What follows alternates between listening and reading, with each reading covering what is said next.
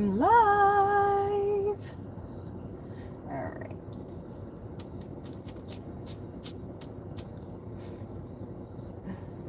Sharing.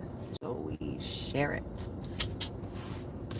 All right. I'm excited. It's a full moon. Wait. It's fucking cloudy where I am, so I don't even get to see the full moon. Fucking bullshit. Bullshit. All right. I've got some cards. I don't know. I got a joint. Oh, man. Where's everybody at? Oh, what's this? Oh, yeah, there's going to be a new thing where they have top fans be the first in the leaderboard by showing support. Try sending a live chat or super chat. Well, we can't send super chats to me yet, right? Hi, Meteosaurus. How are you? I'm going to pull cards tonight. I pulled cards the other night, but we have a full moon tonight. I'm very excited. I love full moons, but it's fucking cloudy. Can you see the moon where you are? I bet it looks beautiful. I bet it looks really beautiful. You know, once this channel starts making money, I'm gonna start saving for one of those one of those telescopes that takes pictures. Hi, Katie. I really, I hate that I can't get a pic. Like, I mean, it's cloudy right now, so I couldn't get a picture of the moon even if I wanted to. But I hate, you know how when you try to take a picture of the moon with your phone, well, I don't know if you guys try to take pictures of the moon like I do. I do like a fucking photo shoot with it. I'm like, make love to the camera. You're so beautiful. And it just, it's beautiful. But joke's on me because I can never get a good picture of the moon. It just looks like a light in the sky because, you know, phone cameras. I need one of those special ones that can take photographs of the stars and the moon. Does it look beautiful, Katie? I'm so sad I don't get to see it. Like you, very beautiful. Oh, thank you, Meteosaurus. What's your name? Do you want me to keep calling you Meteosaurus? Or, like, do you want me to, like, start calling you by your first name?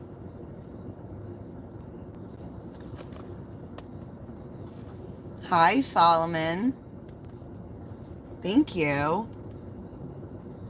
I mean, do you like tarot cards and talking about energy and weird stuff? I mean, if you want to subscribe just because you think I'm cute, that's cool, but that necklace is very distracting. You know, we know it's not the necklace. Hello, hello, all the men in this chat. You think this is beautiful. You're like Oprah Winfrey. She's making a comeback next fall. WGN Cable Network. You know what? I would be, if I had the money, all of you would have a car. You get a car, you get a car, you get a car. Everyone gets a fucking car so you can watch my live streams in your car while I'm in my car, right? Shit. I mean, if we could get this channel to blow up and I had money like that, I would buy my subscribers all kinds of shit all the time. I'm like one of those people that likes to give gifts, but I'm broke, so.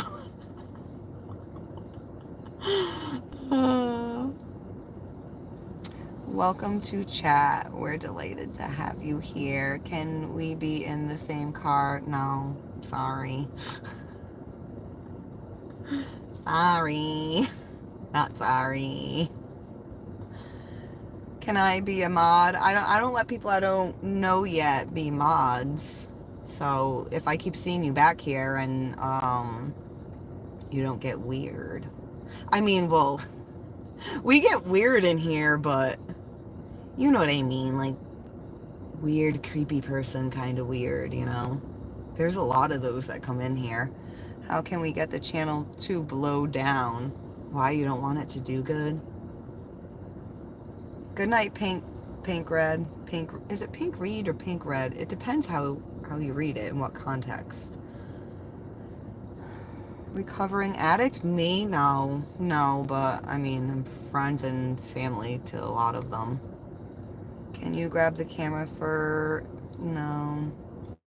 Big, beautiful, your boobs. I know, my boobs are fantastic, aren't they? It's only because I'm fat right now. When I lose weight, they like deflate to like nothingness.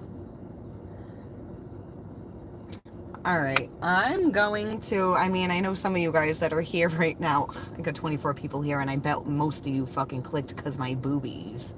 Perverts. You guys don't got nothing better to do? Look at YouTube boobs. How big are they? Big enough, bro. Big enough to have 23 people staring at them right now. Thanks for stopping and checking us out, guys. Yeah, checking us out, guys. Those boobs stink. Yeah, they do. You know, sweaty titties. I'm gonna pull cards tonight because we have a full moon, guys. I did pull on the full moon a few nights ago, but I want to pull again. But I have 3 decks here, and I'm still trying to like figure out which one I want to use. Oh, Armand, that's the sweetest thing anyone's ever said to me. Oh, man. It's kind of sad, like, how fucking stupid men are. And I'm gonna lose, like, 40 people viewing right now because I just said that. And, like, we're not stupid. We have penises. Shut up. Nobody gives a fuck about your dick. Oh, man. Alright. I'm gonna pull cards. I'm gonna, you know, normally I go through and I read all the comments, but there's a lot of fucks in here tonight, and I don't give a shit about you guys. I care about the people that are here to learn, the people that are here to grow, the people that are here to connect and fucking support each other, and also enjoys tarot readings and the weird shit that I say.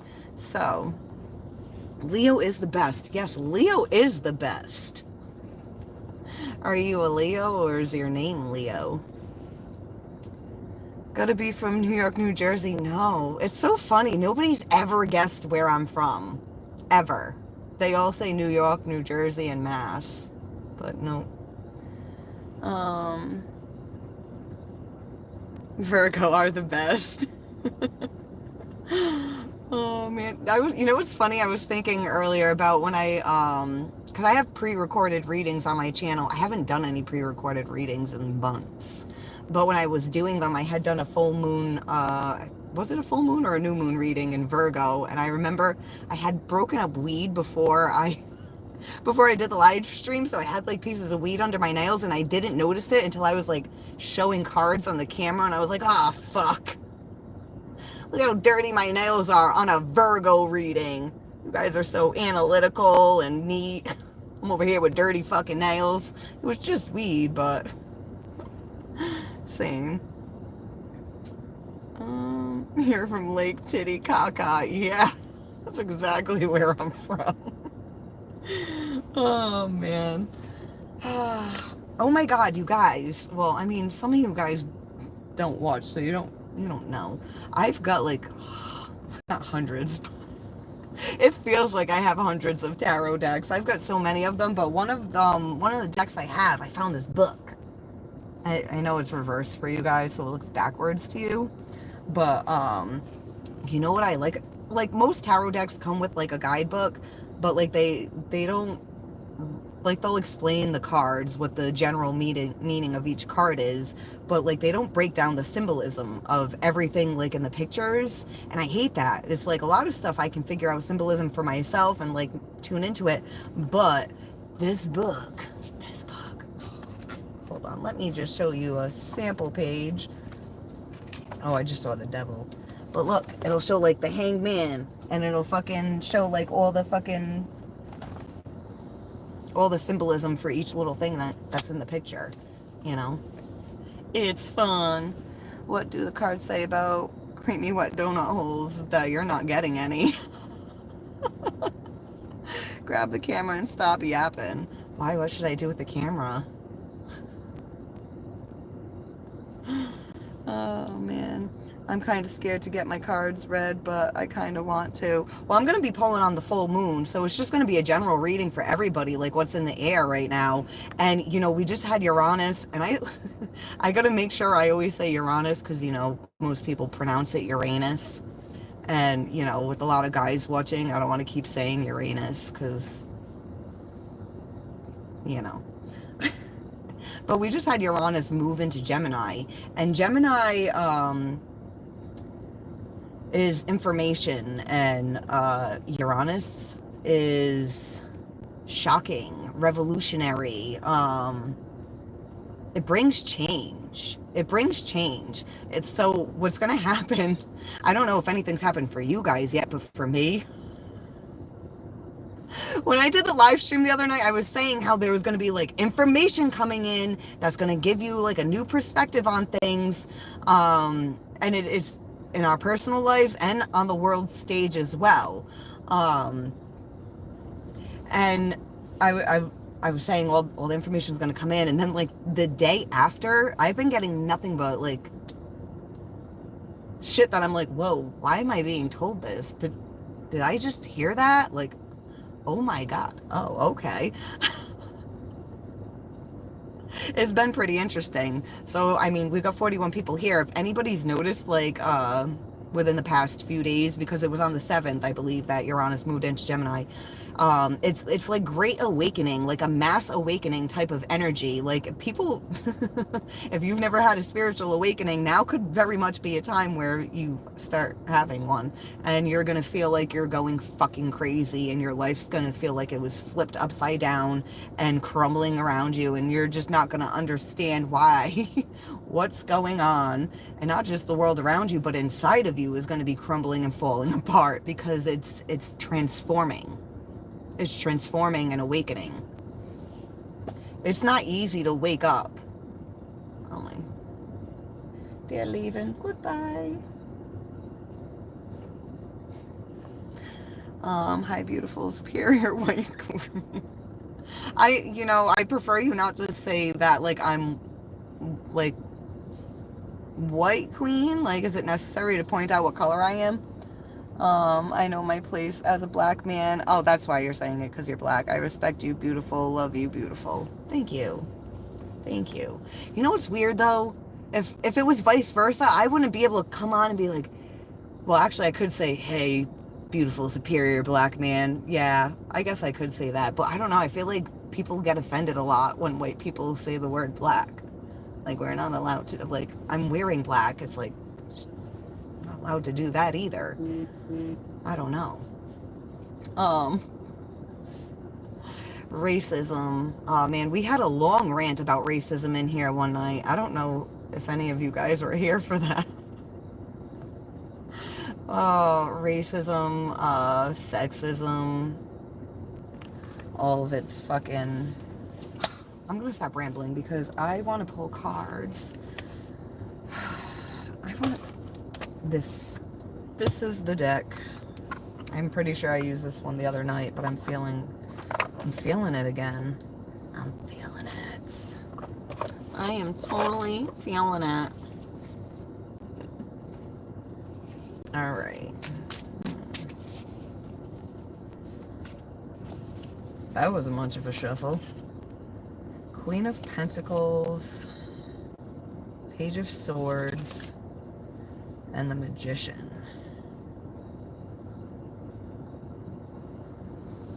It's weird. It's like I flip the cards and like I get this like weird feeling like over my face, like it's like I'm looking at the cards, but it's almost like I'm not seeing them. Like I can't see them. Somebody that's watching right now, there's something going on in your life where you're not seeing something clearly, like, and it's right in front of your fucking face. It's right in front of your face.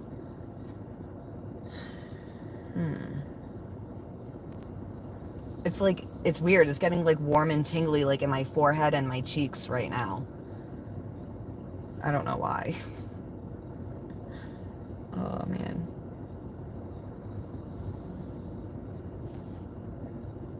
Ooh, and you know what else I want to point out? When I was at the gym today while I was working out, like I like paused it because I was doing like the leg press. Do you guys know what the leg press is? That shit's dope. That's one of my favorite things at the gym.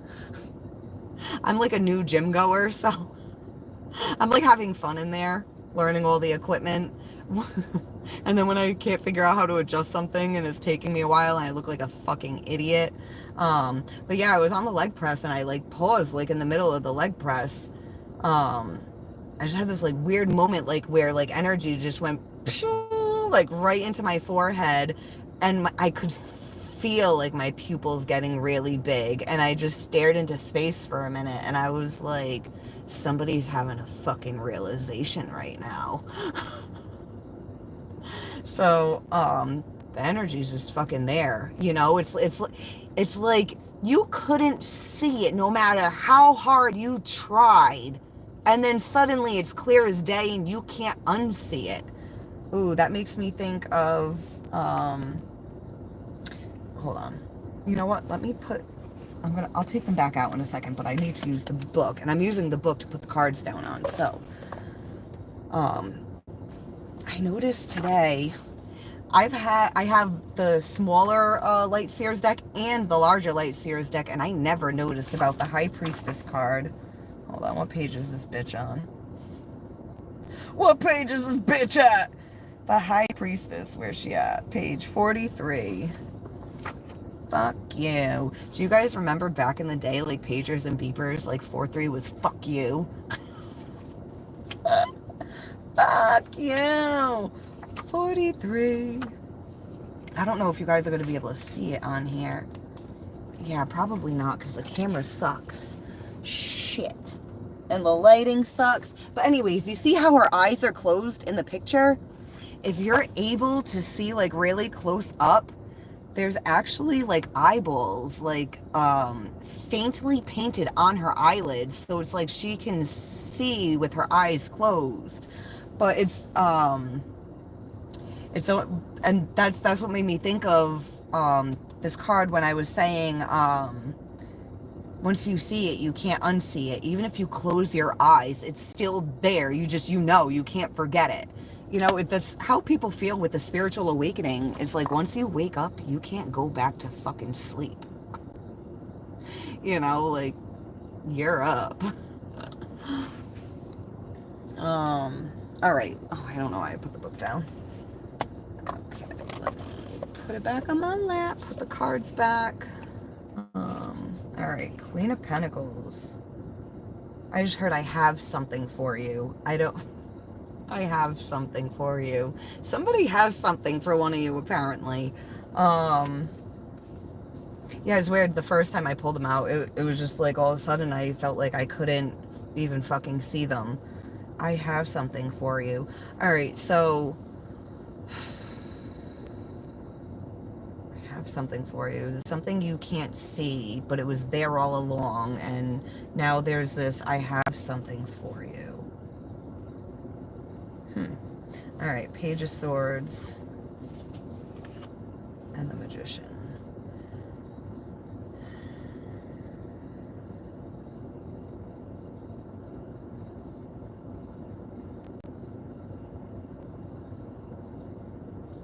The Page of Swords,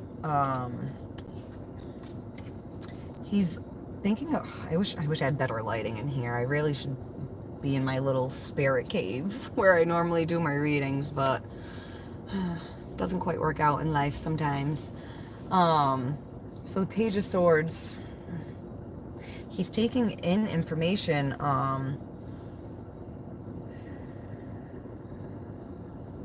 at the bottom of the deck we have the Ace of Wands. Ace of Wands is about like starting something, like a new beginning.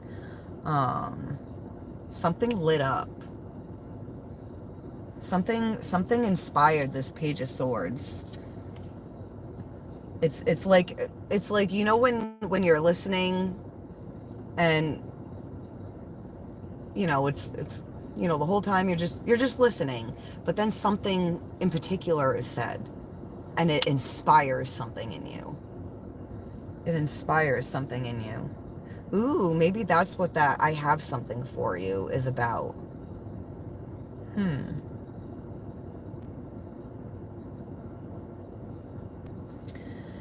And then the magician, I mean, the magician's about creation, about manifesting. So if there's this energy of wanting to start something, look at this Ace of Wands card. That looks like it, the wand looks like it woke up.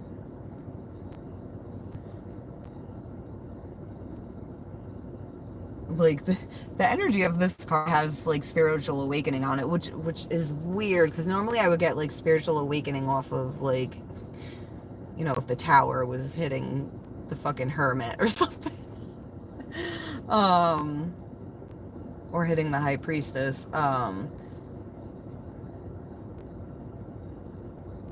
It's like, ah, man, I'm looking at the way this is lit up all around it. It's almost like, and then it's got the star rising up.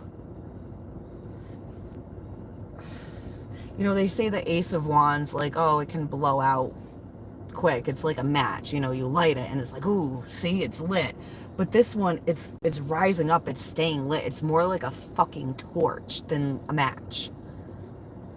Mmm. Ooh. I have something for you.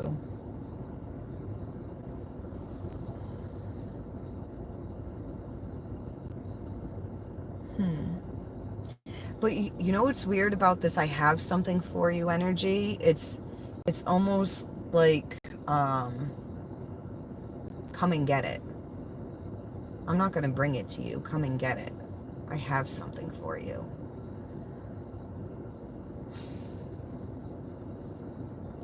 Um I'm just going to shut up. Well, obviously I can't shut up. I got to keep doing this reading. Ooh. Underneath the Ace of Wands, like what is this that lit up? Fucking feelings, emotions, love. Ooh, maybe somebody's heart center is opening. Hmm. You know, when somebody's heart center opens up and it ends up feeling like this,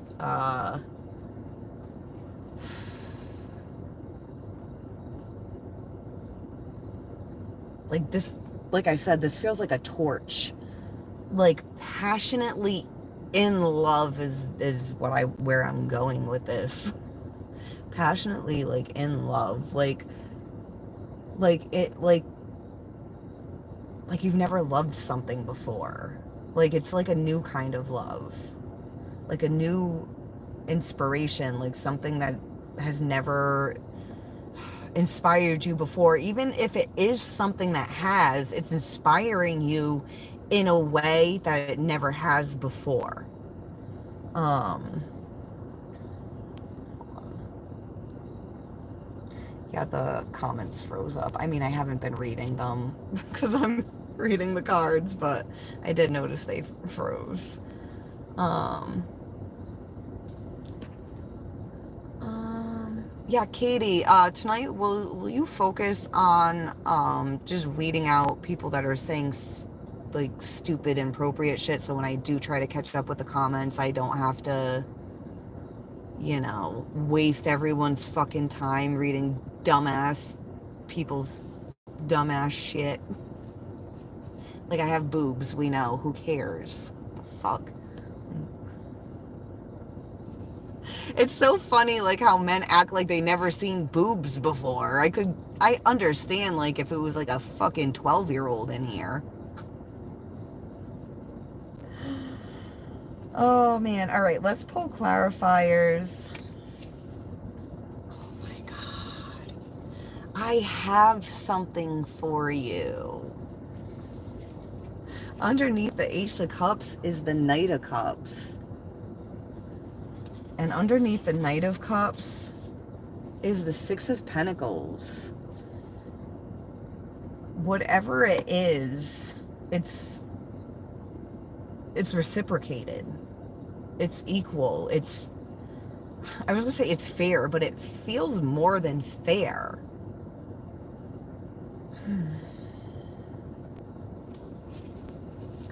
All right, let's clarify the Queen of Pentacles. Oh man. Oh man. This, you know, I I like hesitate to like read this as if it's a love reading. Um because when I started my channel, like a lot of the readings, like I would try to keep them like geared towards just being like open ended, but a lot of them would turn like into like love, and I hesitate to do that now, especially after I started live streaming and really connecting with people, because I've watched a lot of tarot channels and most of them are geared towards love, and it's toxic as fuck what a lot of these readers are doing. um so I hesitate. So I hesitate. But we have the Four of Wands and the Seven of Wands. Now, Seven of Wands can be like being like defensive, but this isn't that. This is standing up and fighting. Standing up and fighting for it. Ooh.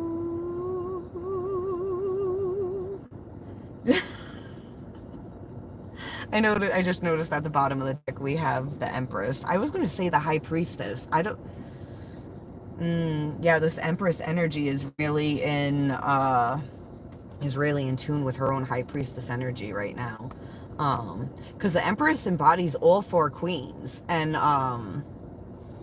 the Queen of Cups is very much like the High Priestess, very intuitive. I think the Empress is even the High Priestess. She can embody like all female, all feminine characteristics and traits, you know. Back in the kitchen where I belong, dude, I don't even do the cooking here. I don't even do the cleaning. You're talking to the wrong female, bro. Maybe you need to go cook something, you little bitch. Oh. Go make me a fucking sandwich, you little fucker. Anyways, this beautiful fucking Empress, who's, quite frankly, somebody should be serving her fucking food. The fuck? You think this bitch is gonna be cooking? No, she got servants. She's got people that cater to her. You know, and if you didn't suck, you could have people that cater to you too. Oh man. All right. Anyway, so the Empress. The Empress is about love, expansion, growth, beauty, empathy, compassion. And she's at the bottom of the deck for clarifying this Queen of Pentacles. The Queen of Pentacles that keeps giving off this energy of, I have something for you. And we're clarifying it, and we cut the Four of Wands and the Seven of Wands. And the Four of Wands can be like a marriage card. It's union. It's coming together to go down a path together. And the Seven of Wands is about getting to higher ground.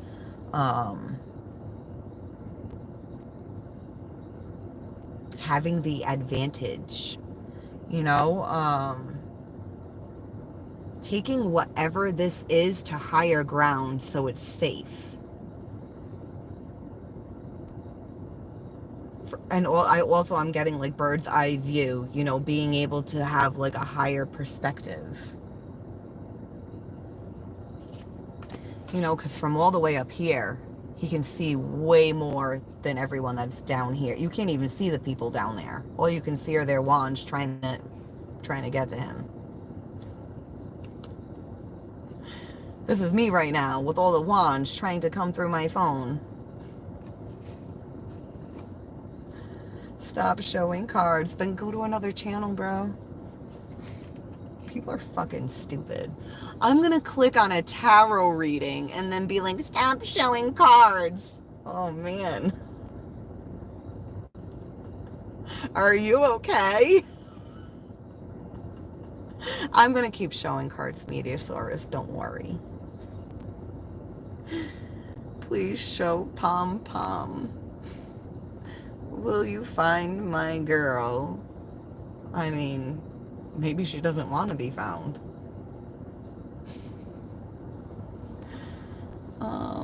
Let me know what you got for November, Sag. Well, I'm just pulling on. We have a full moon in Capricorn right now, and that affects everybody. What was going on for you guys back in? I think the new moon in Capricorn was December 30th, because December 30th, whatever is coming to fruition right now, it's been manifesting since the end of December, since the new moon in Capricorn. But this reading is, I feel like for a lot of people, there's changes coming to their relationships, ones that they've been in, ones that people that they haven't met yet, that they're about to fucking meet. The energy's been fucking crazy the past few days, guys. Like, I don't know if any of you are sensitive to the energies and can feel that shit. Or if I'm the only weirdo here. You know? You know what? I would suck these titties too, but you won't ever. Not even in your dreams. Like tonight, if you like go to sleep and you dream and you're like, there's her titties, I'm gonna get to touch them. Even in your dream, once you get close to them, your hand's gonna get cut off. So might as well just take that shit out your head right now. You like that, Carter? I need you to be with this girl. What girl? I like the night on the rocks. Do another. Right? I just totally got David vibes off him. Like, you know, like David and Goliath. I was talking about David and Goliath recently.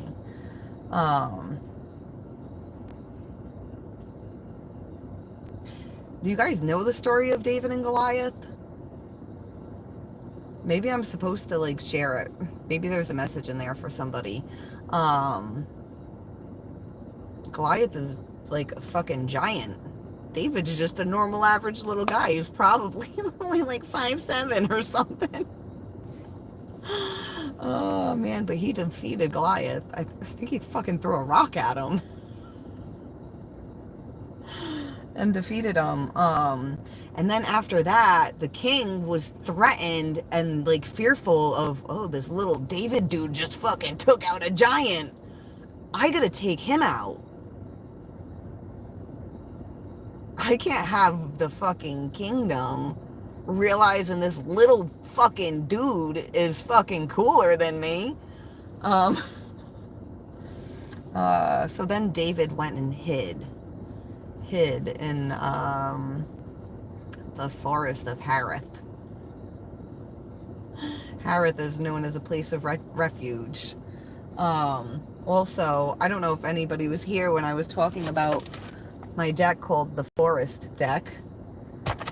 I woke up from a dream, and I like somebody that I know was at the end of the dream, they were saying something to me about finding Harith, and I had never heard that fucking word before. I'm like, what? And the person that I know actually knows a lot of stuff about like the Bible, the Old Testament, the New Testament, and stuff like that. And so I'm Googling it, and it's connected to the Old Testament because of David. And Harith is the name of the woods that he hid in, and the word Harith itself can mean forest. And then around the time I had that dream, I ordered this deck, and when I saw it on Amazon, it didn't say what the name of the deck was. It just said tarot deck on it. I was like, that's weird. But I was like, I like the deck, so I'm gonna order them. And then when it came, it said the Forest Tarot. How dope is that? Synchronicities. If anybody else has any synchronistic stories, feel free to share them. And when I catch up with the chat, I'd like to read it. I got synchronicities around all the time. Oh man. Blossoming. Yeah, like Wasn't I saying the Empress is like about growth, expansion, beauty, love, and then she's got the sun underneath her. Just like I just got this like a flower fucking blossoming, like full bloom energy.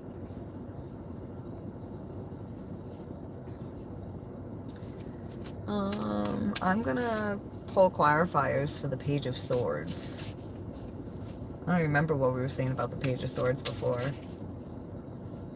Oh yeah, he's inspired. Like he was listening, watching, learning, taking in the information, and then something inspires him. You know, even like I was saying with this, sorry, I had to burp, guys. Wait, where's my water? Oh, it's right there. All right, like I was saying with the Queen of Pentacles energy, how she's giving off this, I have something for you. Somebody might not necessarily say, I have something for you, but their energy says it, you know? Like, ever meet someone and, like, you just feel drawn to them, like they have something for you, you know? Vera, you're here! Yes! Yes, Vera, help clear up this chat. Get fucking weirdos out of here. I mean... Sometimes, Vera, you clear out like a lot. Somebody will say something that wasn't even offensive, and sometimes you clear it out, and I'm just like, whatever. But yeah, there's a lot of weirdos in here tonight, Vera, and you're good with clearing people out. Get rid of them. You know what? Put them in time. Put people in time out first, and if they, well, I mean, you know, watch the live. Don't stress yourself about trying to, you know. But yeah, I mean, it's been a while since we've had this many people in here. I think last time I had this many people in here was the night I was at the bar drinking. Oh man. All right, let's pull clarifiers on this Page of Swords. Seven of Cups and the Hermit. Oh, and the High Priestess at the bottom. All right. So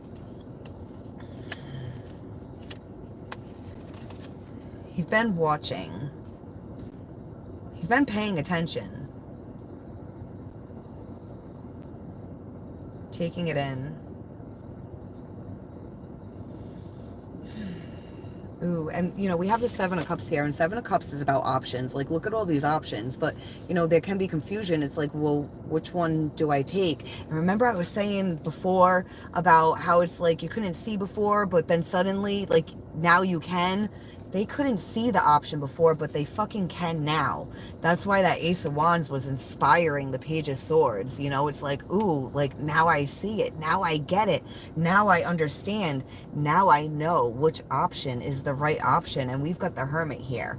You know, we've got the Hermit and the High Priestess. These are both very fucking soulful energies. Like the Hermit goes within to find the answers. And the High Priestess is always deep down inside. And she holds all the answers. So it's almost like the Hermit goes within to connect with the High Priestess to be like, hey, I can't see this clearly. I don't understand. And then she tells him the secrets that he's seeking. And he's like, oh, wow. See how it's lit up all around his head? He's like, oh, wow. I fucking see it now. I was in the dark. See how it, like, if you cover up the light around his head, he's in darkness. He's in darkness, but he's being lit up now. He's being lit up, and he sees. He sees. Katie, are you here? What's going on with Sag? He's seeing it, right? Is he more than seeing it? Fill me in, girl. Ooh.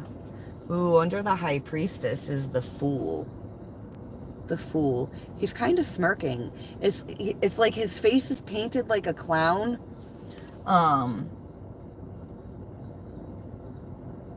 but it's, he's not smiling like a clown, like, ha ha ha ha ha, funny. He's got like a little smirk, like he doesn't mind that he's a fucking fool.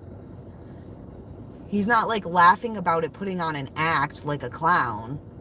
He's like genuinely okay with feeling like a fool.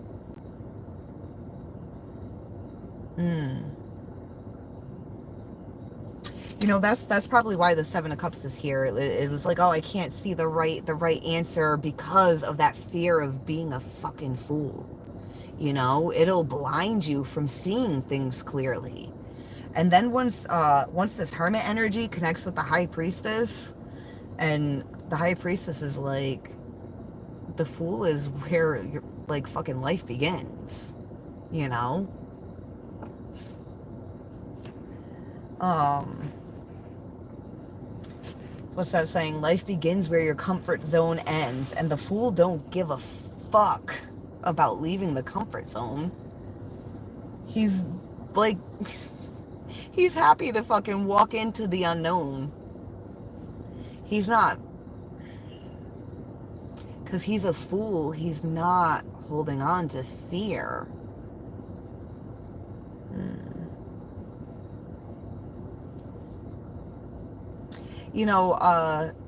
The thing that we need to understand about the Fool is his innocence. And what does innocence remind you of? Being in a childlike energy. You know how important it is for us as adults to connect with our child self? Most people, their inner child is so fucking wounded. And then then they have this thing in front of them. They have the right option in front of them, but they can't fucking see it because of their fear. Rob, you're here. What's up, motherfucker? The Blockmaster has arrived. I gotta get you in a live stream. I think we would be funny as fuck together. Like, even if we weren't talking about what you talk about on your channel, or even if I wasn't, even if we were just chatting, just bullshitting, I think we would be funny to fucking watch together. Just because I say weird shit and you got that really, like, out there fucking personality, like, who you remind me of when you talk? You reminded me of, did you ever see that movie, The People Under the Stairs? Is it the guy's like older brother or his older sister's boyfriend or something?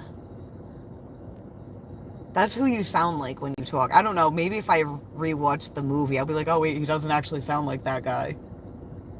Maybe it's just like the way you emphasize like the words that you say. It's similar to that dude. Yeah, thanks, Charlie. You got nice tits, too. Handsomest man per Lenny's request. We are removing frivolous comments to make it easier for her to catch up when she reads. Yes, thank you. Thank you. We're down to 14 people. I mean, we were up to 30-something at one point. That's pretty cool. Yeah, I know who you're talking about from that movie. You're like, oh shit. Do you agree? You're like, yeah, I talk like that guy. Sometimes I feel like destiny takes you away from people you can meet. What do you mean? Away from people you can meet. What do you mean by that? The numbers in the matrix just somehow prevented center events. What do you mean? And sorry for calling you Lily all damn night. You seen my comment in your live stream that night? It was like, my name's not Lily. My name's Lindsay, but you can still call me Lily if you want to. You can call me whatever you want, Rob.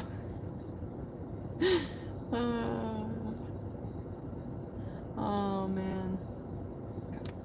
I got the demon and peace. Yeah, I got a lot of demons. I also have a lot of peace. What do you do for a living in reality? Like, what do I do, like, in real life? Like, you mean as, like, a job? Or just, like, in my day? Um, Hi, motivational... I gotta get glasses. Pre... Wow. That's how bad my eyes are getting, guys. Like, sometimes when I look at the words, it's like, yeah, I have to focus in, but sometimes when I try to focus in, it gets blurry, and then I can't fucking even read the words at all. This is bad. I'm getting old. What the fuck? I used to have better than 20/20 vision. So for my eyes to be doing this to me, my eyes have forsaken me. What the fuck? My knee is starting to hurt. See, I'm old. Low key, they help. Wait, what helps? Hold on, let me scroll back. Carrot. Oh, yeah, because is it, the vitamin K, I want to say. The vitamin K, I believe.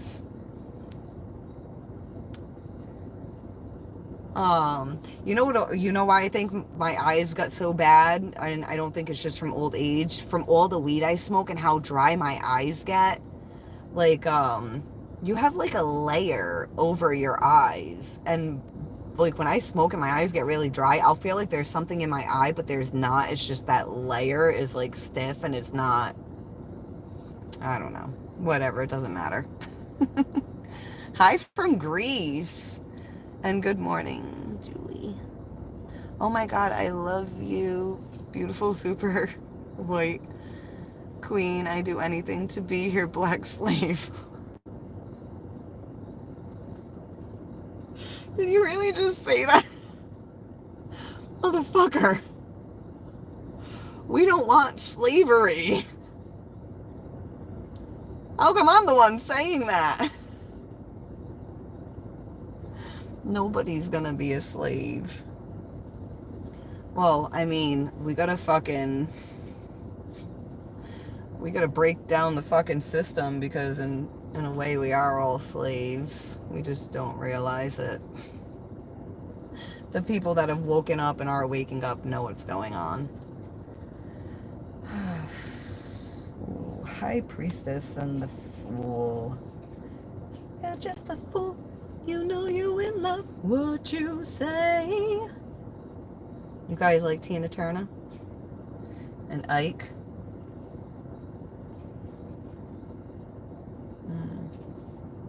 All right, let me clarify the Magician. Magician.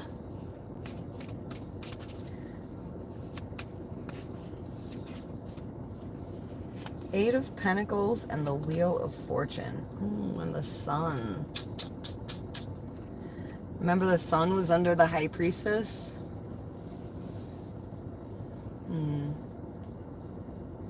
Really helping her grow and blossom like a fucking flower.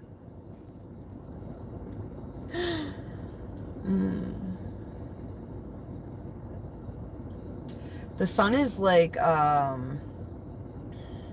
because we're clarifying the Magician, and I like in my head, I see like the sun rays, like a sun ray. It's like channeling into the Magician.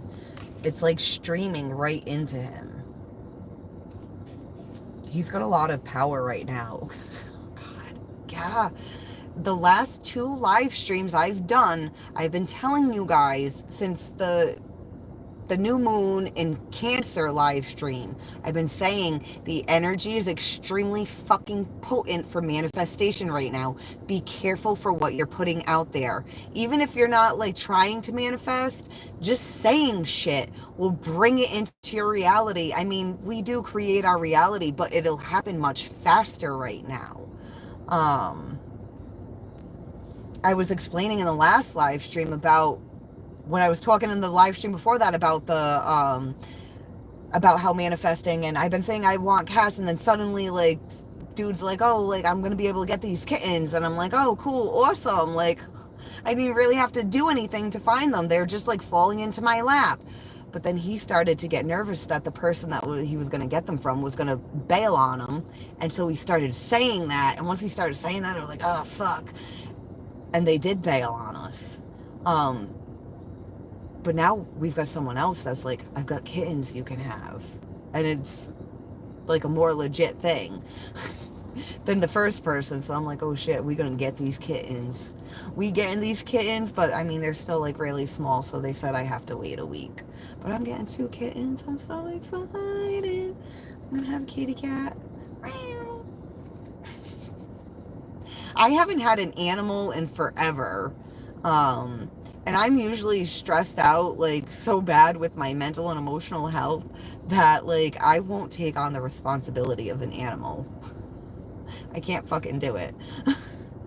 But then recently I was like, you know what? I think I could do cats. I can't do the dogs. Like, I would love to have a dog, but I don't have it in me right now to fucking train a dog and then have to take it for fucking walks all the time. And so, like, the cat thing, they're fucking independent, you know? Like, that's more a me kind of animal. Something that more, like, I'll put the food out for it and I'll take its shit out of the thing.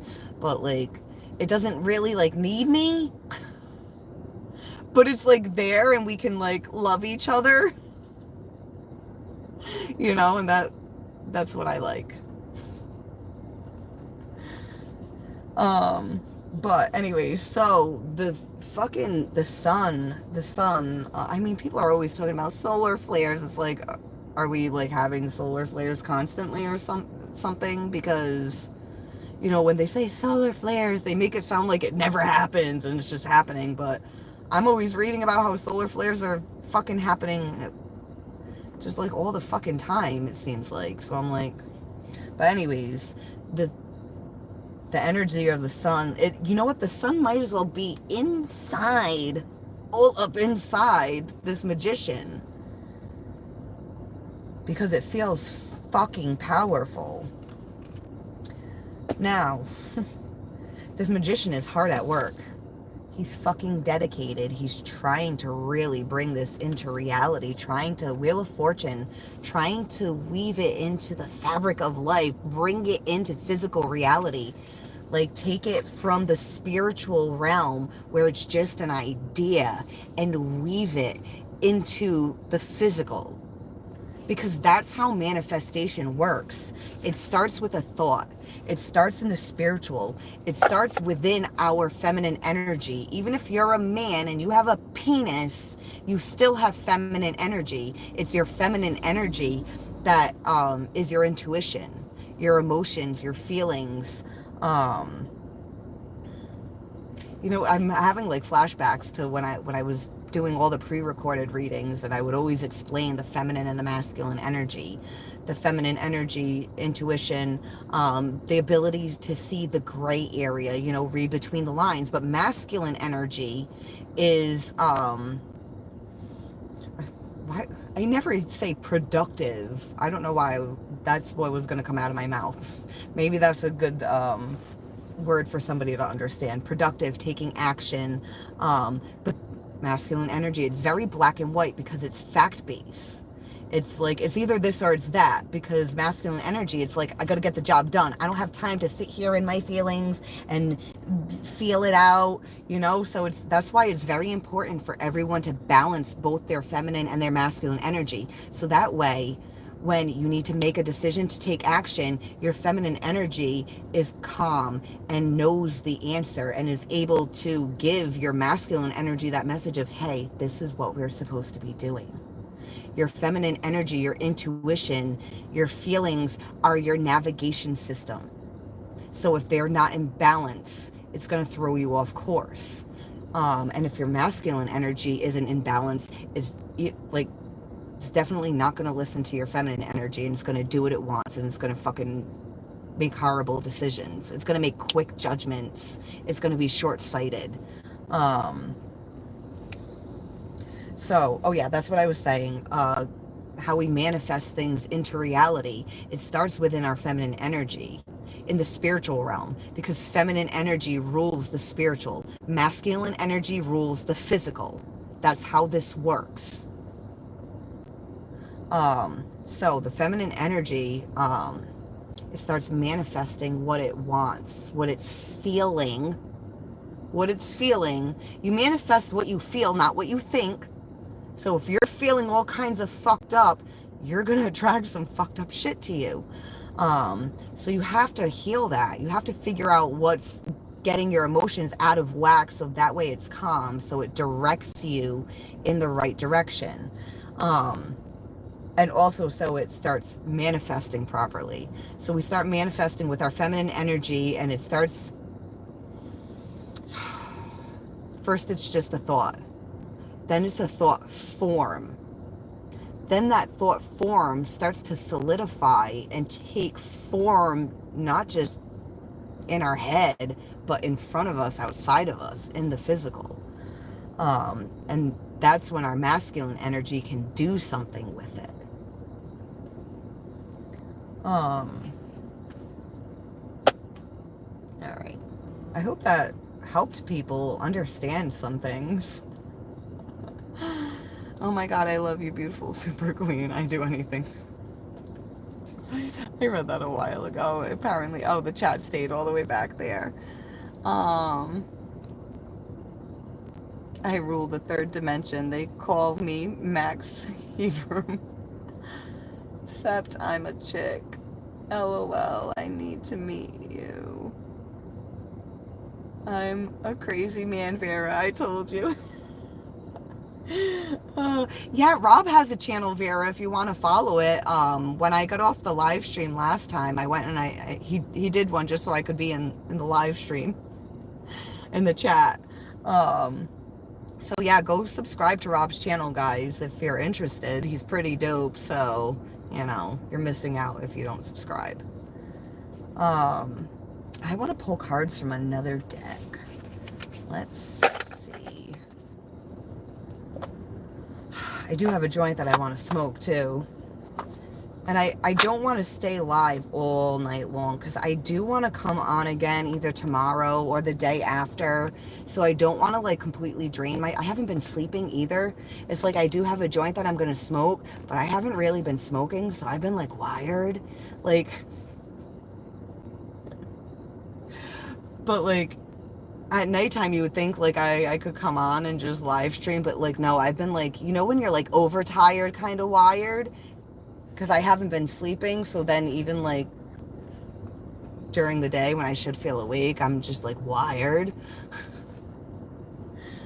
So I did smoke a little today, and I am going to smoke tonight. I feel like we should use the forest tarot. It's getting hot in here. I want to take my coat off, but I don't know. Men will be like, oh my God, now I can see her arms too. My dick can't handle it.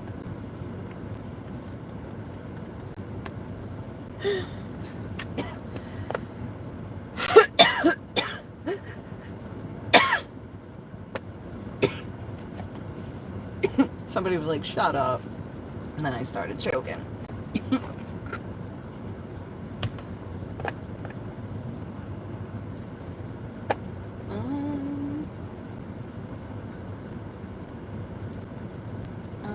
Wait, what? I'm getting Miss Andrist vibes from you. Who's that? Why are you coughing? Well, I mean, the AC is also on, and you know, my car is dusty as fuck. I had gotten a little tickle in my throat. Alright, Ow. What the fuck was that about? Huh. It was weird. I just like got this weird like in my back. Ooh. Is somebody being stabbed in the back right now? Not literally, but figuratively.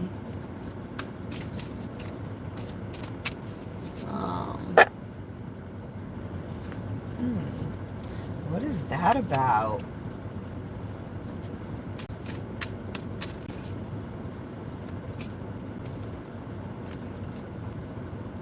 The Knight of Cups, Two of Pentacles, and Page of Pentacles.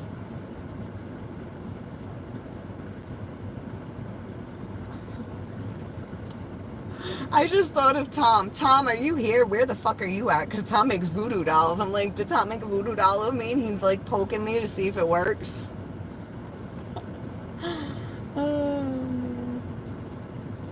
Ten of Wands. Oh. Okay.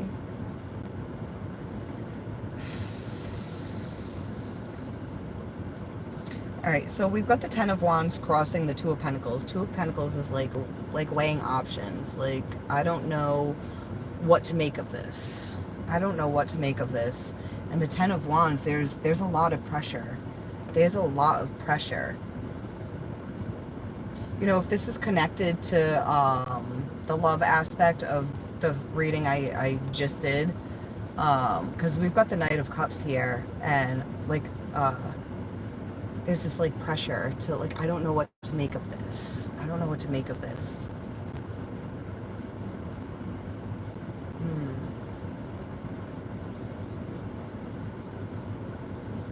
As I'm picturing the Queen of Pentacles again with the I have something for you.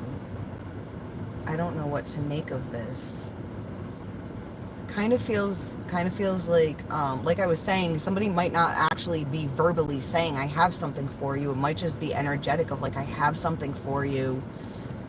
And then it's this energy of like, I don't know what to do with this. Like, I'm inspired. Like I see something now. I understand something now. But now I've got to make a decision on what to do with it. And I don't know what to do.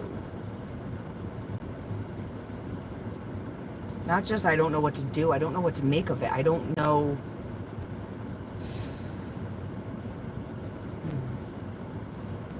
It feels like not just doing something. It feels like bringing something together, like creating something. Again, the magician creation.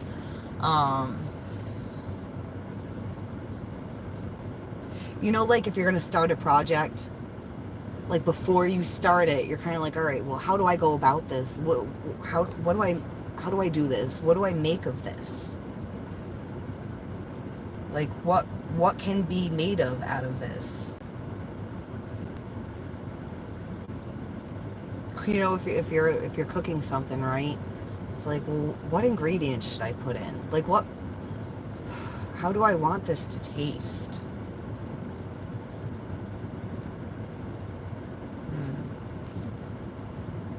I was going to say, do I even want this at all? But then immediately it was followed up like, I know I want it. I need it. I need it. I just don't know what to do with it. I just don't know what to do with it. All right. So like I said, this is right now is the energy of like, realizations and awakening and, growing from that. You know, like they call it a buck moon. Right now, the full moon we're having tonight is the buck moon, and it represents when a buck starts to grow its antlers. You know, it's like transitioning from like being a baby fucking deer to a buck. You know, going from a boy to a man, from a girl to a woman.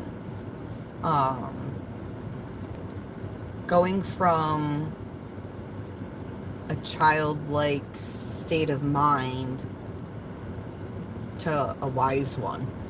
I guess that is how I want to put it. Learning, growing, awakening to the growth.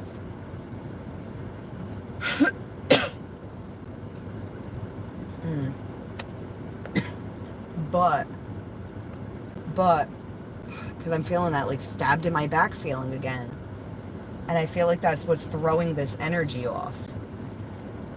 But I don't feel like you're going to get stabbed in the back or, I mean, some people could get stabbed in the back right now, but I'm feeling the stabbed in the back feeling that I'm getting is like something that happened before. Somebody was stabbed in the back That's why they were blinded to it. Remember I was saying, like, couldn't see it before. It was there in front of you the whole fucking time. And then suddenly when you see it, it's like, how could I not fucking see that before? And you kind of feel stupid for not seeing it.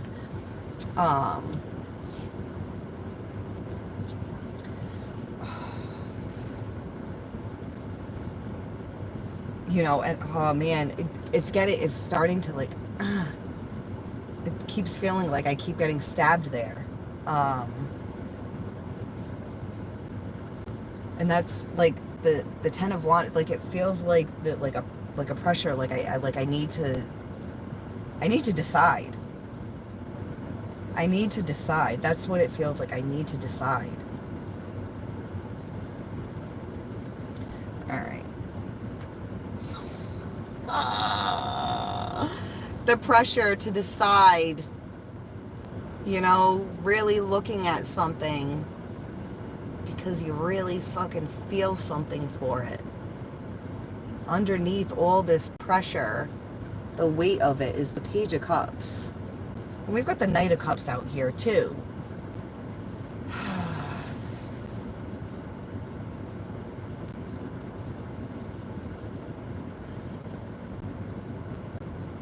So it's like there's this pressure to, what am I supposed to make with this feeling? With what I see? With what makes me feel this way?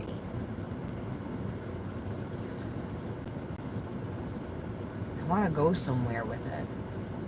I don't just want to feel it. I want to swim in it. I want to be surrounded. I want to be enveloped in it, is what this feels like. I want it all around me, inside me.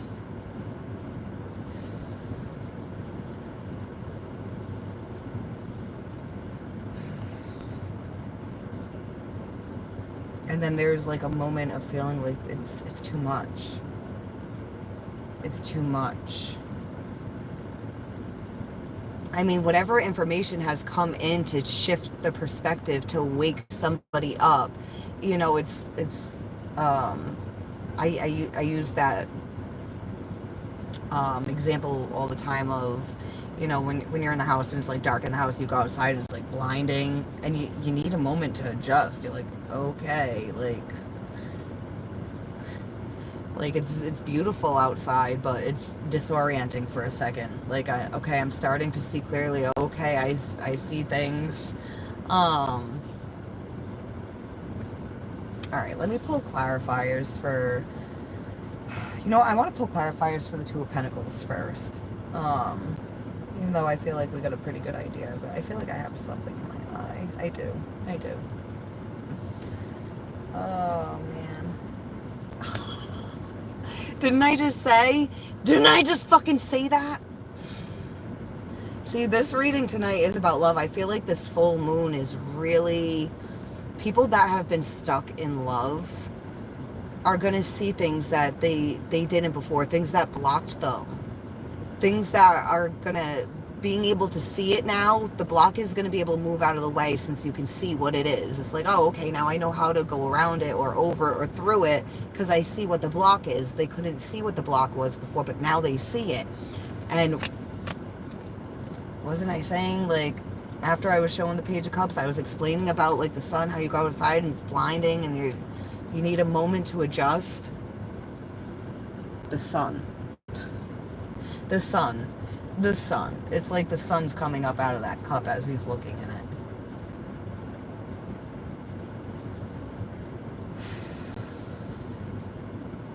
But remember I said it's like disorienting? See, like, he kind of looks,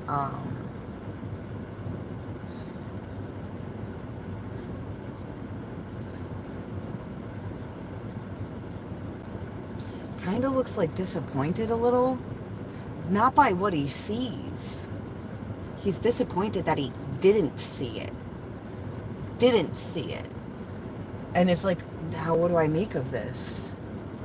It's been right here the whole time. It's been manifesting probably since the fucking new moon in Capricorn at least. It's a full moon, so that's why you're getting a whole bunch of trolls tonight, right? All the crazies are coming out. And also, my boobies are on point tonight. Look at these things. I mean, I would click to look at them, and I'm straight. I'm not even a lesbian. I'd be like, let me look at her boobs real quick. Her boobs look nice. I'm like one of those females that, like, I'll stare at a girl's ass. I like when they're really round and big. I don't want to touch them, though. That's the weird thing. It's like, why do I like looking at it? Well, I know why, because I'm like, oh, I want my ass to look like that.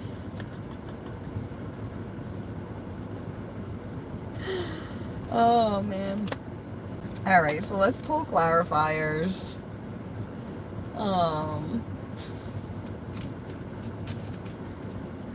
Knight of Cups, Knight of Cups, Knight of Wands, and the Five of Wands.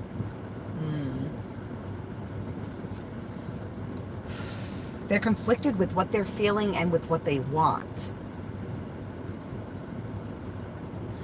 Conflicted with what...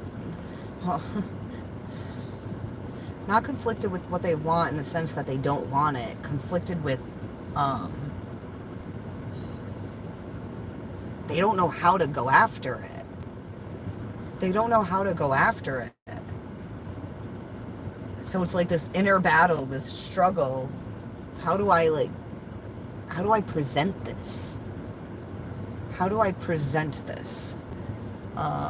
We're clarifying the Knight of Cups, and the Knight of Cups can be known as the secret admirer.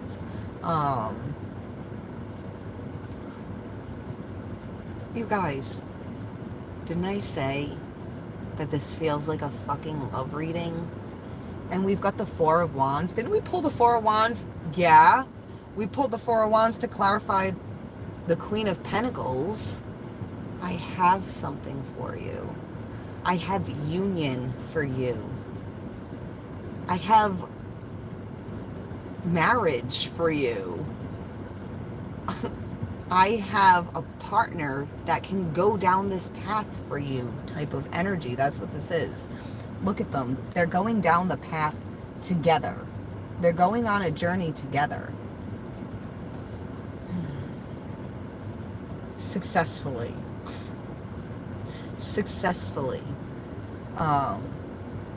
But this Knight of Cups is thinking about this union, about bringing things together. Oh my God, the last live stream, who was here?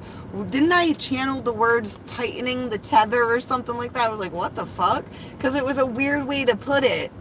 Tightening the tether, pulling the strings to bring the connection together. You know, like if you're sewing something, then you pull the string and it pulls the fabric together. The fabric, oh, I don't have the Wheel of Fortune out anymore, but remember I was saying with the Wheel of Fortune, the fabric of life, like tightening the tether, pulling the connection together, bringing it in to union. I don't know if anybody here knows anything about twin flames, but there's a lot of twin flame union energy right now, like hardcore. I've been tuning into the twin flame energy, God, what's it, 2025 now? So a few years now.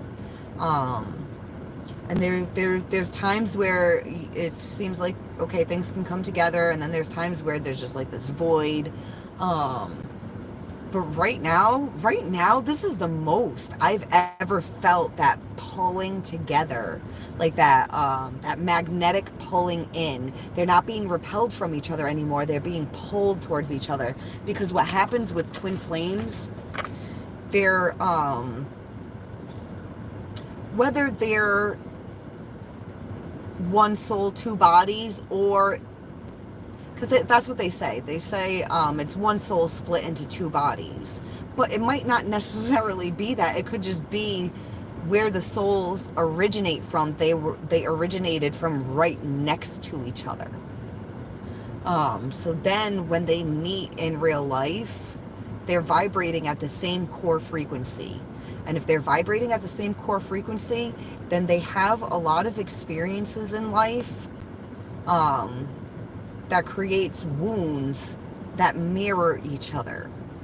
I mean, the world we live in is a mirror. People are always reflecting back to us our inner world. That's why it's important to do inner work and connect with your inner child and make sure they're fucking healed. My mind's going blank now. Shit. Don't fail me now, brain. You never stop talking. What was I saying about twin flames?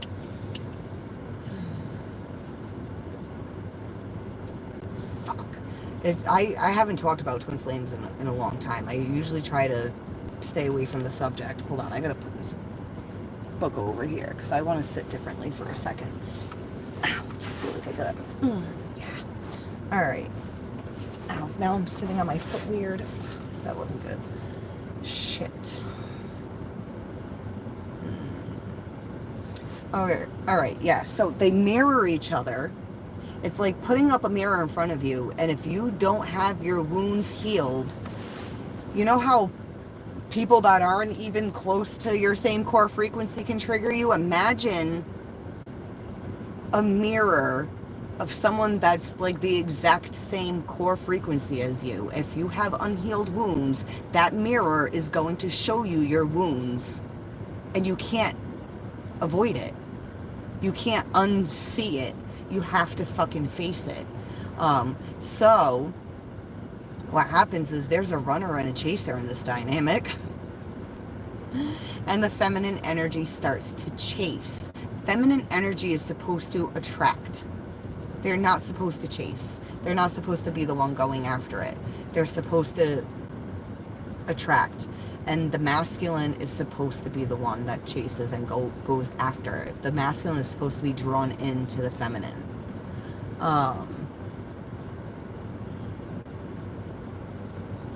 But if they were unhealed, the feminine isn't going to attract. She's going to start chasing.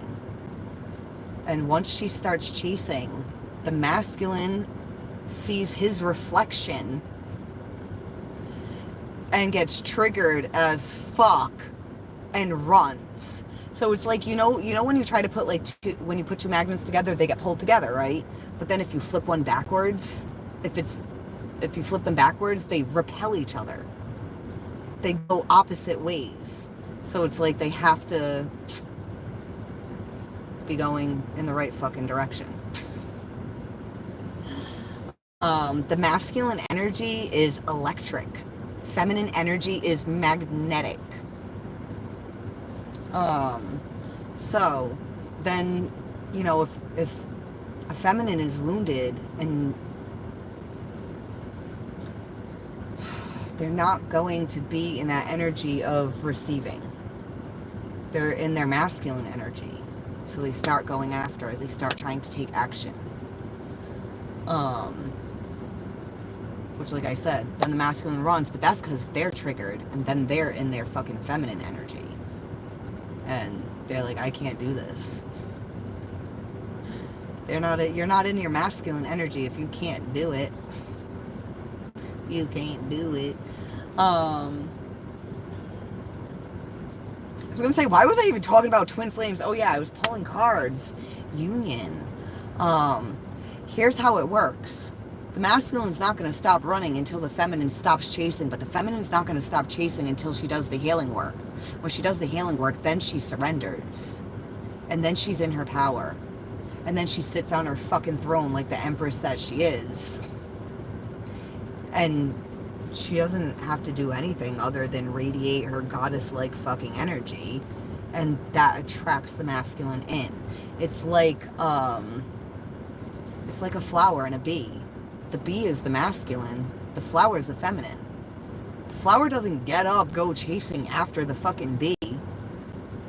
It just stays there in all its fucking beauty, open to receiving. And the bee comes for it. Wants to pollinate it. Make sex, not war. I mean, yeah. Well, it depends who you're having sex with. Because sex is soul merging. That's why sometimes when you're going fucking shitty people, you feel like shit after because you went and merged your soul with some fucking swamp creature. This guy, I fucked a sheep. Yeah. He's merging souls with a fucking bah. Hi, Jesus loves you, girl. Thank you. Jesus loves everybody. You know, I hope you don't feel offended that I'm about to say this, Jesus, because you said Jesus loves you, girl, but I feel like nobody even needs to tell anybody that. It goes without saying. Jesus straight was crucified and still had love and compassion for the people crucifying him and forgiveness.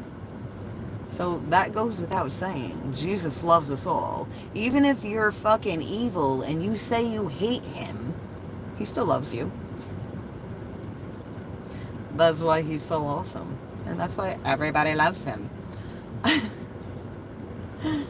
Alright, no idea what you're talking about, but geez, you are gorgeous. Back to scrolling. Thank you. Ooh, we got 85 likes? For real? For real? Can we get it up to 100? Can we get up to 100? I might show some nipple if we do. I wouldn't really. I wouldn't really. I wouldn't really. I did like a little... I never even do that because you fucking guys. People always like, shake your titties. And I'm like, no, I'm gonna put them away. Shit. One of the soldiers that crucified him became a saint after the crucifixion. Yeah, because he was probably so fucking moved by it. Like, wow, like I murdered this dude and he was still like, forgive them, Father. They don't know what they're doing. They're peasants. Peasant humans. Jesus was not fucking human. That's for certain. Please, Mommy, don't take my milk away.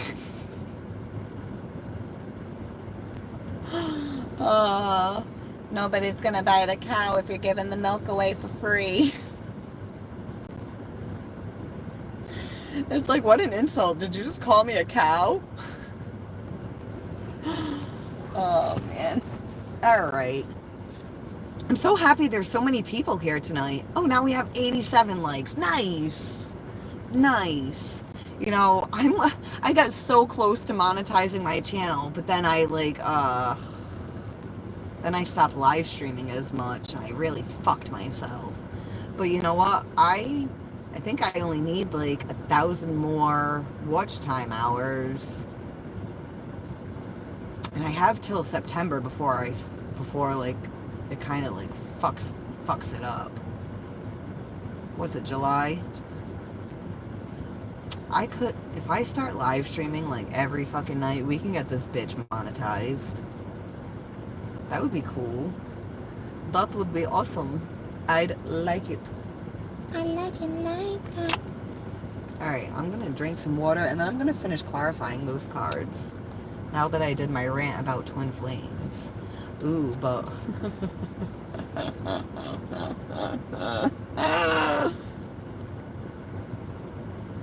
Don't let people tell you, like, twin flames are this, like, romantic...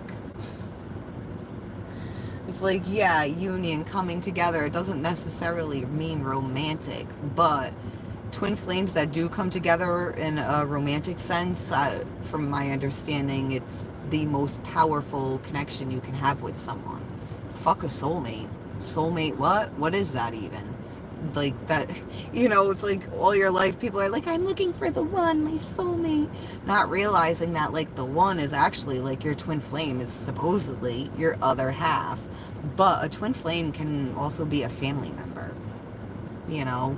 The main purpose of the twin flame is for them to awaken you to yourself. Because the twin flame journey isn't about union with the other person. It's about union with the self. And once you come into union with yourself, your masculine and your feminine, and get them balanced and working with each other,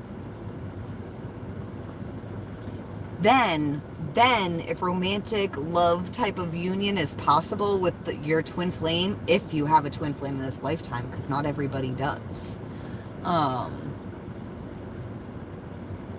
then union can happen, but it's only after the healing, because the feminine has to heal first in order for her to stop chasing. Then once she stops chasing, the masculine's like, wait, nobody's even chasing me anymore, I can stop running. But then they're like, wait, I'm so far away.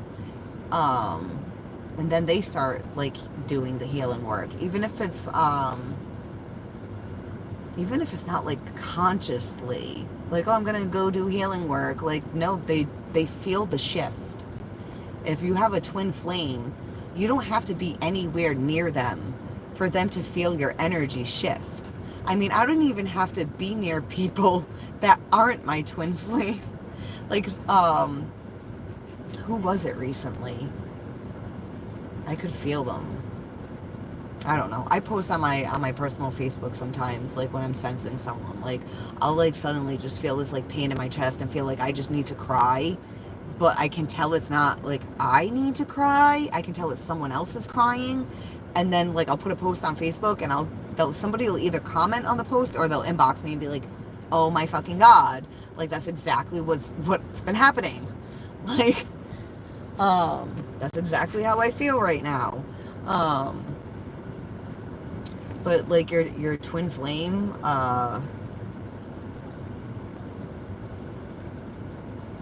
it's all right. I don't even want to see, because I went through an experience with the whole twin flame thing, and I was like, twin flames, like, no, that's not what's happening to me right now. And then there were a lot of things I were like, okay, maybe it is. This is fucking weird. This is weird. And it just kept getting validated, twin flame. And I went through a huge awakening through that connection. And then after I went through the awakening and I disconnected from them, suddenly the term catalyst twin flame started popping up everywhere. And I was like, okay, what the fuck? And then I actually was listening to the song tonight. There was a song that my kid used to make me repeat in the car on the way to school every day. And there was one particular part that every time I sang it, the two words, my mouth would change shape, like it wasn't my mouth shape, and in my head I could see somebody's mouth. They say you can see your twin flame before you actually meet them. Like, you'll see them in your head. Like, you guys like telepathically communicate. Sometimes you don't realize that's what you're doing. But I kept seeing a mouth when I would sing the words so pretty in the song. So pretty. And the song is about somebody that's like hot and cold, the push and pull dynamic. And then I ended up meeting somebody, and every time I'd see their picture, I'm like, oh my God, that looks exactly like the mouth that I've been seeing. And when I met them, the first thing they said to me was, Lindsay, you're so pretty. But after my experience with the whole catalyst twin flame thing and the awakening from that, I'm like, I don't want to fucking go back down this road of thinking anybody is my twin flame ever again. Even if they are, let that shit just happen and come together. I don't want to fucking think about the dynamic. And no, just let it happen. But from my understanding, sometimes the catalyst twin flame happens in order to prepare you for the actual twin flame journey. And if that is what's happening with me and this other person, I see why. Because had I not gone through the experience with the catalyst, I would not understand what's going on with this person, and I probably wouldn't still be talking to them. And not only that,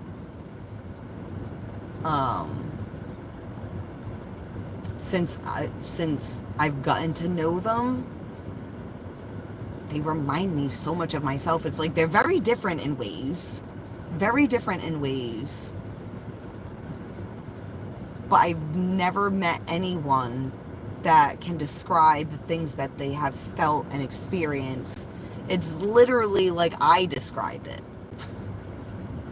You know, and then at times where I describe something, like he'll be like, you would think I wrote that. Like, if you told me I wrote that, I'd believe you. Like, so I don't know. I don't know. But anyways, all right, let's pull on these cards. Phantom, blah, blah, blah, laugh my ass off. Just get with Rob and be good. But Rob, you don't want to take care of my kids.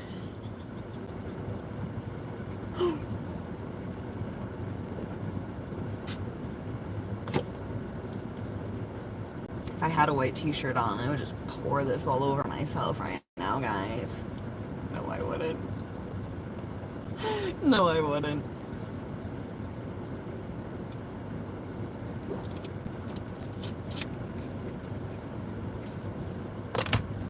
Alright, let's get this show on the road. I want to take care of you. I don't need anyone to take care of me. I can take care of myself in all kinds of ways. Alright. Right, Katie and Vera? We don't need no stinking man to do it for us. I mean, it's nice if we find a good one that can do it for us. But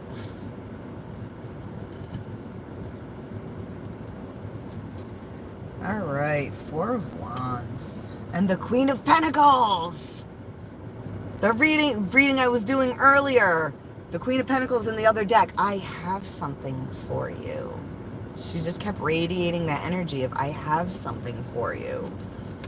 And when we clarified her, we had the Four of Wands. Completely different fucking deck. And we've got Queen of Pentacles and Four of Wands. I have something for you. I have a journey to go down with you that you did not think existed.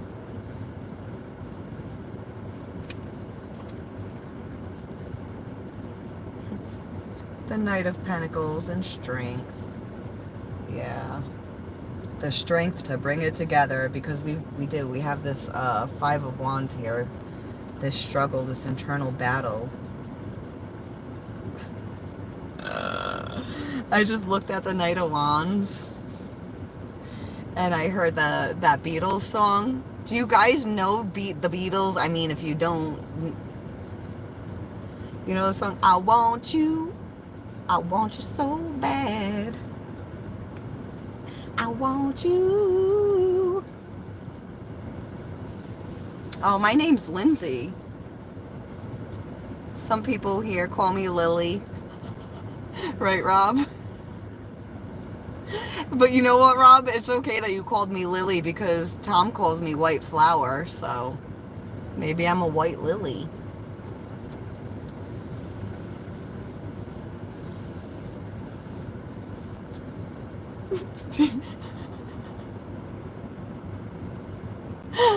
Anthony, oh, you look like you rent condoms.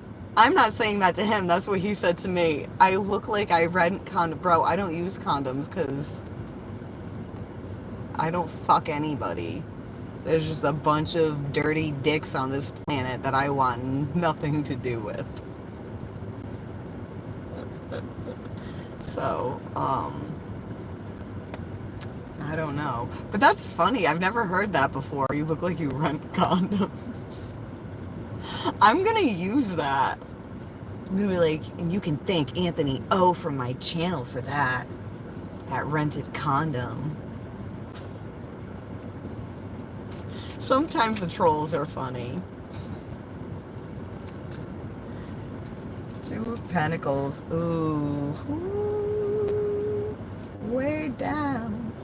we go. Oh, oh, oh, oh. Hmm.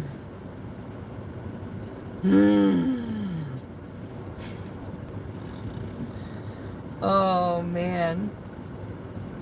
I'm clarifying the Two of Pentacles. See how it's like he's like juggling. Like, ugh. I don't know. I don't know what to make of this. I don't know how to bring it together. I don't know how to have this. Remember I was saying with the Four of Wands, the Queen of Pentacles, like, how did I word it? Like going down a path together, or a path that you didn't think existed. It's like, I don't know how to have this. It's something they've never done before. They don't know how to have it.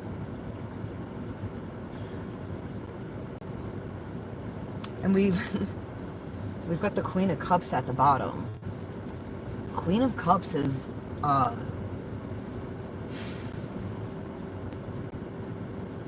it's like she carries like just like all the love in existence, it feels like. In her cup. In her cup. I tried to show it so you guys can see it, but it's dark all up there. Queen of Cups. Yeah, it's like, oh my God.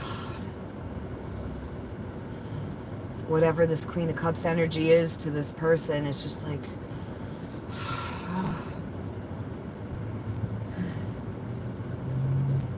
I don't know how to have this. I don't know how to feel this. It's like I feel it, but I don't know. Oh, I don't know what to do with these feelings. I don't know how to have these feelings. I don't know what to make of these feelings.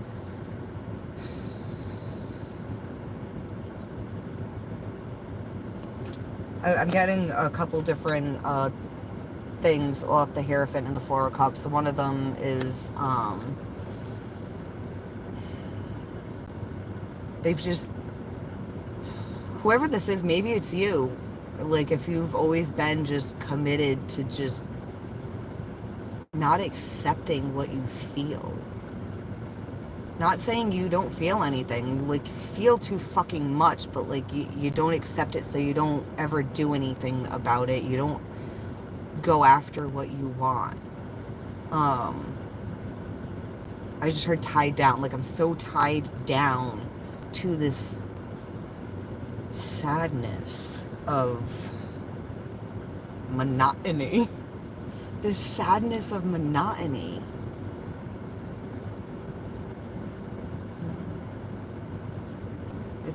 I just heard it just doesn't feel good. It just doesn't feel good. Not what it is they're trying to have, what it is they've had. It just doesn't feel good. So it's like, that's why there's this like frustration, this inner struggle, this about, I want to bring this together, I don't fucking know how. But that being said, the other thing that I'm getting off of this is they're trying to bring this in. They don't want to be committed to this energy anymore of not having it.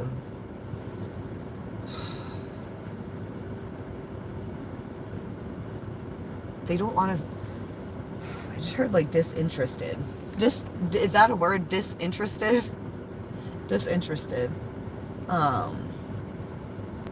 Uninterested. I feel like disinterested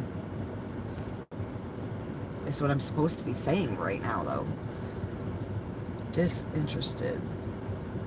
Oh, maybe they feel dissed, or maybe somebody made somebody feel dissed, but they dissed themselves.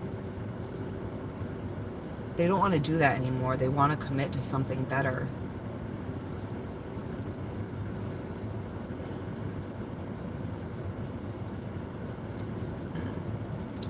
All right.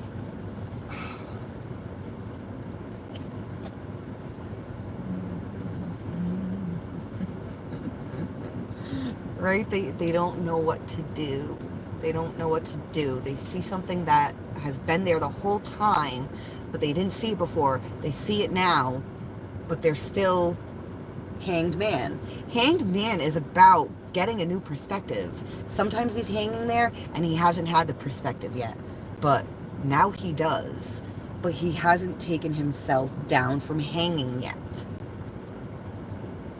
All right, Page of Pentacles. Page of Pentacles. This page has an 8-point star on his chest. The North Star. The North Star. They're trying to find their direction. Trying to find their way home. If this is about twin flames, they feel like home. They feel like home. When you feel that connected to somebody, they feel like home. Because especially when they're like a mirror to your deepest fucking wounds. Your deepest wounds come from your roots, your home. Your early fucking childhood, your upbringing.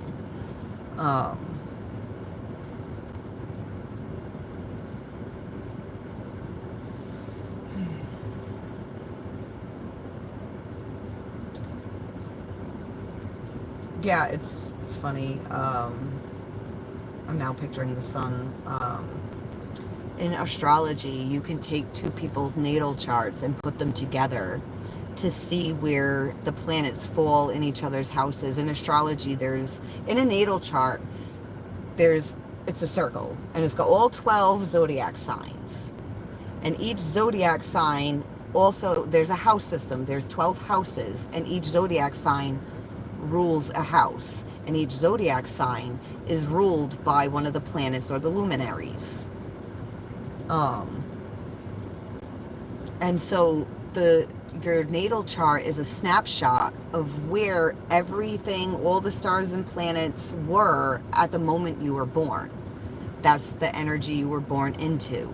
So you can use your natal chart to understand the energy of who you are.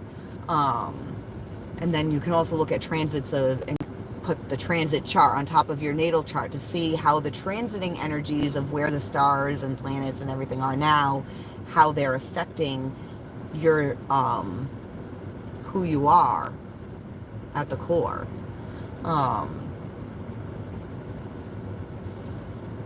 Now, me and the person that I was talking about, who I hate even fucking saying could be a twin flame. I fucking hate saying that now. If you've been on a twin flame journey, you know why. You know why. That shit will make you feel insane. It'll make you feel crazy. What was I gonna say? Oh yeah, the sun. The sun. Now in astrology, the fourth house is in the house system, each house represents an area of life. The fourth house represents your home, your family, your roots. The person that could be my mirrored soul, that's another term for twin flame, is mirrored soul. Their sun is right on the cusp of my fourth house. Right at the very beginning, the most potent part of the fourth house is right, like, in the cusp where it starts. Well, maybe it's not the most it's a potent, it's an angle in the chart. The first house, the fourth house, the seventh house, and the 10th house, they're angles in the chart. So I don't know how to explain it, but they're important. First house is house of self. Fourth house is your home, your families, your roots. Seventh house is house of others, relationships, partnerships. And the 10th house is how the world views you. It can also represent your career, but it's how the public sees you. Now, this person's sun, their fucking warmth, their vitality is right on the cusp of the house that rules my home, my family, my roots, my upbringing. So how my inner world, that's also what the fourth house represents, your inner world, how you feel on the inside. The fourth house is usually ruled by Cancer and the moon, but depending what time you were born, you might have a different sign in your fourth house, and your moon might be in a different house. You know, it's funny. Also, the 12th house can represent past life. And my moon, which also represents my home, family, roots, my feelings, my emotions, my instincts. My moon's in his 12th house. So that can represent knowing each other in a past life. Also, if you guys know anything about astrology, my sun is directly on top of his Saturn. Saturn is the planet of karma. Every 29 and a half years, Saturn reaches the point that it was at. So when you're 29 years old, you have what they call the karma return, your Saturn return. And my son's like directly on top of his planet of karma. And since it's karma, it can also, it represents a karmic connection, but twin flames, like if you really understand the dynamic of what a twin flame is, it sounds karmic as fuck. It does. It does. But then if you look at like my sun and his Saturn, like my son's on his Saturn, but then his Saturn is trining my sun, and then my sun is trining his sun, and then his sun is trining my Saturn. It's just whatever. I'm just rambling on about that because I was trying to explain astrology and twin flames and feeling like home. That's why I was bringing it up, because that's why it was twin flames. It feels like home. And that's why I was bringing that up, because it's interesting that this person that kind of, I mean, I've never met him. I don't know how it would feel to meet him in person. But through our conversations and just the way we express things, he feels like home. He feels very, like, I feel very safe and secure, even though he's got some issues. Like, it doesn't matter. His issues are so fucking similar to mine that it's normal to me. And it makes me feel calm and at peace.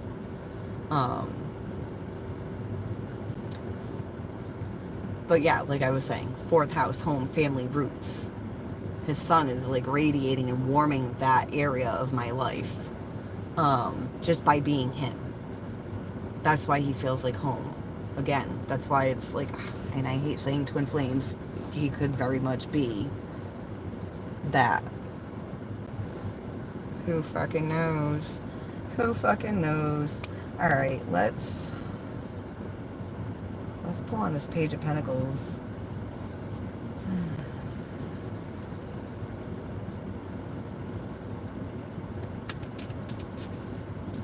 Page of Pentacles. The Magician. The 9 of Pentacles. Didn't we have the Magician in the reading earlier with a separate deck? Ooh, and the Moon. It's a full moon tonight, guys. Oh, I wish I had that other deck out here. Oh wait, is it this deck? The Moon in that deck? I pulled the Moon for when I did a full moon reading the other night. Pulling a second one tonight, obviously. The Moon in that deck. Oh my god, the face on the Moon. It just kept radiating this energy of, I know all your secrets. Everything that's hidden beneath the surface. You can't hide it. You can't hide it. That's what this full moon is saying. You can't hide what's hidden beneath the surface. It's coming up. It's coming up. And full moon energy isn't just the night of the full moon. It lasts for weeks. So keep that in mind over the next 2-3 weeks. Or you know what? The full moon energy, to me, lasts until the fucking new moon. The new moon. Well, sometimes it even goes past the new moon, because what new moon was it that it felt like a full moon? Was it the Cancer new moon that felt like a full moon? I don't know. Anyways, so we got the Magician here.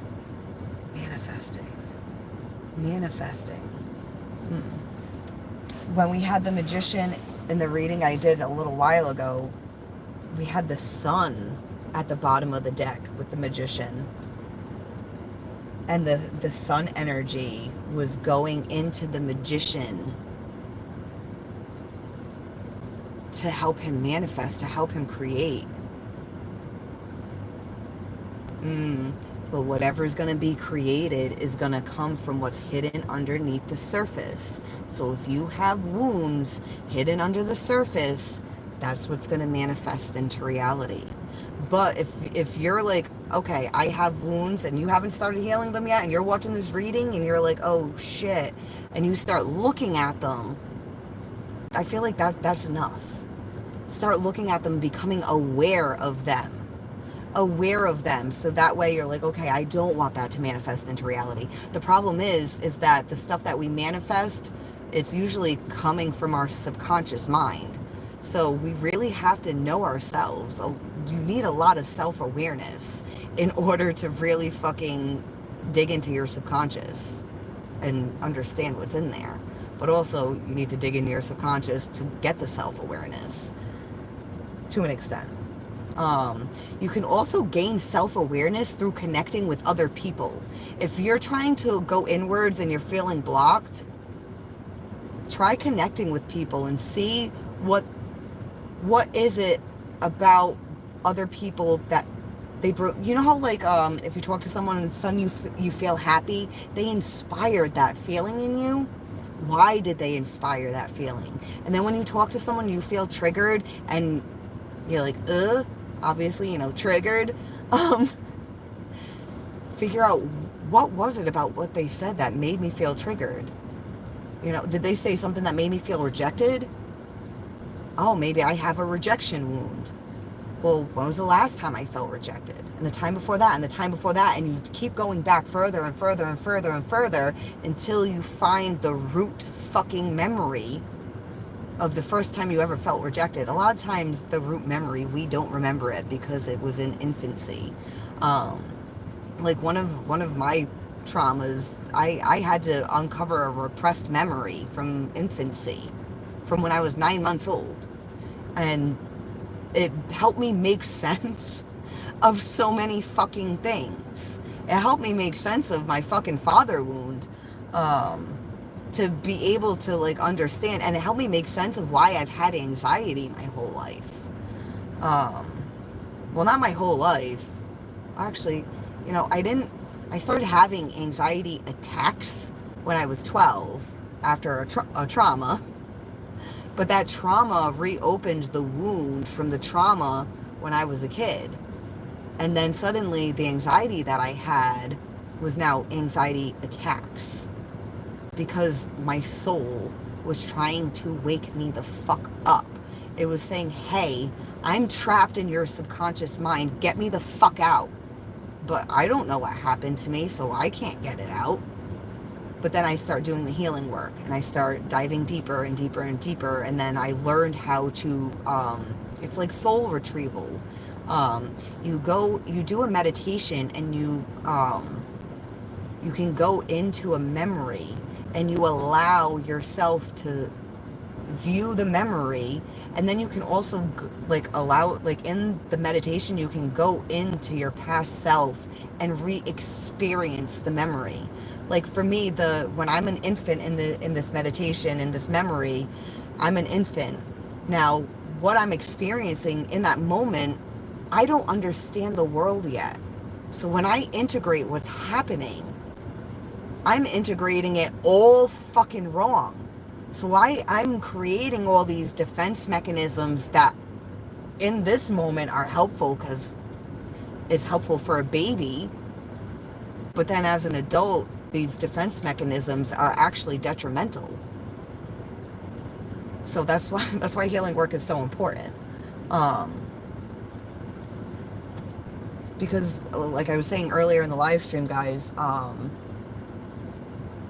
if we're manifesting and we're thinking about something that we want to manifest, but we have way more of something that we're feeling that's opposite of what we want to manifest, we're not going to manifest what we want.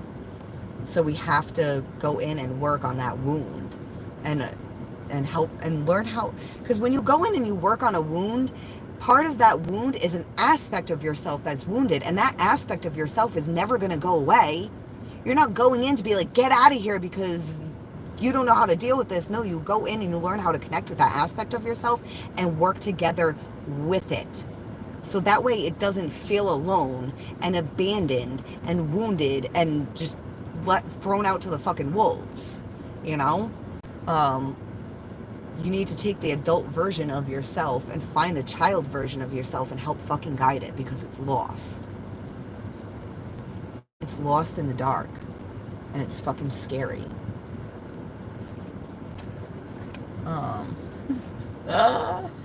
Didn't we have the Fool in the last reading too?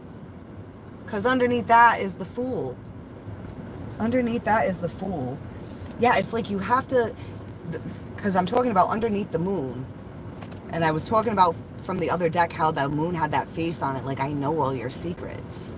I know everything that's hidden beneath the surface. You can't hide it anymore. I'm revealing it. Oh, excuse me. I'm revealing it under this full moon to you. Might not be revealing it to the world, but to you, something's being revealed. And if you have those wounds under the surface,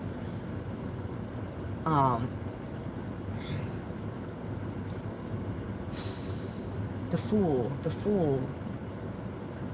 going to be fearful, and it's not going to take a leap of faith, and it's never going to fucking learn nothing. It's never going to fucking learn anything. So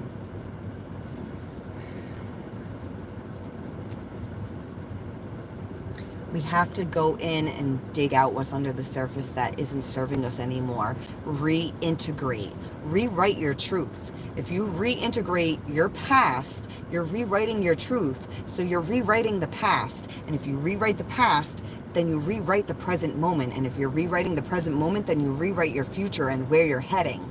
So if where you are in the present moment, you feel like, great, nothing's going to work out for me, and you go and you rewrite the past, then you change that present moment, and then you can be heading in the direction that you fucking want.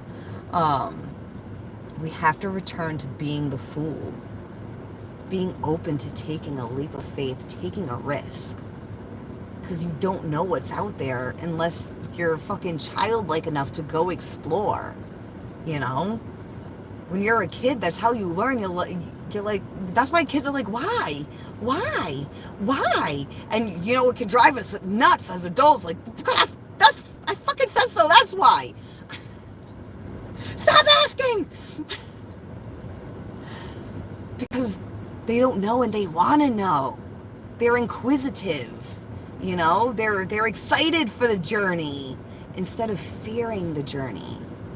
When you fear the journey, you're just going to attract more things that reinforce why you fear the journey. Get it together.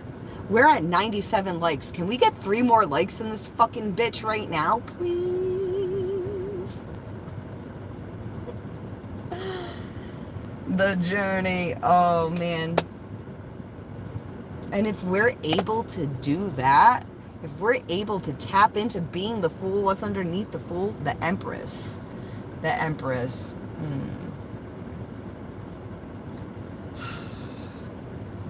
Nobody wants to live without the Empress. What the fuck?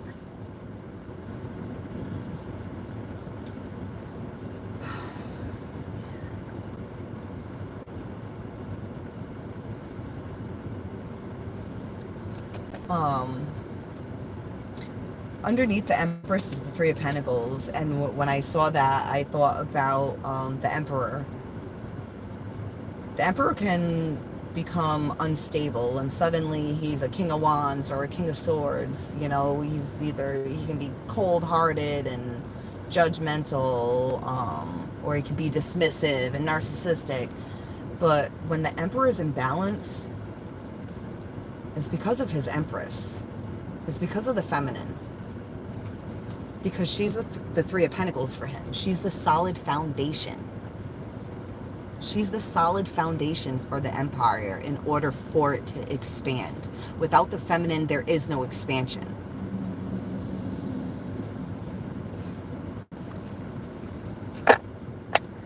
But without the masculine, nothing is going to be done in the physical reality. It's like the feminine can manifest something into the physical, but unless the masculine energy is going to do something with it, she can't do anything with it either. She needs him. And he needs her. He needs her to create it so he can do something with it. And she needs him to do with what she created. All right, I'm done reading cards. It's 11:50. I'm gonna light this joint. I don't know if I'm gonna smoke the whole thing with you guys, but way down we go. Oh, oh, oh, oh. I have that song stuck in my head lately. Can I get a hug?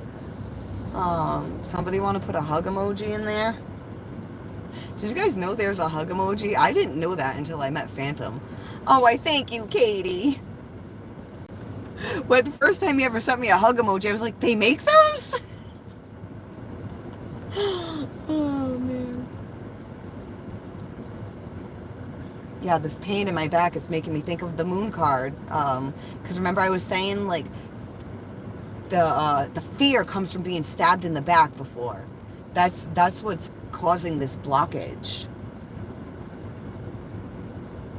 So whoever's been stabbed in the back needs to go in and do the work to release that, because that energy of I have something for you, I have a long-term fucking journey of fucking success,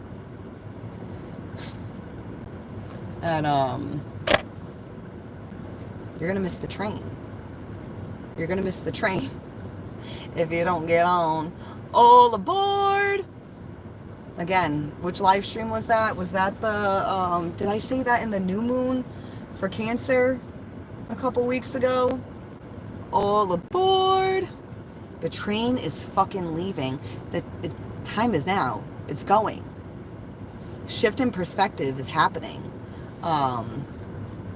People are making changes. So if there's someone you want to make a change with, you better fucking make it with them or they're going to be gone. Thank you, Billy. Yeah, Willie, we know. Boobs. Boobs. Oh my god, guys, she's got boobs. Binford, hey! Where is Torch and Sphinx?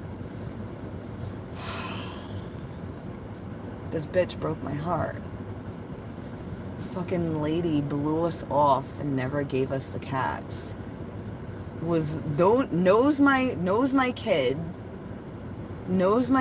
and knew my kid was excited and just ghosted over it. Like, what? Like, you're gonna ghost with these 2 kittens that you told us we could have? You're gonna ghost after you just had me buy the cat litter and the cat litter box. I even got toys too. I was so excited. Sent me what type of fucking food they eat. I got a fucking 14-pound bag of kitten food. Fucking bitch. What a bitch. What fuck?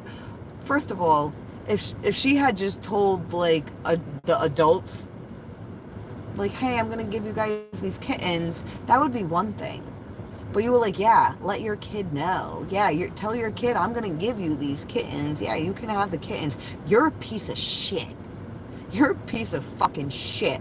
I would never, ever do that to someone's kid. And it's not just like my young one, because she was gonna give us 2 kittens. My older kid, we've never had an animal in this house. My other kid has always wanted an animal, but it was always, well, you know, can't have animals in the house. When my grandfather was alive, he didn't want animals in the house. But now we can have animals in the house. I mean, my grandfather's been gone for a while, but, you know, I haven't been in a rush to add more responsibility to my life. But yeah, so, my daughter's father, he was telling his friends, I told my friend, people be on the fucking lookout, and if anybody doesn't come across some cats or kittens before I save the money to go to a fucking animal shelter or animal rescue, which costs. I was gonna have to drop almost $700 to get 2 kittens. What the fuck? What the fuck? Like, I get you want them to go to a good home. I get that. But you go through the whole interview process to know whether or not you're giving them to a good home. Like, good homes aren't always fucking people that got fucking money to just suddenly drop to, like, I gotta wait and save money to do this shit. But my daughter's father, his best friend, knows somebody whose cat just had kittens. So they said a week. A week. We gotta wait a week. I'm so excited. I got this like round thing, and it's got 4 holes in it, and it has this like little mouse that pops up out of the holes. It's kind of like whack-a-mole, so like the kittens can like sit on it and keep trying to like get the mouse as it pops out of the holes. Oh man, I can't wait. I'm gonna have so much fun with my kitties, with my pussies. I'm gonna be getting some pussy, guys.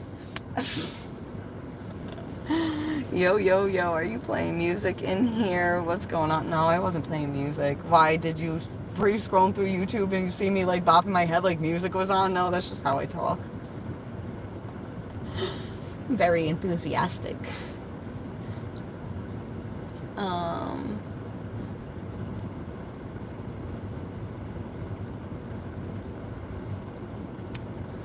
This is just the way it is now. Too many men don't know how to interact correctly. They don't. They don't. And you know what? A lot of women don't know how to act correctly either.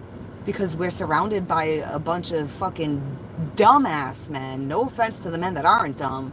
But we're surrounded by a bunch of dumbass men that make us think like in order for us to even exist in their world, we have to act like a piece of trash. Act like a fucking whore. And then you men will turn around and be like, she looks like a whore. Like, fuck you.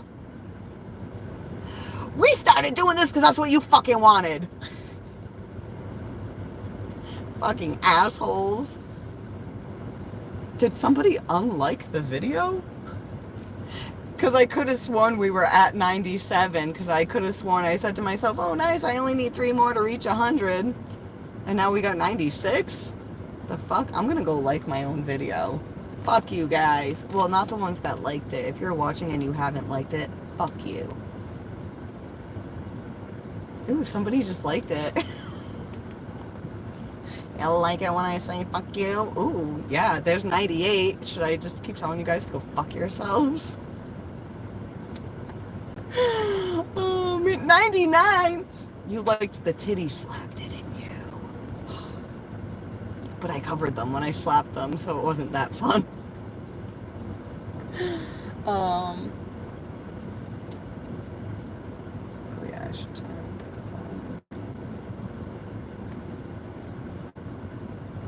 Oh, you guys, I mean, if anyone's, ooh, 100 likes, nice, thank you guys, thank you so much. If anyone is interested in what I've been listening to for music recently, you guys should check it. I mean, I don't know if you'll like it. I listen to all kinds of music, so I could recommend something you love or something you hate. But lately, I've been on repeat with the Sweeplings. SWEEPLINGS, the Sweeplings. Well, they have a song called Cannonball that I really love, but the one that's been on repeat for me lately is Carry Me Home. It's about dying. So, of course, you know, I love it. And the way this chick sings it, like, I love singing along to this song. I'm not going to sing it to you guys. But it's a good song. You should check it out. Let me see if I can get up in my own live stream. Get up in here.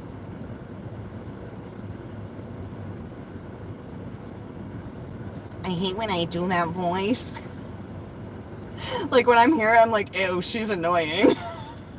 But it's me, so I still do the voice like a weirdo.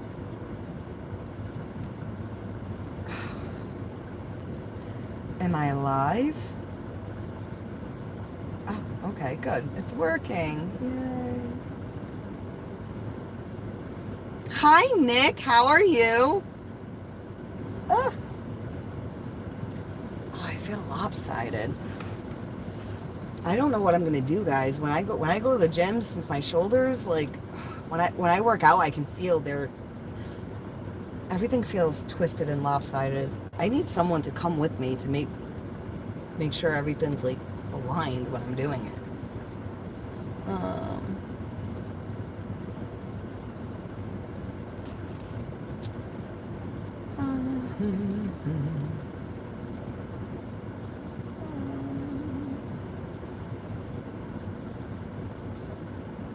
oh, that's weird. Wait, how do I?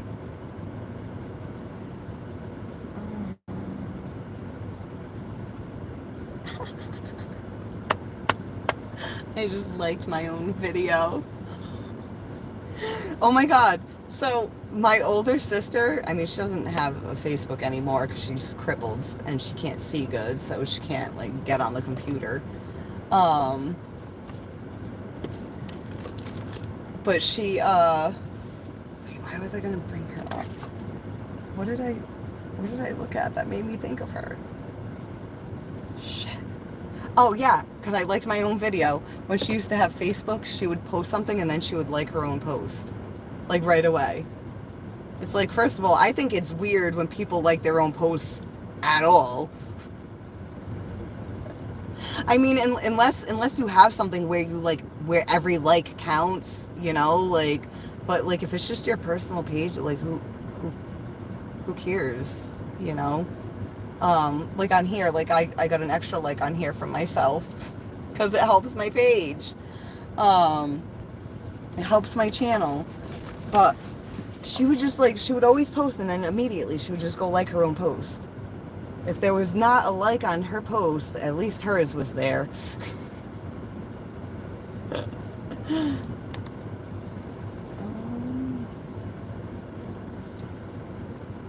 Ooh, I have a tennis ball in the house. I'm going to put it on the floor later. I'm going to lay on it and roll around. Well, I'm not going to roll around. I'm going to roll it under my back. Yeah, because when I was sitting there and felt like someone went on my back suddenly. Like, I mean, obviously, I've been going to the gym. It could just be from the gym, but it hasn't been bothering me all day. And it didn't feel like I pulled a muscle. It felt like something hit me in the back. And now it just feels fucking weird.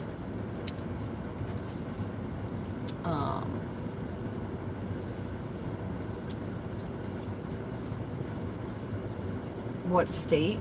A mentally ill state.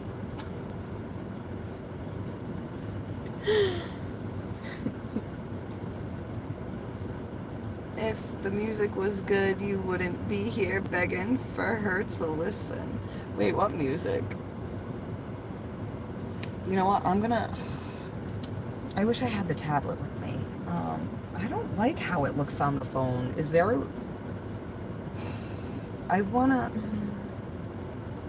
Oh, is that how it looks to you guys? Well, never mind. I'm not going to get into it.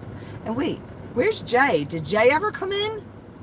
Jay, are you here? Wait, was Jay? No, I remember Rob came in. Huh. Where the fuck you at, Jay? Gangsta? Oh yeah. I want to put this phone right here so that way I can read it in front of me because I can read it better than trying to read over there. I was wondering why it wasn't as cool in here as it should. I haven't seen Jay. Has Ryan come in at all? Ryan emailed me earlier today asking, like, hey, are you okay? I'm like, dude, I'm about to go live streaming tonight. And then I think I emailed him before I came on too, and I was like, hey, I'm going live. I mean, but he's got a 5-hour time difference, so get the hell in the house. Oh yeah, Jeffrey Dahmer.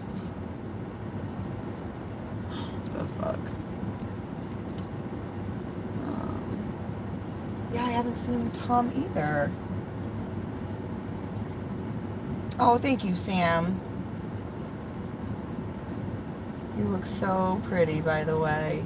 Yeah. It just made me think of when someone else told me I was so pretty. Can I get a flying kiss from you if you don't mind? No, my kisses are only going to be for one person if he ever wants them.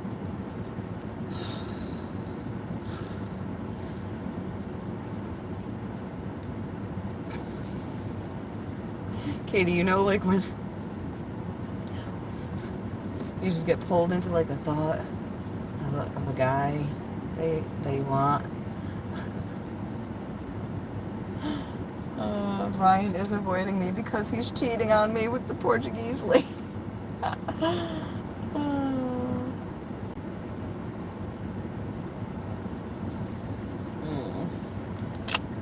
Alright. Shit.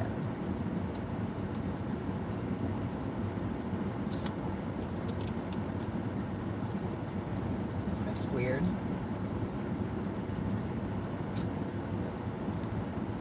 It tastes like a pear.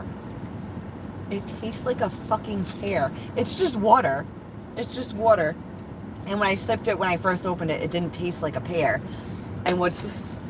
Archangel, not Azrael, Raziel must be here, or Raziel, however you fucking pronounce it. I was thinking about him earlier because I did eat a pear this morning, but I've eaten other things since. I had buffalo chicken tenders a little while ago. So, like, the flavor of pear is no longer in my mouth. And that's not pear juice, it's just water. Now, the pear is significant also, you know, symbolism of a pear, like spiritually, but the pear specifically for me has to do with Archangel Raziel because one of the classes that I took, one of the meditations that we did, I connected with him. I love Archangel Raziel. Like, he's just like, his energy, like, it's weird because when you meditate and you connect with the archangels, they have different energies, but he was like the first one that I connected with that had a really fun and playful energy. And he's kind of like a he has this like Casanova like energy when I connect with him. But anyway, so in the meditation, it was the first time I ever connected with his energy. And he came up to me and he went like this. Like, and what was in his hand was a pear. And he's like, take it. And I'm like, okay. The fuck? So I take it. And he's like, eat it. Go on. Like, eat it. And I'm like, oh, okay. And I bite the pear. And I'm chewing it, and he's like, see, first you taste it, then you digest it. And I was like, oh shit, that's some profound shit, bro.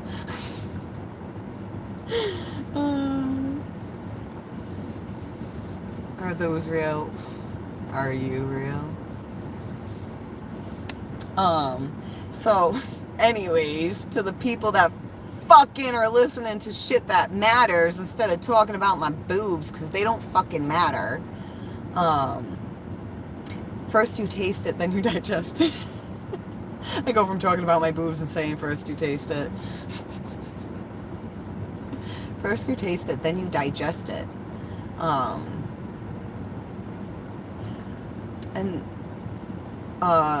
was thinking about that today while I was eating the pear. Like, first you taste it, then you digest it. Like, you process it. Like, you don't really know what it is first. Even if you're enjoying it, or not, you don't know what it is at first. You have to really, like, taste it and then chew it and fucking swallow it. And then you digest it, you integrate it.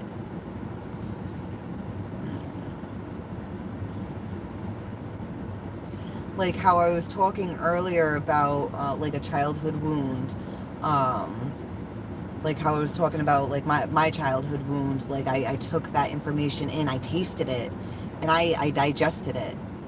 But I apparently it was digested wrong. It was processed wrong because it ended up creating defense mechanisms, trauma responses. Um,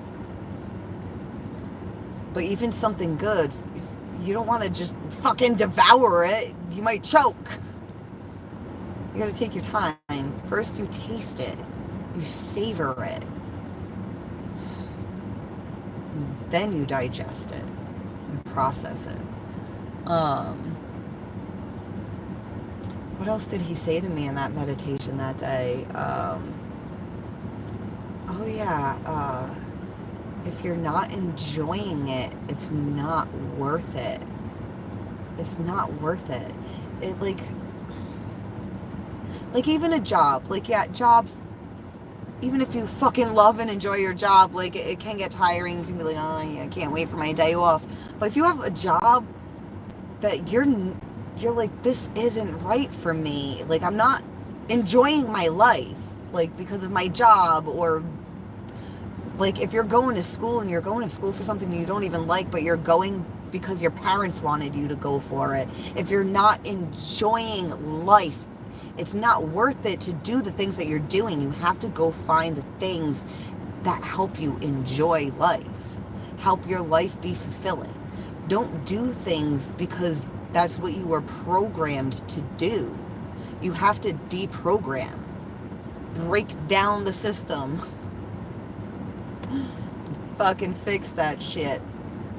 All right, let me turn the air down. I don't know, can you guys hear the air? Because I had the AC on. It was kind of loud. I wish I could make the chat bigger. See, I wish I had the tab. I gotta get glasses or contact lenses. But I think I would look cute with glasses, right? Like, don't I look cute? I'm not even high yet. This is me, like, straight as fuck. Yeah, I've been feeling, like, really fucking weird. Like, the past few days, because 2 of the days I didn't smoke at all. And, like, so, like, I don't know who's still watching when I was talking about how I've been wired. I get really fucking weird, man. You would think, like, yeah, I say weird shit when I'm stoned. But once I, like, start getting this out of my system and, like, then I start getting weirder, but in a different kind of weird way. It's still like a good weird, but you know, crack. It's not crack. Only on Wednesdays, yeah. Only on hump day. Put a little Vaseline on that joint and it will last longer. I'm not smoking Vaseline.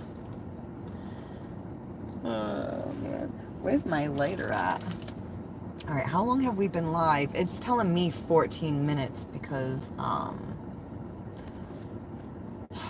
it like disconnected and reconnected real quick at one point. Are there good aliens in space? Yeah, there are. There's a lot of good aliens. There's actually a lot of aliens that are helping planet Earth.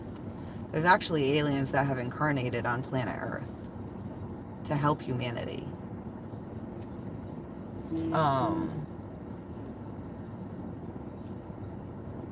Only good ones are in Area 51. Oh man. There's only one good alien, and it's me. I don't know if I'm an alien or not. I could be. Because I definitely don't feel like I'm from this planet. I mean, well, actually, I was going to say technically none of us are, but then again, there's like the non-player characters here that don't really have souls.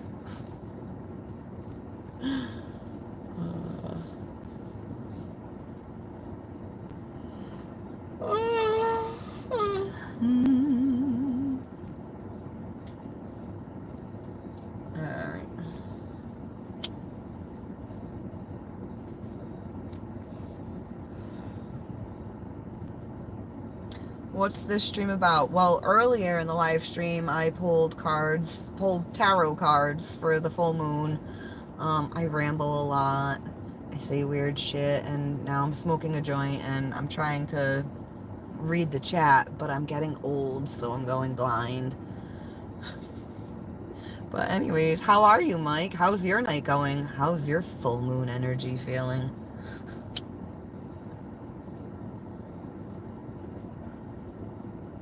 We have 111 likes right now. Fuck yeah. I like that. I'll take a 111 all day, please. Are you a witch? It's so funny because the people that do the stuff that I do, they call themselves witches, but I don't call myself a witch.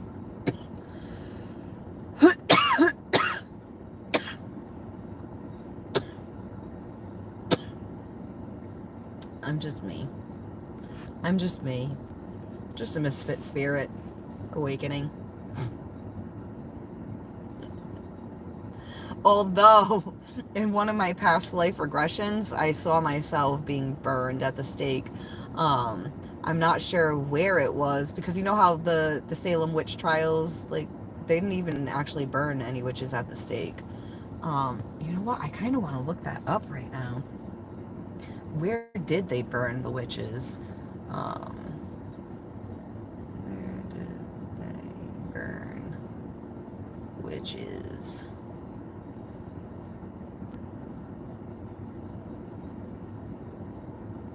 Oh, okay. That makes sense. That makes sense because I know I have past lives connected to Europe. Um, Instead, those convicted were hanged in the Salem witch trials. The image of witches being burned is largely associated with events in Europe, where burning at the stake was a common form of execution.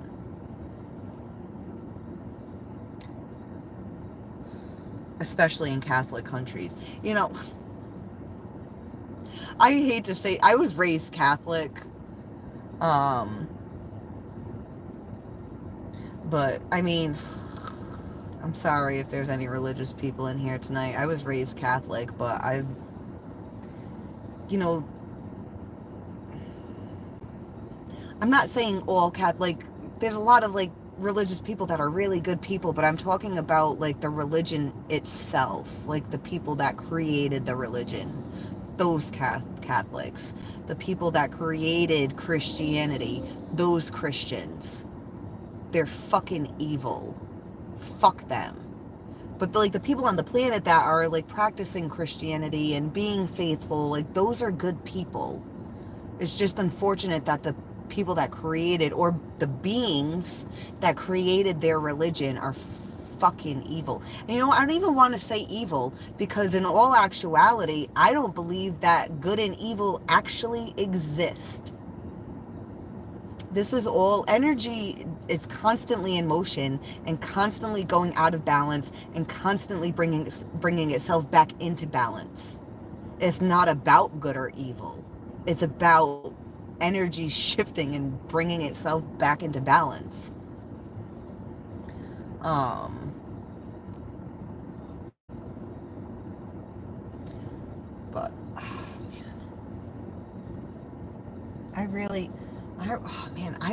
I'm getting a full body massage on the 29th, I believe, and you know what? That shit can't come quick enough. Oh, man. You know, if Phantom would just meet me already, I would give him a full body massage. He could give me a full body massage. Like, touch me, please. I love you. You're so handsome. Oh, man. What about the dragons, though? Oh my god. I connected with dragons and meditations that I've done. They're so fucking awesome. They're so awesome. Like, I loved seeing, like, the dragons when I watched Game of Thrones. Like, they were, like, one of my favorite things about the show, because it's fascinating. Ooh. But then, like, to, like, connect with the dragons in meditation, like, when you connect with things in meditation, it feels fucking real because it is. It's just not real in the physical. That's all. And you know what? We're not even physical beings. We're just living. We're just experiencing life as a physical being. Um, what was it that I heard recently about, like, the soul? Because I've heard the thing, like, we don't have a soul. We are a soul. We have a body. I've heard that. But it was, our soul is, you know how, like, people talk about their soul like it's inside? Um, but the soul is, like, outside of the body, too. So it's like around it, throughout it, inside of it. It's like our human body is enveloped in our soul.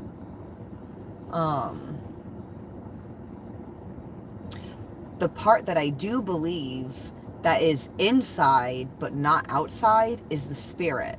I could be wrong. But I feel like the spirit is what brings the vitality and gets the body going and functioning. But it's the soul that's experiencing it. And integrating it and taking the information and processing it.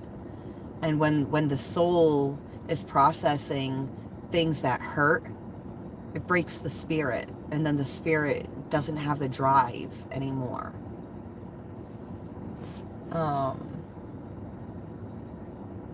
I don't know, I kind of want to smoke my joint. Our body is a vessel that our souls control. Yeah. Well, because, like, I never really put, like, full thought into, like, where the soul is. It's like, you just normally just say, like, oh, my soul inside, but I never, because then you have your aura. I never really put it together, even though it's, like, obvious, like, that your aura is your soul, because your soul's outside of you, inside of you, throughout you. Like, it's not just something inside. It radiates out. And the higher you raise your frequency, the more it expands, and people can feel that. When you see someone singing live, and, like, you can feel their soul expanding, especially if they're singing, like, an emotional fucking song, and, like, you feel it, and, like, you want to fucking cry because you can feel what they're fucking feeling. It's because their soul is expanding and radiating because of the frequency that they're in.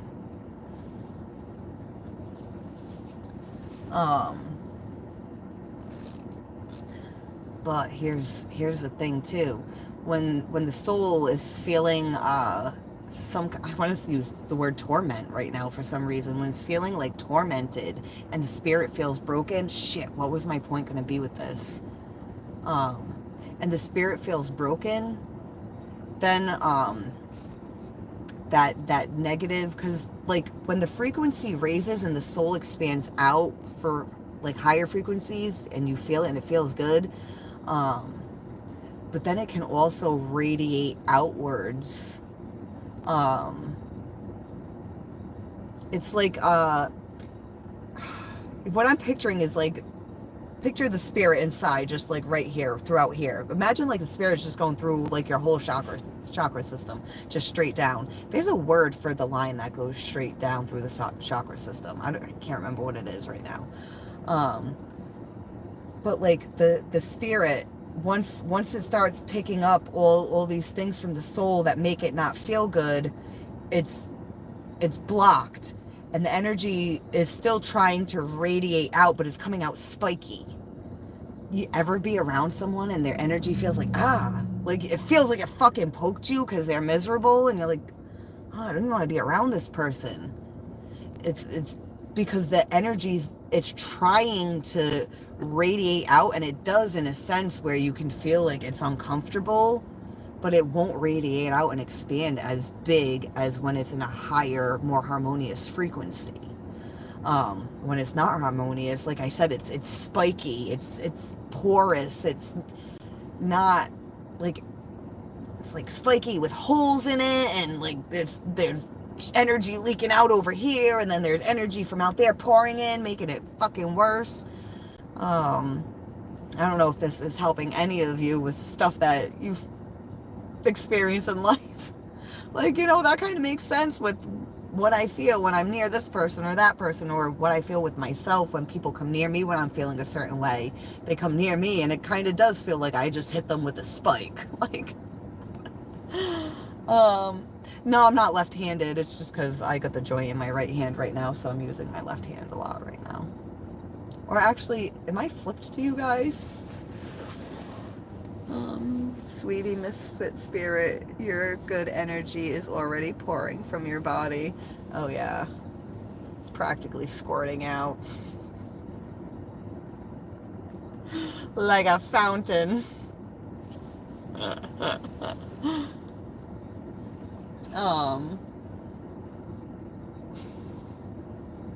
Wow, we've got 119 likes. This is awesome. This is awesome. I mean, I'm in good energy today. So, that helps. That helps. See, good energy, it fucking attracts more people in here. Like, I mean, not that I'm not always in good energy. Like, when I come on here, I present that I'm in good energy, even when I'm not. But today I'm actually, like, in good energy. Like, I feel good inside and out. Normally, like, I'm not feeling good, and then I come on here and I'm like, hey guys, what's going on? But really on the inside I'm like, I don't even want to be here right now. I just want to crawl in a hole. I don't want to fucking read tarot cards, talk about energy. I just want to shut up or punch myself or someone in the face. But then I don't even want to hit anybody because I'm not even a violent person. Why do I have these intrusive thoughts? Oh man. I wish somebody else's voice was here so they could talk while I smoke for a minute. Well, you guys can chat with each other. Excuse me.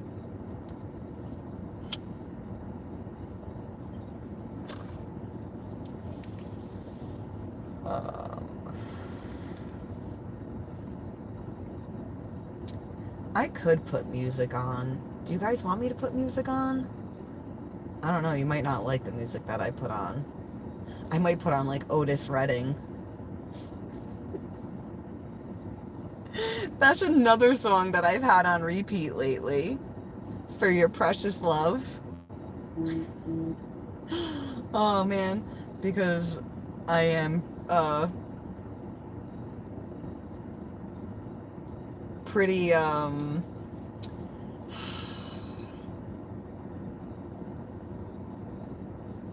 old soul. Yeah, you know what? Let's turn them up. Let's see.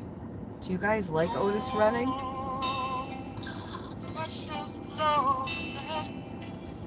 I love it.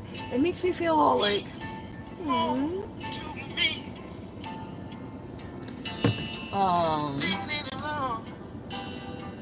if you guys don't like this song, you don't like good music, so. Can you guys hear it? I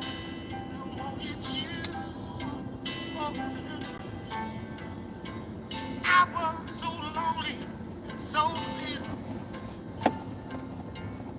That's what love really do.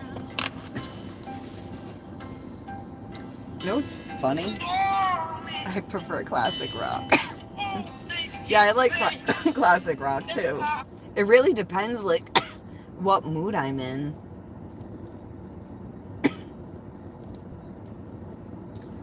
Oh man, I got too many roaches in this ashtray. It's a mess.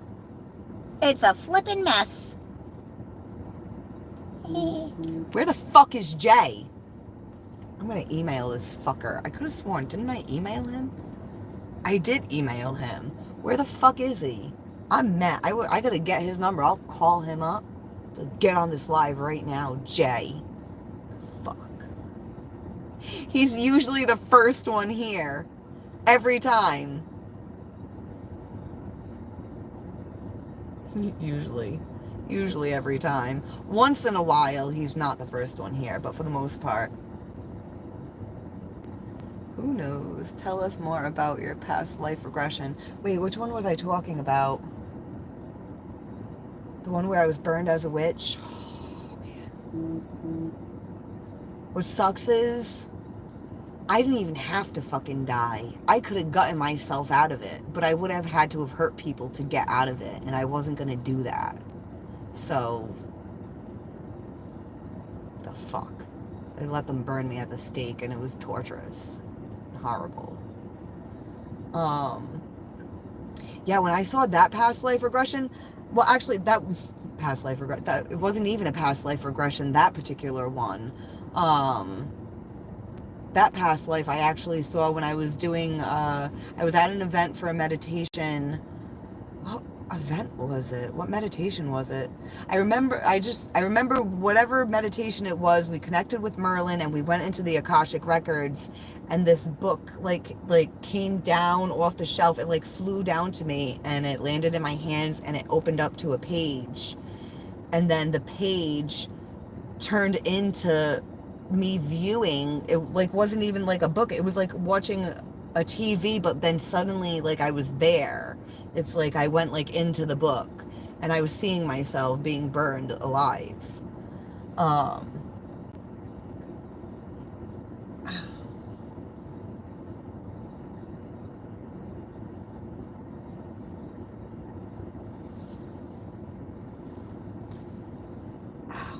Now, to people watching, you know, you hear about like witches being burned at the stake back then, so you're like, oh, you know, maybe she's not crazy, and she, you know, but how about if I told you I had a past life as a mermaid? Would you be like, oh, now she's just delusional because those don't exist? Yes, they do. Yes, they do.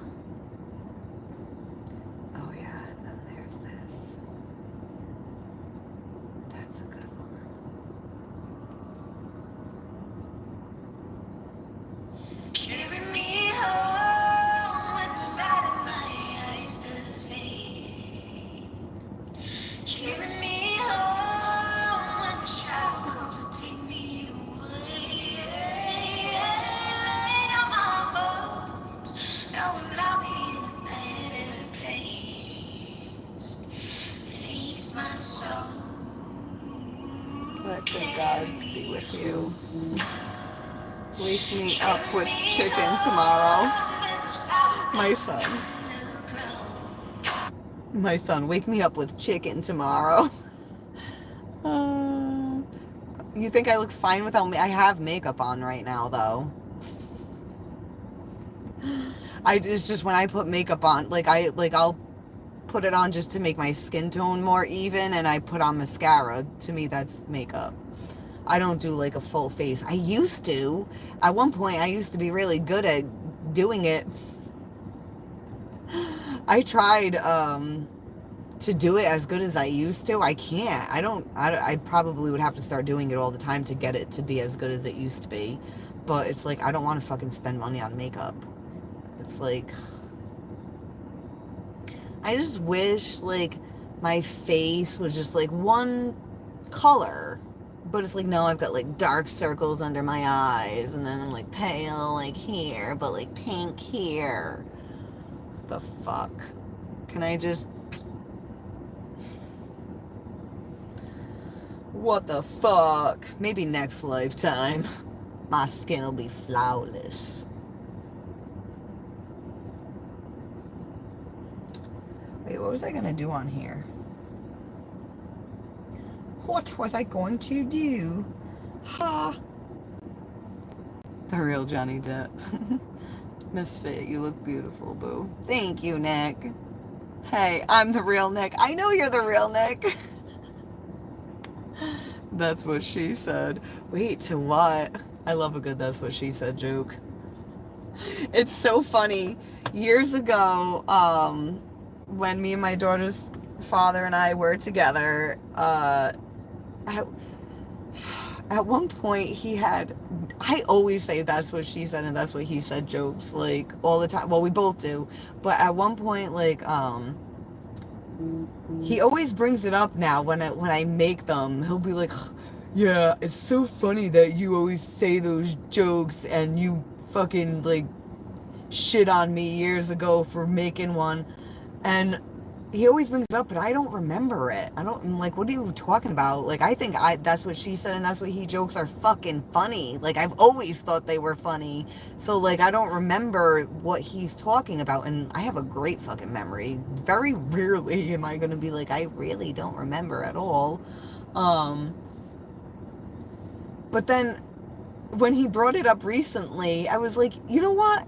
You probably said it when I was mad about something, and it was probably just like the wrong fucking time to be trying to say that shit, and I was probably just like, you're fucking immature, shut up. Like, well, I didn't say it like that, but because I didn't talk to him like that. You know what's funny? The first 3 years we were together, like, even if we had like a disagreement, I can't even say an argument, because to me, argument, you raise voices.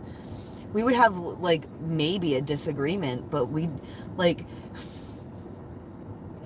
one day it's like you don't want to break the ice in a relationship with the being shitty to each other, because once you do, the dam's broken and it's not going back up. Because he's upset one day. I can't remember what it was about, and you know, like, I'll like use like a tone and get like stern like when I'm trying to like make a point. And but like he was, I can't remember what the fuck it was, but like I was starting to get really mad. I was like, I let's just not talk right now and talk about it, like, because I'm feeling like I'm gonna start yelling at you and I don't want to do that. And he told me he wanted me to yell at him. I was like, no, you don't. No, you don't. Like, we've been together for 3 years. You've seen me yell at other people. And every time you're like, I am so glad I'm on your side. Yeah, no shit. But now he's in this state where he's like, no, like, maybe once in a while if you did yell at me, like, whoa, wait. Uh, you're not gonna like it. You think that's what you want, but you don't. And so I ended up yelling at him. Then, like, towards the end of our relationship, it was, oh, you yell at me. I was like, you told me to. You told me to. And not for nothing, the times where I was yelling at him, it was for him to get help. It's like, I don't know what to do anymore. You need to do something. Because there's nothing I can do. My hands were tied. I couldn't fix it. It was his issue, you know? And I have my own issues. He can't fucking fix any of it. He barely even knew how to fucking console it half the time. Less than half the time. He's a great fucking guy. He's there no matter what. I can count on him, but just because he's there no matter what doesn't mean he always understands no matter what, which makes things difficult. If you have someone in your life and you really care about them and you don't know how to be there for them, and that was his issue. He growing up, he was taught to not feel his emotions. Oh, you feel something? No, you need to shut that down. So then when I'm feeling emotional, he's like, I don't know what to do. He didn't even know how to like hold space. You know, like in order to be there for somebody, in case you guys don't know, because I know a lot of men watch and a lot of men struggle with knowing how to be there for people when they're emotional. In order to hold space for someone, you just have to listen. You don't have to have the answers. You don't have to know the right things to say. Sometimes it's better that you don't fucking say anything other than I'm here to listen, you know? what do you have to say? Um, and that's not just with women. That's not just with women, anybody. Um, because most of the time people don't need advice when they're hurting. They just need someone there with them so they're not alone in it. Because it provides a safety and a security when they're feeling like they're falling apart. And when someone's falling apart, like, their safety and security is falling apart with it. So by being a calm, present energy, it can help, what word was I gonna use? I can't think of the fucking word. It's like what I want to say, I can say it with one word. It can help start to pull them out of it. Oh yeah, what was I doing on my other phone? I don't know.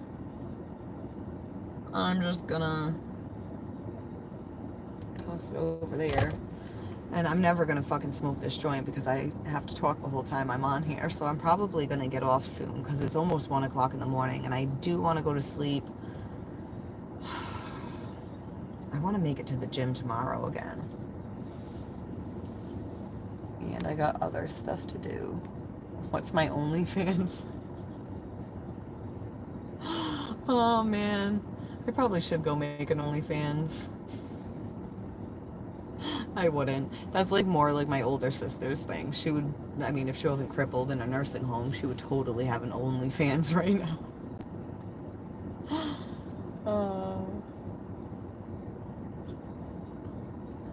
Oh yeah, I was using the other phone to read some of the comments, but whatever. Misfit, are you going to be on tomorrow, boo? I'm gonna try.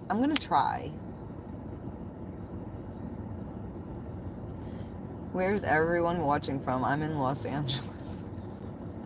Yeah, where is everyone watching from if you're comfortable sharing? I don't tell people where I'm from. I mean, I've got guys in here saying like more cleavage. Why the fuck would I want you guys to know where I'm from?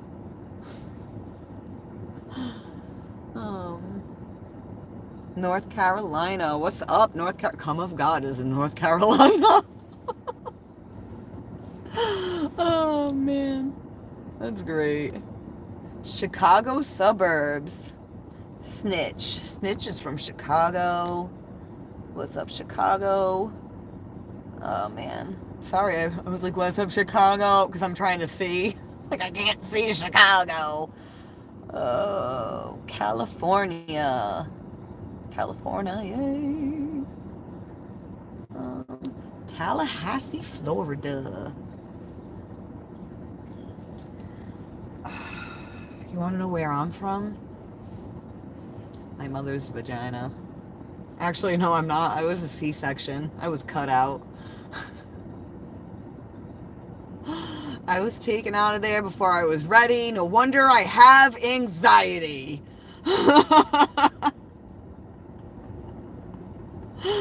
Oh, man.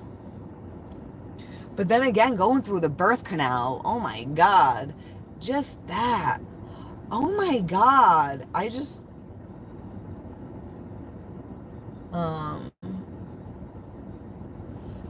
gotta make a note of something because that just made me think of something. I wonder,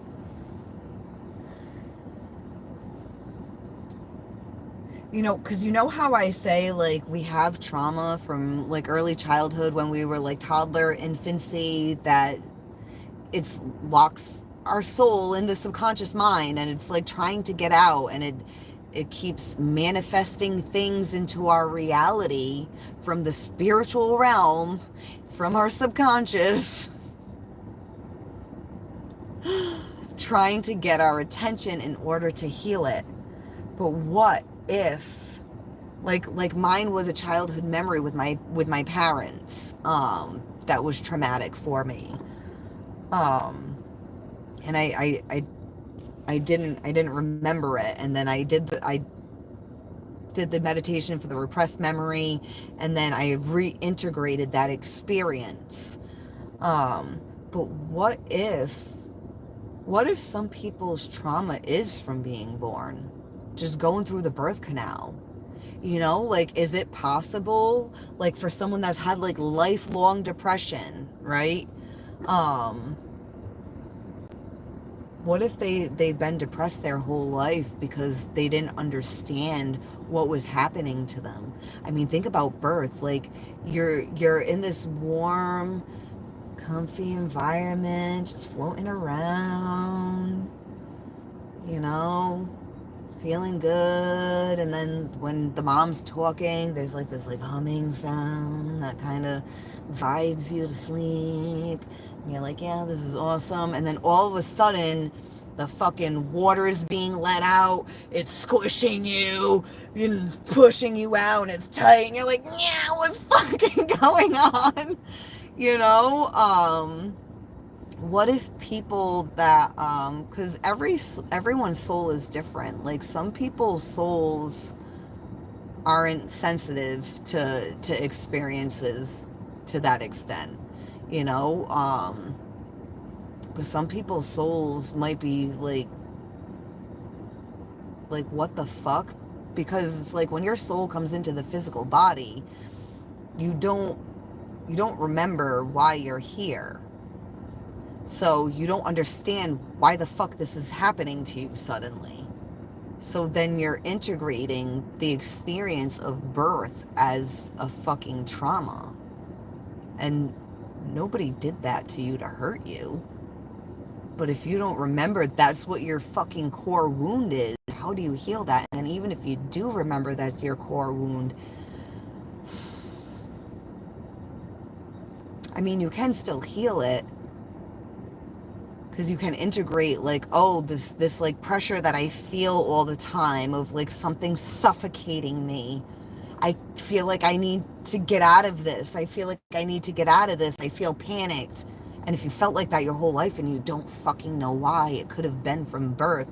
But if you like understand that that's what it was, then you can, anytime you feel like that, you can picture yourself going through the birth canal and start telling yourself, okay, nobody was hurting me, you know. And at first it doesn't really make much of a fucking difference, but throughout time, once you start to feel that panic, soon you don't have to tell yourself that anymore. Soon, like, your body like will just know, and it'll just decompress on its own. I don't know. All right, so I want to make a note about, because I've heard before, like, oh, birth is so traumatic.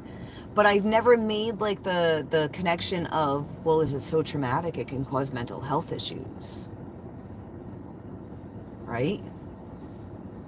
You know, like if I don't remember something from 9-month-old Lindsay that was fucking causing me distress my entire fucking life, who's to say it wasn't 9 months before that when I was still in the fucking womb? Well, I mean, I was cut out, but still, even still, yeah, I'm not going through the birth canal getting all squished and shit, but I'm warm, cozy. Suddenly, all of a sudden, like, all the fucking warm, cozy water I was floating in is gone, and there's this weird creature with its fucking gloves, like a fucking alien, like, got me on its fucking spaceship, pulling me out, and I'm like, and there's lights everywhere.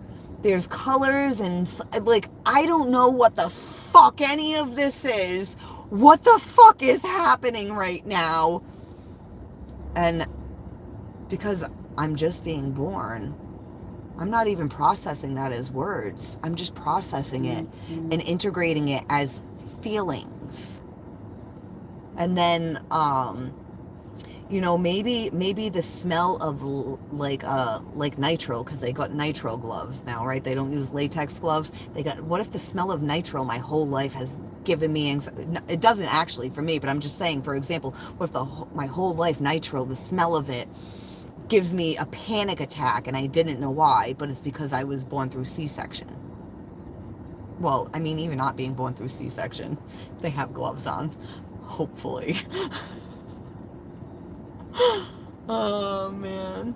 I'm not too sure, YM. How is your gag reflex? Oh man. This actually makes sense, right? Right? Because think of how many people struggle with mental health issues, and you, like, there's a lot of people that are like, I went through something traumatic, but there's people that are like, I've been like this since I was a kid, and I don't know what happened. And their parents are like, they had such a good life. I don't know why they're like that. It could be something from a past life because your soul remembers, and that's why you reincarnate, so you can heal that. You didn't get to fucking heal that in the last body you were in, so you're put into the next body, or else like you can't move on to the next level, whatever that is after living life as human. I feel like once we, I mean, not everyone's going to agree with this. I don't know what everyone's beliefs are, but once you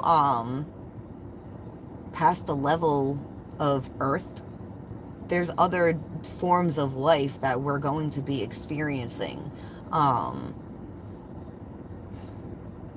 I we haven't talked about God and Jesus and shit like that in a while. We used to get into it a lot on the channel because all the Jesus people that would come in. But I don't think the God that we know as God is the actual God. It's like, that's so stupid to think that the God for Earth is the God of all existence. We don't understand how big, how infinite, infinite. I'm a little high from the few hits that I did take from the joint. And vast this fucking existence is. It's fucking endless. There is no end. There's no beginning. There's no end. It just always was and always is, always will be. That's why it's kind of funny to me, people that don't believe in reincarnation. It's like, so you think you just suddenly, at the beginning of this lifetime, started to exist. And then at the end of this lifetime, you're just going to go to like one place and stay there for all of eternity. Do you know how long eternity is? It doesn't fucking end. It loops back around to the beginning because there was no beginning and there was no end. It's always been within itself. How come I can't donate to this channel? Oh, I don't have, I need more watch time hours, for the channel to be monetized. I mean, but I do have PayPal if anybody does actually seriously want to donate. I would appreciate it. But I don't need anybody's money right now. I mean, I do. I'm fucking broke, but, you know, I don't know. I still gotta figure out the money thing with this, because even when the channel is monetized and, like, it's just making money, cool. But, like for tarot readings, like, I don't know. I still feel weird about being like, oh, give me your money for a fucking card reading. I mean, if I'm gonna be taking money from people, it should be to do energy work on them. Like, I mean, I could pull some cards with an energy healing session, but it's just kind of like, a tarot reading can help somebody put things into perspective, but if your energy's shit,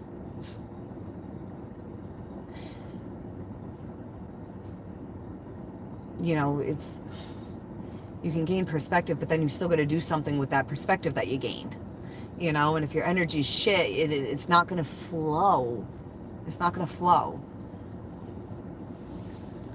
Hi, Joe. How are you? I'm good. Do you ever rub one in while driving down the road? Daily. Like, when you guys ask questions like that, like, what the fuck? What do you think my response is gonna be? The fuck? Somebody said after you die, go to the darkness, LOL. And I said, what the fuck? But they said you go to the light, come back as a baby, and start all over as somebody else. Um, yeah, I've heard that too, that you're actually not supposed to go towards the light because that's the loop back in. Um, but here's the thing, that's why so many people are having spiritual awakenings these days and being like, oh my God, like I had this awakening and I don't see the world the same anymore. The more you ascend, because it's part of the ascension process. Jesus ascended. When he fucking resurrected, he ascended. He left his fucking avatar. He came out of his physical body because he learned how to fucking ascend by being the soul. By being loving, caring, forgiving, kind, compassionate, no matter fucking what. Even if he was being murdered. Because he understood that his physical reality was not who he was. It was an avatar. It was just a character he was playing, a role he was playing. Because his existence, our existence, like I said, it's just we can't wrap our human minds around it. Our souls can, but our souls are too busy being drowned within the subconscious. So we're able to like, all right, you guys ever hear of like oversoul, like higher self? I feel like there's like your higher self, there's this like part of your soul outside of the body that can try to communicate to you, but then there's the part of your soul that's inside your body. Remember I was saying earlier how your soul's not just inside your body and not just outside it, it's in it, throughout it, and around it. But around it, that's where your higher self is, occupying this area. But then like your lower self, the part of your soul that's supposed to be operating your human self, it gets trapped in the subconscious, in the wounds. You know how they say lifting the veil? Lifting the veil is lifting the veil from the subconscious and making the subconscious conscious. Bringing light into the darkness. Carl Jung, he said, the sole purpose of existence is to kindle a light in the darkness of mere being.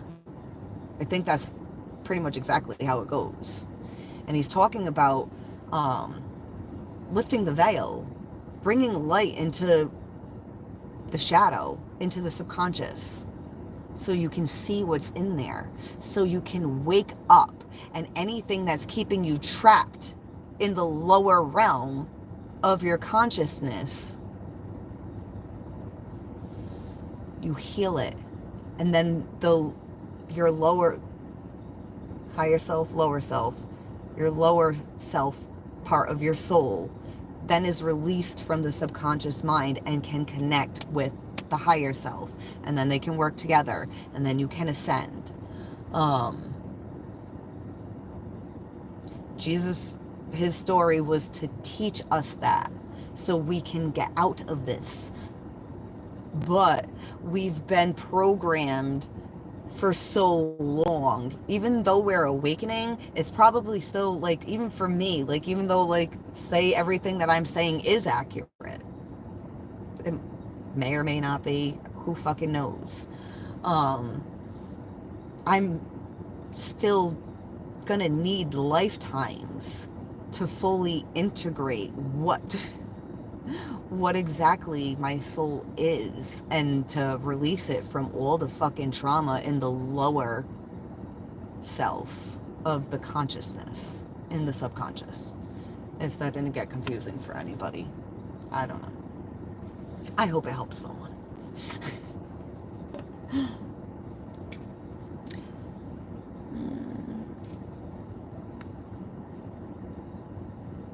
Can't fight evil with evil. Yeah, no, you can't. You can't. You gotta... That's how you fucking kill evil. You fucking fight it with goodness. You fight it with goodness. Well, I mean, our demons, you know how you've got like an angel on one shoulder, a devil on the other, and you're just in the middle, like, which one do I listen to? The devil on your shoulder, it comes from your wounds. They're talking to you, they're trying, that's like they're trying to get you to follow their defense mechanisms. But what you need to do with your fucking devil is have a conversation of why is he hurting? Why are you hurting? What do you need?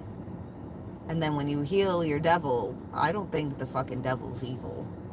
I mean, we've had this conversation on the channel before, but I understand why humanity believes that the devil is evil. And I mean, I'm not sure how many people have looked into this and heard about the it's like, isn't it weird how God sounds so fucking judgmental? Like, you're gonna burn in hell if you're not good. What the fuck? That sounds like God? I thought God was all love. What the fuck? I'm gonna burn in hell if I don't do what he says? That sounds like the devil to me. You know? Now, I get, like, also, like, they'll say, like, the devil won't kill you. He'll convince you to kill yourself.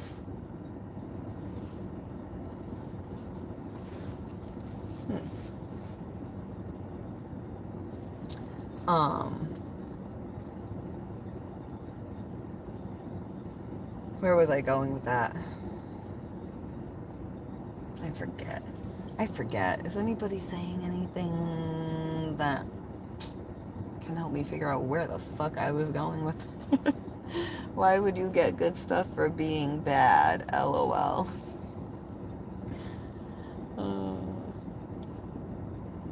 Cody, is there a difference in your tradition between Lucifer and Satan? Yeah, well, because people like talk about Lucifer and Satan like they're the same thing, but aren't they different? And also, I mean, how many people know what Lucifer means? Because it doesn't mean devil, it means light bringer, light bearer, light bringer, whatever. You know, it's funny. I was just thinking about one of the social medias that I had. I had used that on it. It said light bearer. So pretty much I was saying I'm fucking Lucifer. Also, if we're gonna be on this conversation, because I know it's been a while, because it just popped in my head. This, you know, this isn't the snake on the tree of knowledge supposed to be the devil? You know, temptation to learn knowledge.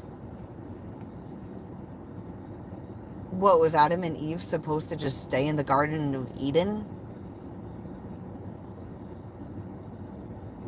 and touch every tree except for the one that had knowledge? What the fuck? Who the fuck would ever tell someone to not have knowledge? Who the fuck would ever tell someone to stay ignorant? God? I'm not buying it. So, there's that. And besides, I also believe that God and the devil are two sides of the same coin. The devil, I believe, is God's shadow side. You know, we all have our light and we all have our dark. We all have our angel and our devil. If we're created in God's image, then why wouldn't God have his own good and bad side? You know?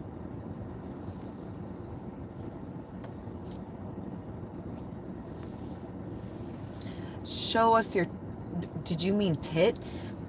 Or... Because you put tats, but... Oh my god, my boobs are kind of like choke me. Separate them a little. Calm down, ladies. The men are getting excited.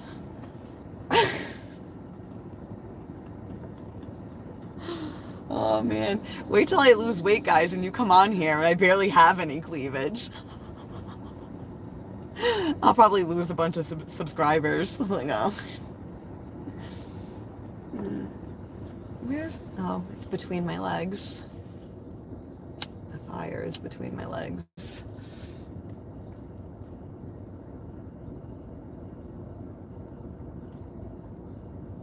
Yeah, I know, I'm such a skank because I got fat, so now my cleavage comes up too high. I used to be able to wear this shirt and like my cleavage would be like right at the line. Right at the line of the shirt, you could barely see my cleavage unless I leaned forward. So, I mean, thank you. Thank you for being an ignorant piece of shit in my live stream. Can we see them? No, never.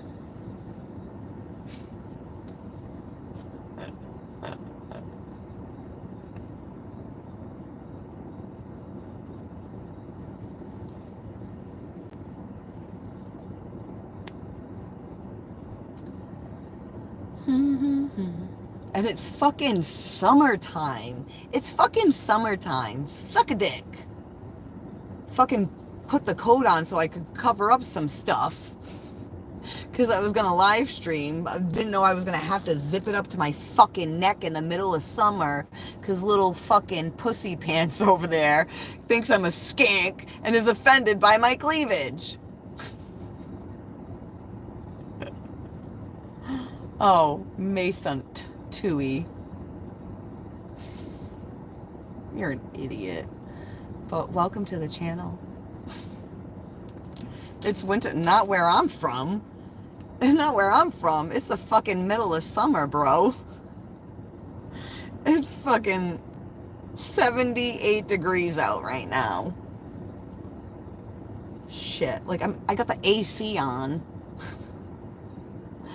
And I had moved the knob earlier with the AC, and then I forgot about it. And then it wasn't as cool in here, and I was starting to get really fucking hot. Like, why is it so hot in here if the AC's on? Because I didn't have it all the way on cold, like a fool. Like a fool. So how many people are here just for my cleavage? And how many people are here to, like, hear important things? Well, and a lot of dumb things, too. But, like, in between all the dumb shit that I talk about, there's, like, important things.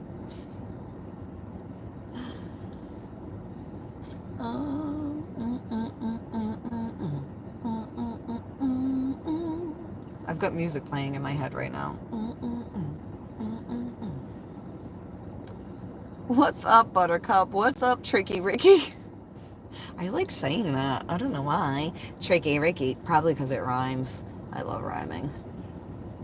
90% of your fans are simping for your tats, you skank. Oh, they like tattoos? Are they, you know? I only have 2. Actually, I have 3.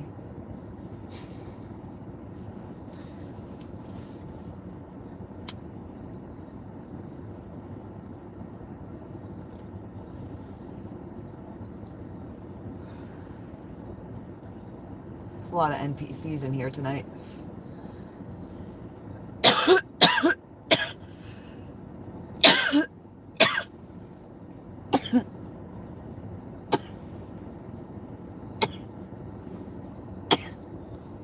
Come through to your neck of the woods?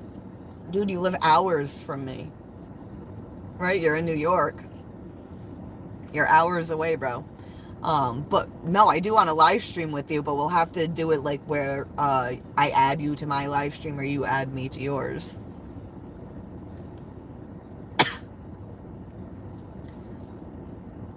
I don't even think we even need like a topic or a plan. I think me and you could just go live and wing it, and it would be funny and entertaining and informative too.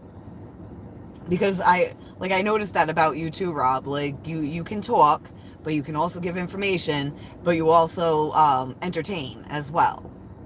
So I think we would be entertaining for people, especially. I think it would be awesome for there to be a feminine energy and a masculine energy, and you know what, we could like uh, share perspectives. You know what I mean? And it's easier for you to share perspectives when you can use your words instead of having to type it, and then me having to read shit all the time. If we live stream together, Rob, like, will you read the comments to me so I don't have to strain my eyes trying to see them? That's another reason I kind of wish I had someone to live stream with so they could be the one to read the comments.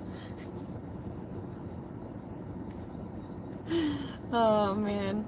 When we get our channels big, like, we can pay each other for, you know, doing stuff like that.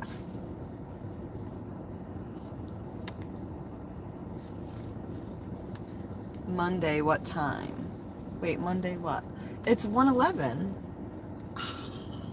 The numbers. Are you from New York? I just heard either a Jersey or New York accent slip through. I have all kinds of accents. Oh my God, where's Jenny? Where's Jenny? Because I was talking like Jenny the other day. I, what was I saying to my daughter? I was like, I can't even think of what I was saying to do the accent. Fuck. But yeah, I was doing like a Kentucky accent. Oh man, she's dodging that phantom question. Wait, what phantom question? I'll talk about phantom. You guys know I love talking about phantom. Oh man, oh, my phone's at 5%. Good thing I just noticed that so I can plug it in or it's gonna die. I'm dying.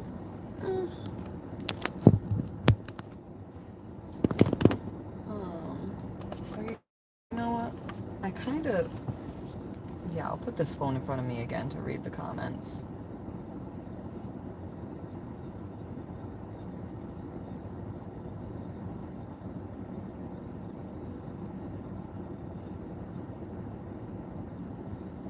All right, I'll call you, Rob, but I'm gonna call you from a blocked number. I hope you're not offended by that. I gotta get another phone that doesn't have like my area code because I don't want anyone knowing where I'm from at all. I don't care who you are. I don't like even people that like know me in real life. I don't even want them knowing me. Like, I didn't mean it like that. Like, I don't. I'm a very private person, but at the same time, like, I come on here, I talk about all kinds of stuff, but like my home life, like where I live, like, no. I don't even. My friends don't even come over. You know, like, I don't need anybody fucking looking my shit up, finding me, or being tempted to.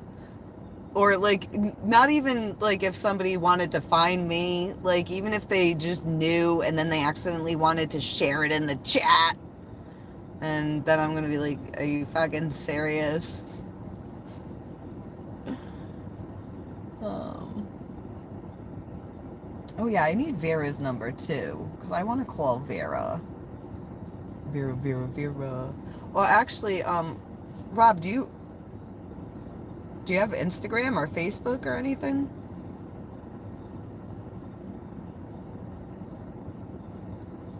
Because we could just like video chat sometime on like Instagram.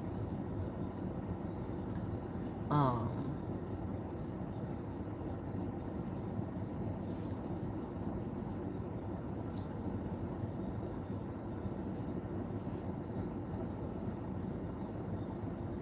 Facebook Messenger. All right. Yeah, do you follow my Misfit Spirit page? Got, like fucking dry skin on my lip. I just peel my lip off right now, guys. Ow. You know, you know when you like peel like the skin off your lip and it like peels like too much and then it hurts? I think I think I just did that. Nope. Wait, what did I ask you? I'm so fucking burnt. I am so burnt. Oh yeah, I've been trying to open this live stream on this phone for like forever now. But I'm slow. No.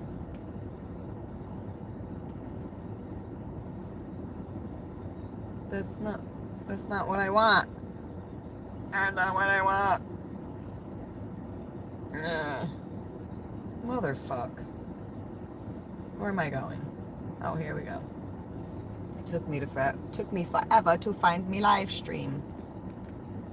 We will figure it out. I will email you the link to my shit. Alright, put healthy lip gloss every night.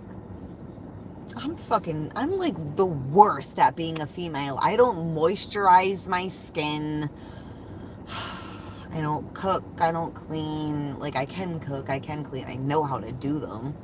I don't wear fucking heels or skirts or little shorts. Like, I should have been a dude. I would have been so much happier with a dick and baggy pants. Although a lot of you guys are wearing tight-ass pants these days. How are your balls feeling? Because they look like they're suffocating. Uh, oh shit. Oh yeah. We have 162 likes. That's awesome. That is awesome. Did you know that your nails grow faster in hot summer? This is probably due to increased blood supply on the fingertips. Well, yeah, it makes sense. I bet your house is nasty. No, my house gets messy, but it's not like my daughter's father cleans. I clean sometimes. But yeah, no, I've spent like most of my life like stuck in like a fucking traumatized state. So like I missed that whole like fucking programming of being just like in a routine of doing that shit. So it's like now it's like I'll think about doing it and I'll be staring into space for like 2 hours being like, oh, I was supposed to pick up my room today. And I'm like, I just spent 2 hours staring into space. But that's why I got into energy work and stuff like that, because I do a lot more now than I used to before I learned energy work and healing and friggin' shadow work. And I mean, tarot cards are helpful, but they don't really fucking heal shit. You know, they can help you get perspective, but it's not really the cards that are giving perspective. It's the words that the reader is choosing to use. So it really depends how somebody's conveying the message to you on how you're going to get the message.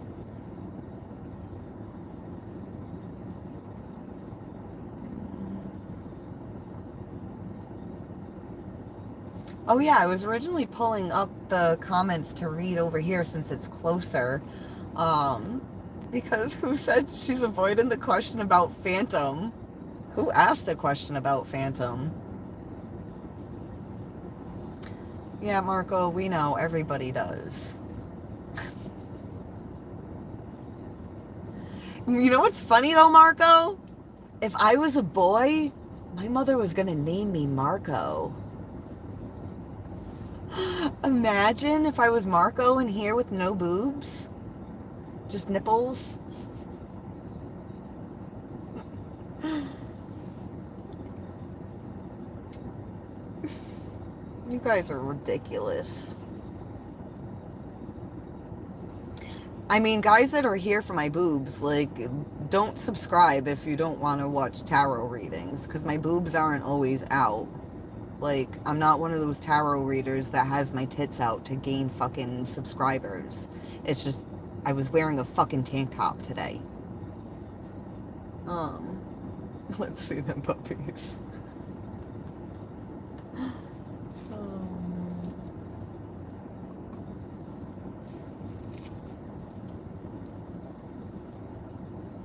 Where's the lighter?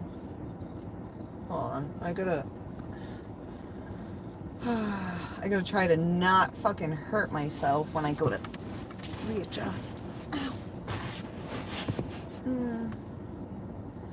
And they did it. And they did it. I did it. I did it. Okay. I'm sitting Indian style.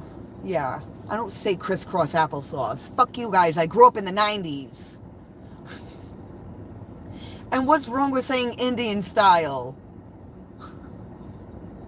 Are like people in India really offended by that? Like, I don't understand. Ooh, is there anyone from India in here right now? Because there usually is. Like, I'd like to know, like, why is saying Indian style offensive?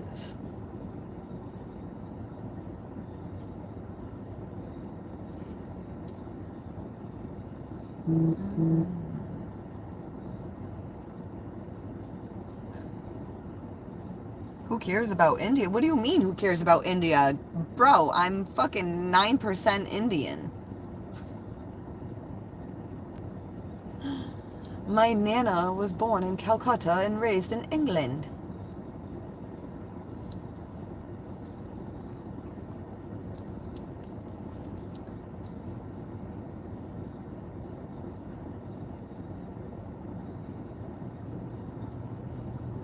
The chat's like moving so fast.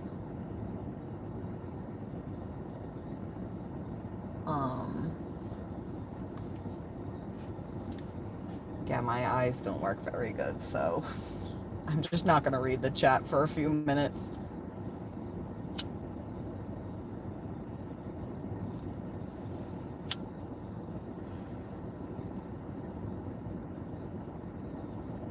Where's my water? My mouth is so fucking dry, man.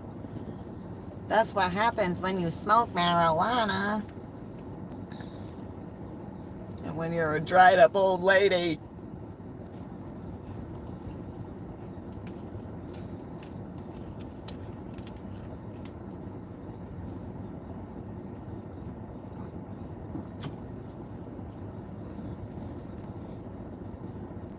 My shirt was rolling up. It's like, well, maybe I should pull it up a little. They are a little excessive, huh? I can't help it. I friggin' gained 30 pounds. In my boobs, apparently.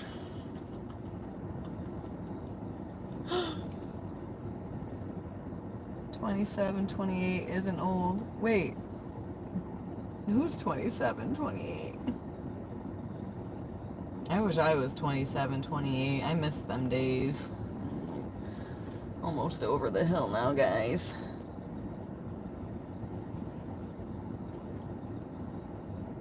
What are we gonna look at now? I don't know, another live stream?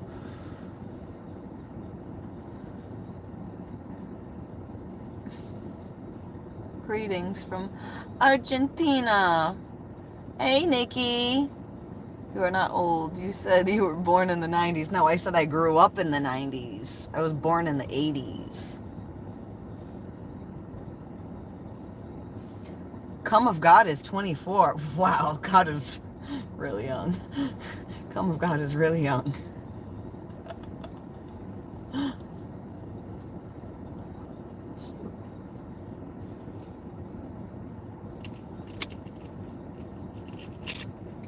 You still look around 27. Me?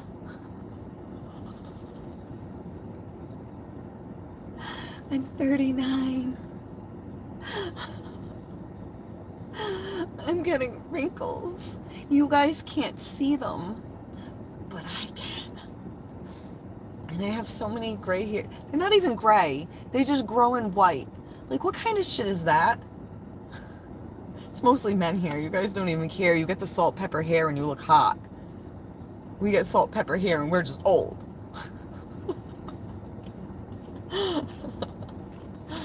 Oh, man.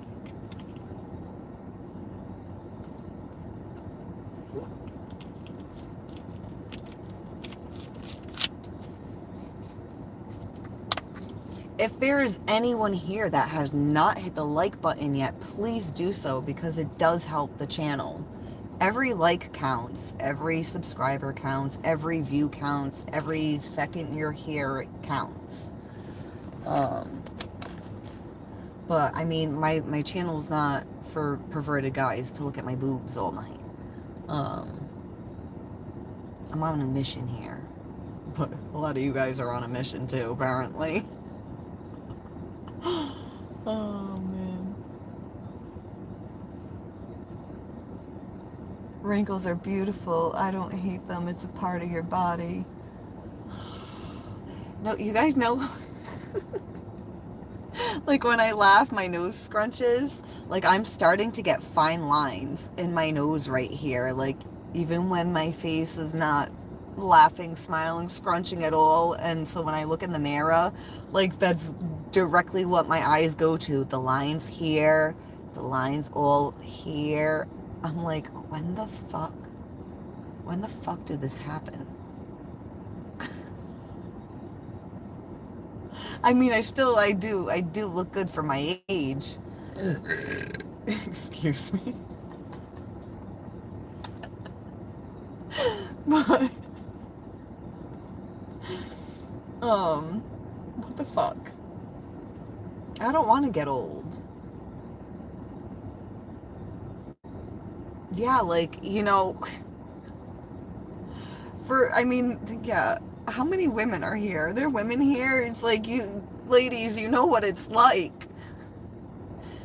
We have to feel insecure about everything, even if we don't act like we're insecure at all.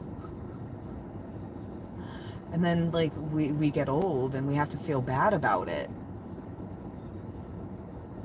It's like, men can, like, be fat and hairy and smelly, but, like, we're not allowed to be hairy or fat or smell.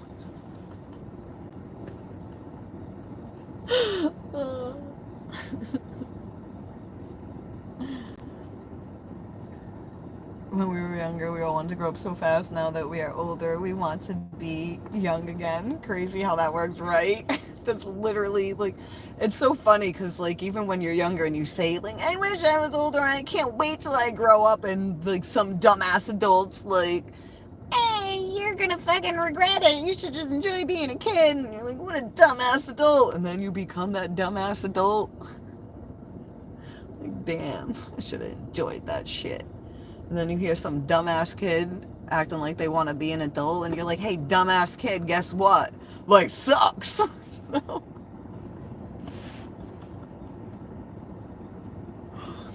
It sucks when you're a kid, it sucks when you're an adult, even when you're happy, it still fucking sucks. But it's great, and it's beautiful. And we should all fucking smile every day. And smoke some weed. You know, if you know, you don't have emphysema or something, then you should not be smoking weed. Go get an edible. Oh my god, did you guys hear about, there was some parent from what state was it? Did she accidentally bring Jello? Oh, I think it was Jello shots. She accidentally brought Jello shots instead of just little Jellos to her kids' school, and these young kids got fucked up. I feel like someone asked, or maybe the edibles one was from a show, but like real life news. Well, but then again, it's like, is the news real? Like some stuff on there, yeah, it's real, you know, like, cause like I've had family get in a car accident and see it on the news, so yeah, it's real. But some stuff on the news, that shit ain't real, you know.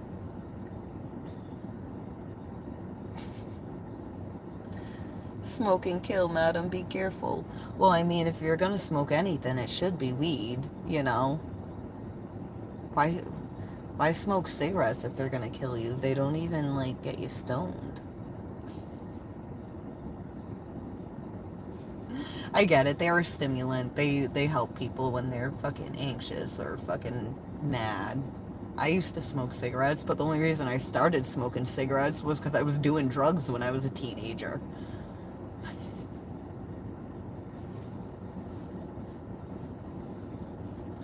Yeah, what's it, 2025 now? It's been 11 years since I've had a cigarette. Hey, Jose, how are you? Hey, William, how are you?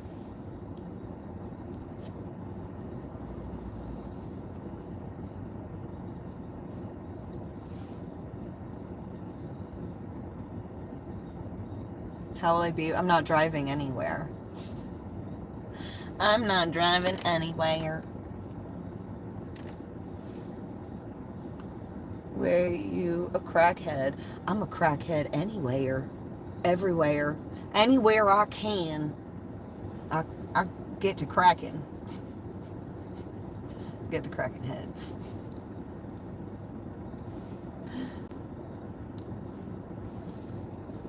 Oh, you're great, William. Good. I'm glad.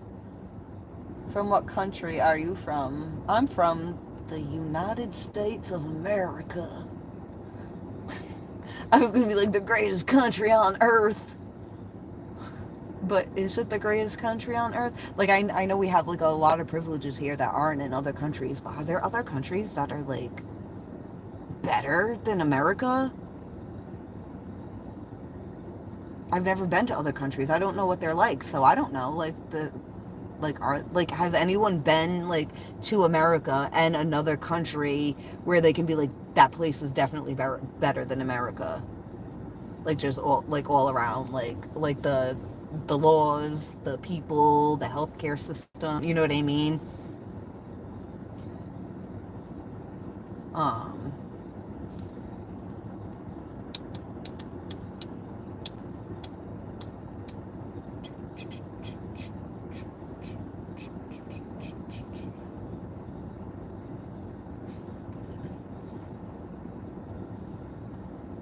oh, I just saw, like, one of my favorite people's names, but then I saw the person that happens to have the same name as my favorite person. He's talking about diarrhea. I'm like, you don't deserve to have the name Josh. I'm just kidding. But thank you for letting us know of your fucking bowel movements. Will you ever get married someday? I mean, yeah, maybe. Maybe. I was engaged. Um, but there's only one person I'm gonna marry. My regulars that always watch know who it is.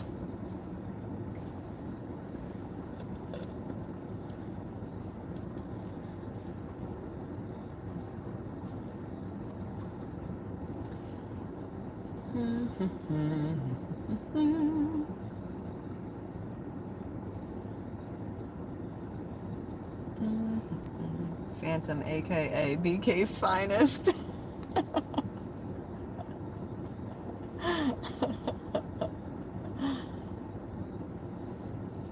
Yeah, what's good? Let's see some feet. Oh my, I actually have my feet out, but I'm not gonna show you my feet. I do kind of have cute feet, kind of. Like, my toes, like, are perfectly, like perfectly angled, you know.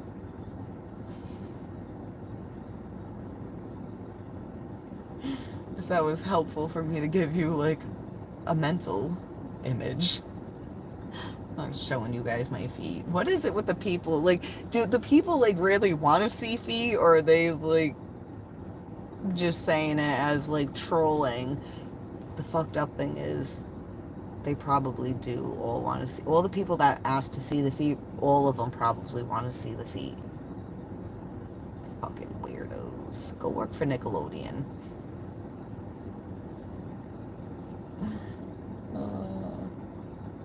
Oh, no wonder we hear the dogs barking in the background. She's got her shoes off.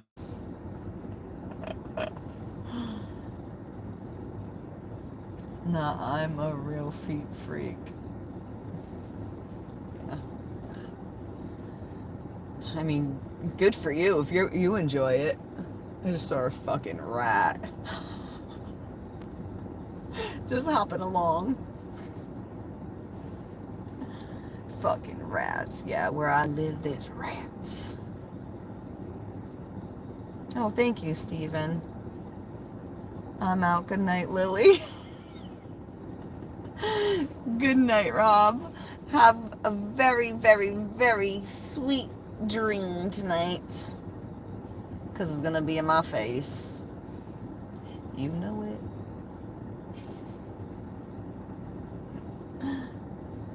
Definitely New York or Jersey then. Laugh my ass off. I'm just going to start telling people I'm from Jersey. Oh. Who's Lamar?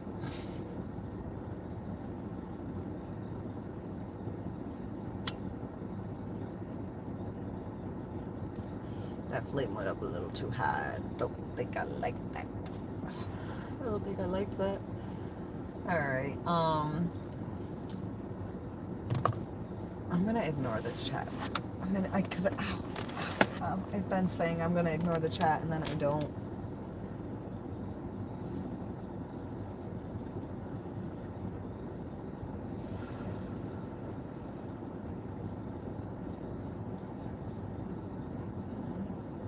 Oh my god, you guys, so, well, I don't really care to tell the men this, but the women, oh my god, any women here go to the gym? You guys, you gotta, like, if you do the elliptical, you gotta do it both forward and backwards, because it gets different muscles when you do it backwards. I was doing it backwards today. Like, normally I only do it forwards, but, today I was like, I feel like I should start doing it backwards too. So I'm gonna, when I first started going to the gym, because my knees are so messed up, I could only do 5 minutes on the elliptical, but now I'm up to 10 minutes. So now I'm gonna try to get up to like 20 minutes or 15 and then 20. But I'm gonna do like half the time forward and half the time pushing my feet backwards. Just in case me saying this inspires anyone to go to the gym or try that if they already go to the gym. Also, in case anyone does go to the gym and you do have bad knees, do not do the treadmill, do the elliptical. I was looking into it. You know what's so funny? Sometimes you just know, and you don't even realize that you know. But if I had bumped into a friend of mine at the gym, and she does the treadmill, and because I'm telling her, like, I want to lose weight, but I have to build strength first, because, you know, I'm gonna fuck myself up trying to, you know, like, run on the treadmill and burn fucking calories if my knees are fucked up. And so she's telling me, well, you can walk on the treadmill. She's like, the treadmill is going to help you build strength and burn the fat fastest. Excuse me. And something told me, like, still to not get on the treadmill. And something kept telling me to do the elliptical. Now, the first time I got on the elliptical, I almost fucking killed myself. I didn't realize the exact motion it was going to move. And then if you want to slow down, you can't try to slow down too fast, or you'll end up fucking hurting your legs or popping something out of the socket. So you have to slow down just right, because the fucking machine once it starts going, it's not just you pushing it, it's going on its own a little too. So but I started feeling like, you know what, maybe I should just look it up. Duh. So I Googled it, like, what's actually better for the knees? And I read that the treadmill is actually worse because it's high impact.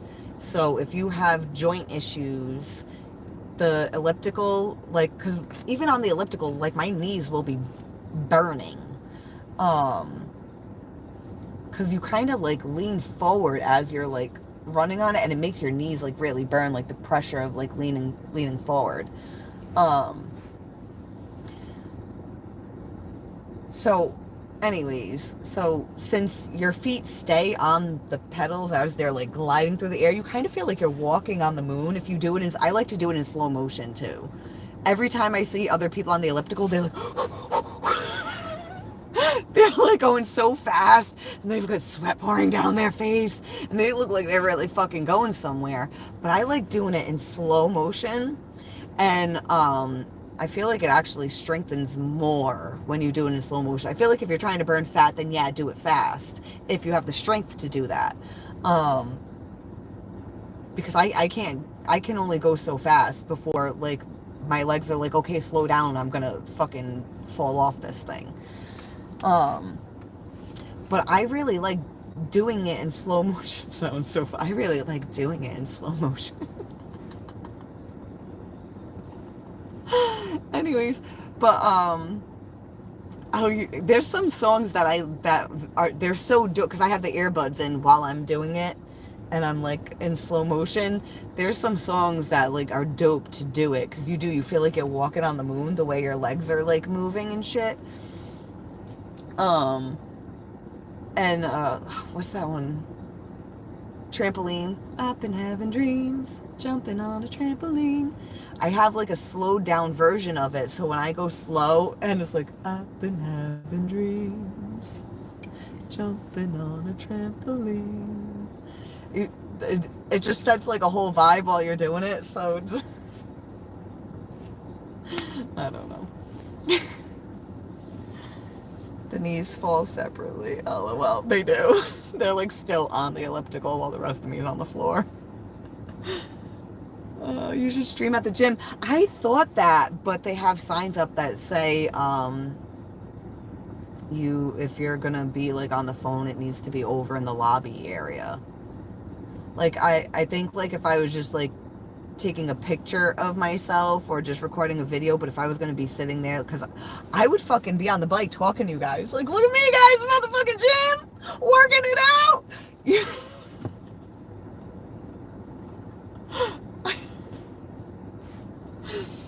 You know, and part of me like I wouldn't want to do that because I'm like sweating and I look like I'm dying. but like for like people that are like scrolling through YouTube, like I feel like that would like maybe inspire some people that have been thinking about going and doing it, because for a long time I have social anxiety. I hate being in public crowded places. I don't even like when there's like two people in a fucking place. So like for the longest time I was just like, ew, I don't want to go to the gym, and especially I don't want people looking at me, and then like I'm uncomfortable with my body. I don't want to be sweating and like just smelling, and I could smell myself at the gym today. I was like, oof, girl, you know what's fucking annoying? Like when you get fat, your sweat smells worse.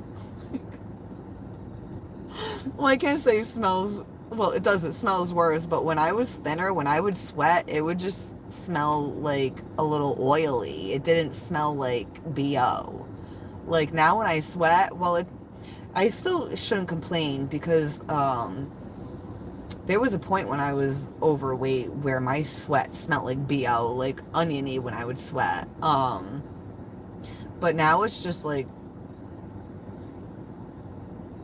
I smell like I worked out at the gym, like a little funky, but it's not like oniony. But it's not just like when I'm thin, but it's a different kind of sweat when you're sweating at the gym. It's so funny. Oh my God, the live stream from when I was at the bar, my best friend, she's been working out. Oh yeah, but yeah, I was talking about, see, ADHD.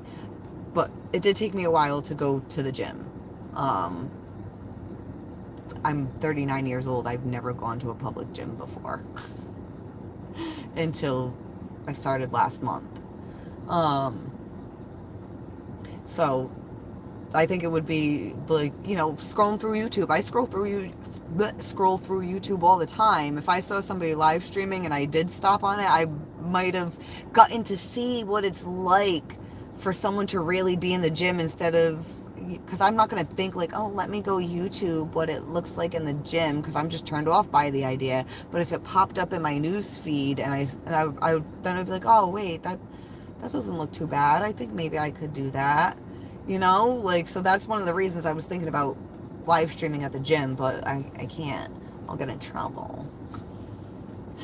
Oh yeah, so my friend Laura, she was flexing. She was fucking showing her guns in the fucking live stream at the bar, like, repeatedly, because she's like proud, and she should be. She's been busting her ass fucking staying on top of staying fit and eating right. I can't eat right. Like, I'll go to the gym, I'll exercise, I'll eat less of the garbage that I eat, but it's like, I love fruit, so cool, but I still want to eat disgusting stuff too, is what I'm pretty much saying. Jay, you're here! Yes! I've been waiting hours. I've been waiting hours for you. Like, my whole life. I work in an extremely violent environment. Who says your name is Netflix? Wait, what was I talking? Oh yeah, Laura was flexing. Why was I talking about Laura flexing? Oh yeah. Yeah, so she's like really proud of like how much, she's staying fit and how much work she's putting into it. It's very rewarding. So she had posted a photo on social media one day, and she's like glistening. She's sweating so much. So she's like, her caption's like, if you're not glistening, you ain't doing it right. So I keep sending her pictures of me at the gym, and I look like I'm gonna die like any second. But my face is glistening, and there's like a bead of sweat like pouring down my face. And I'm like, oh, let me get the picture of the bead of sweat real quick so I can send it to her. I'll be like, you like that, don't you? She's like, I fucking love it.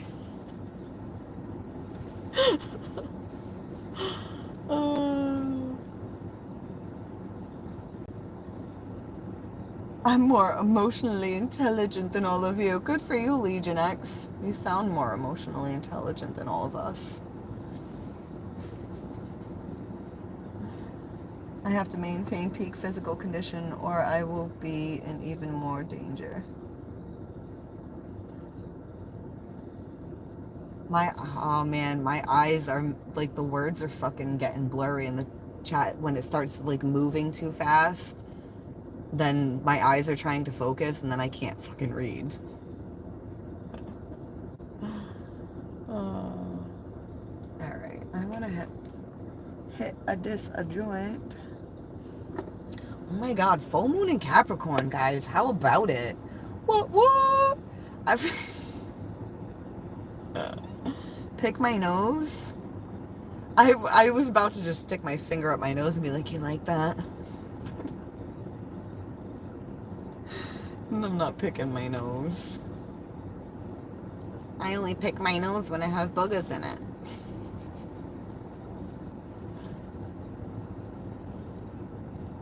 Wait, what am I smoking? Shit. Hold on. I know what... Oh, I'm smoking biscotti. Yeah, that's what it is. Biscotti. Digging for gold. Hey, Drew. How are you?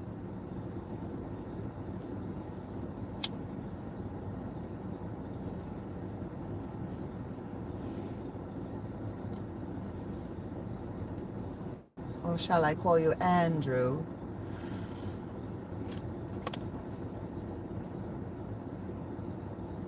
Where's the Brit? Wait, where's Ryan? Ryan, where are you? Because I know it's almost 7 a.m., right? where Ryan lives. So he's got to be up because he does wake up pretty early. Did I say something about Capricorn? Yes, I did. It's a Capricorn full moon tonight, guys. Just drew. 12:48 in Illinois. Oh shit, so yeah, you're an hour in time difference.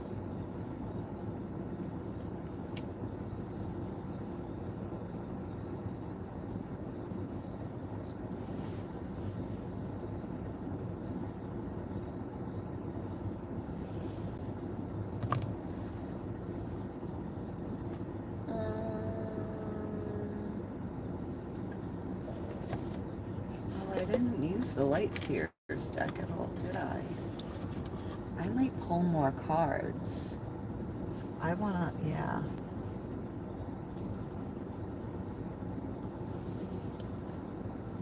I'll smoke the joint later when I'm done. Well, I'll probably get it off and then go smoke it. I've been having dreams, jumping on a trampoline.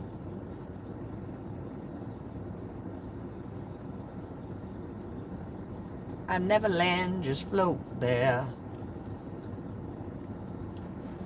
You just got here? Wait, who just got here? Me?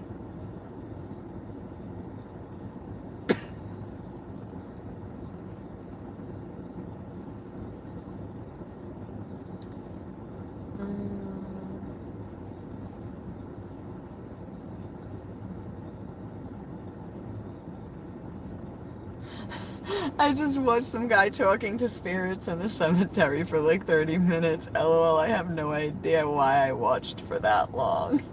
Because it's interesting. Like, what were they saying? Was he having good conversation?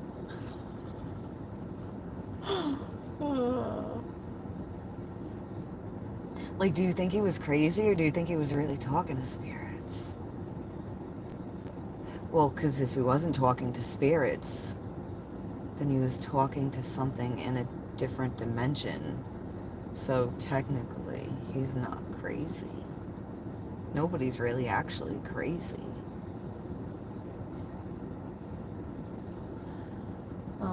You've been on for hours. Yeah, I've been on for hours. I came on, was it 10 o'clock I came on?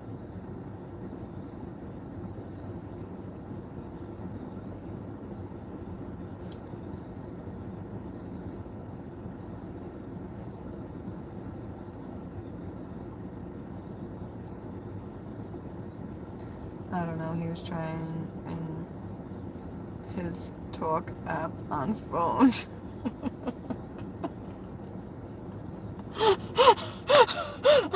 Oh, so he wasn't talking to spirits, like he was trying to use an app to talk to spirits?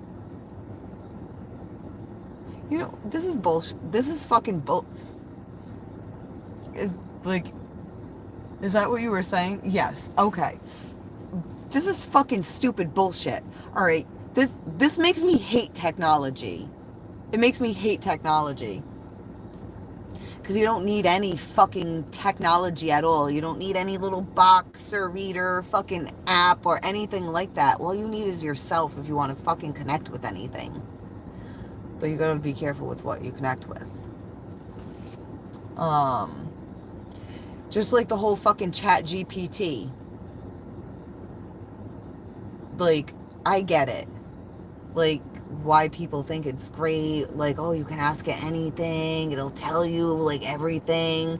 My friend, like, took all her text messages between her and this guy, put it in chat GPT, some part of it was like a specific, she had seen like a TikTok or something that was like, oh, put in chat GPT this and that, blah blah blah, and it gave her a breakdown. Like, it read the messages between her and this dude, and it gave her like a psychological analysis of this fucking guy, and it pretty much said everything we already had said about him.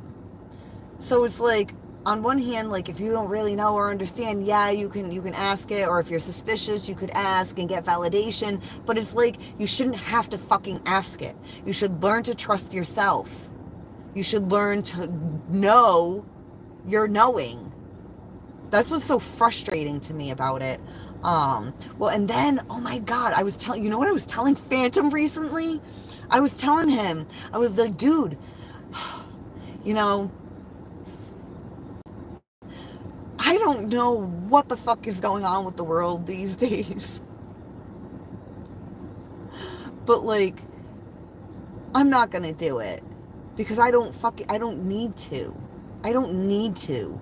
Um, I'm like, but my friend, because my friend's telling me, like, oh, this is what I did. She sent me like a screenshot, like, oh, look at what it all said. And she's like, oh, you should put your text between you and Phantom into it and see what it says. And I'm like, I don't want fucking Chat GPT psychoanalyzing Phantom in any way, shape, or form.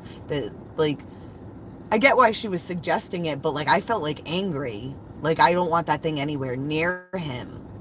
And that's what I'm saying. One of the things when I'm saying you need to learn to trust yourself, trust your knowing, something is not good about that. Like, if you're just like, you want to ask it just a basic whatever, but if you want to start psychoanalyzing other people through technology, what the fuck? What the fuck? That makes me angry because you have all you need within you to get that information yourself.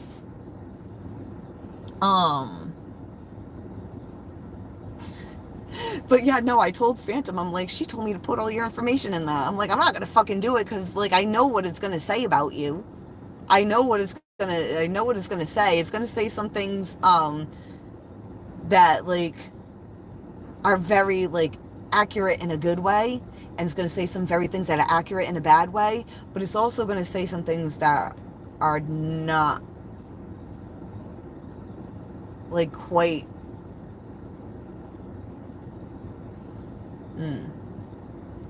I don't know. In either fucking way.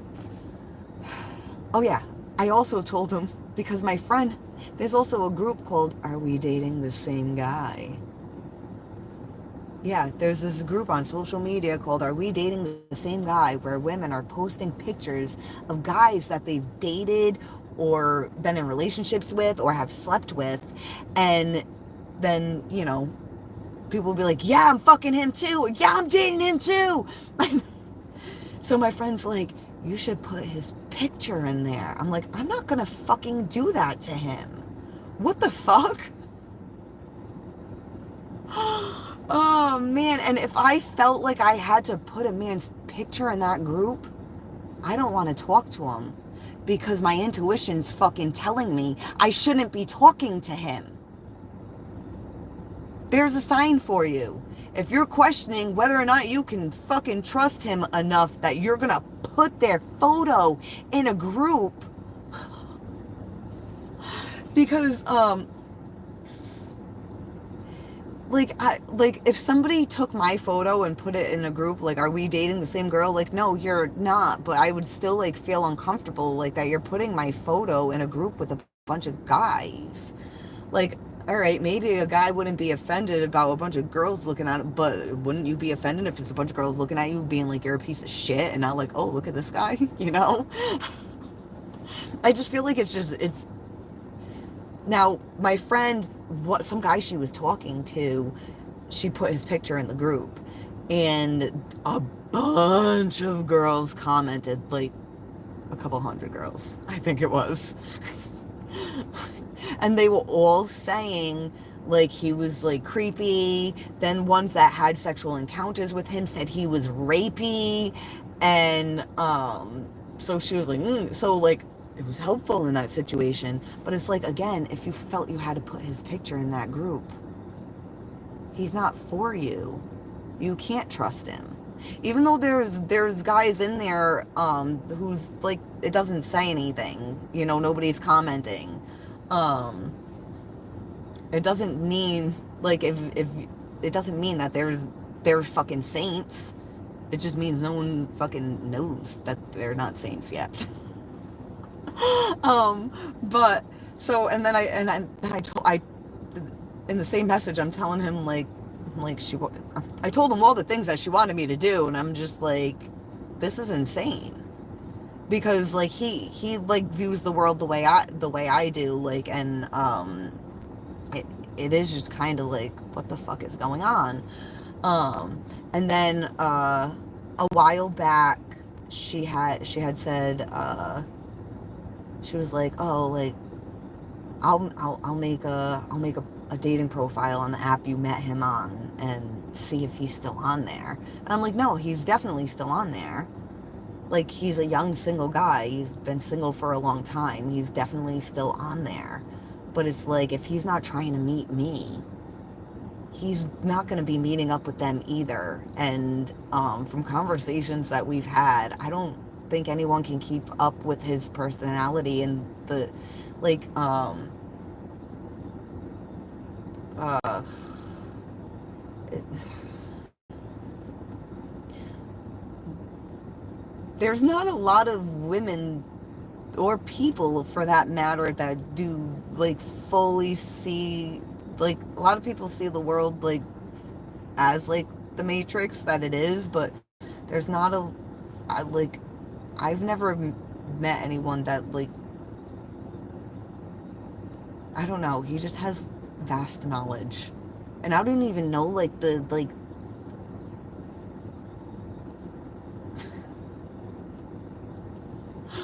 I don't even know like the little fucking tiny bit of what he knows, but like the stuff that I've learned from him, like, where the fuck did you learn all? And he's way younger than me, so it's like, how the fuck do you know all this stuff? You're so cool. Oh, wait, why was I talking about that? I forget. I fucking ramble. Oh yeah. Yeah, I was telling him how she was gonna make a dating app. And I told her, like, no, I said, I don't want you to do that, because I know you'll match with him, because, you know, you're my best friend. You're gonna match with like the same guys I match with. Um and I'm like, and like, I don't want him to hit you up and tell you like that you're pretty or anything like that, because that'll make me sad. And it's like, you know, it's like, I'm already like pretty sure he's still like trying to talk to people from time to time. Um so so I tell him all of this. He ends up like admitting everything to me. Like, I've never asked him, and you know, he's never like offered it up. Um but you know, he was like, I did see your friend on there. And then I told her, and she's like, I never even made an account. And she's like, oh my God, like, did one of my exes fucking make an account with my picture? Uh, but I thought it was hysterical, because I told him I wasn't even going to look at that stuff. Maybe he thought like I was lying. That has to be what it is. He probably thought I was lying. And so maybe he thought he had to like admit it to me that he was still on dating. Oh man. I mean, it's like, dude, I didn't need you to tell me. I didn't need you to confirm it for me. But I mean, now you tell me that, and now I'm like, so why don't you just hit me up instead if you're lonely and want someone to talk to? You know what it is? I think he, like, where he's at in life, I think he just needs someone to hook up with, and I think he likes me. And um some comment that, I'm not going to say the comment that he made today. Oh no, wait, it was yesterday. But it like really caught me off guard, and I was just like, I don't think I don't think he meant that about me. I think he's saying that about himself. I think he's concerned for himself that he may end up. Um, I think he has feelings that, like, I mean, I could be wrong. I could be wrong. But I mean, a guy doesn't take the time to type out texts that are like a mile fucking long for someone they don't like. A guy doesn't text someone happy birthday at 4 a.m. on their birthday, like before anyone else gets a chance to say happy birthday to them. Um, like,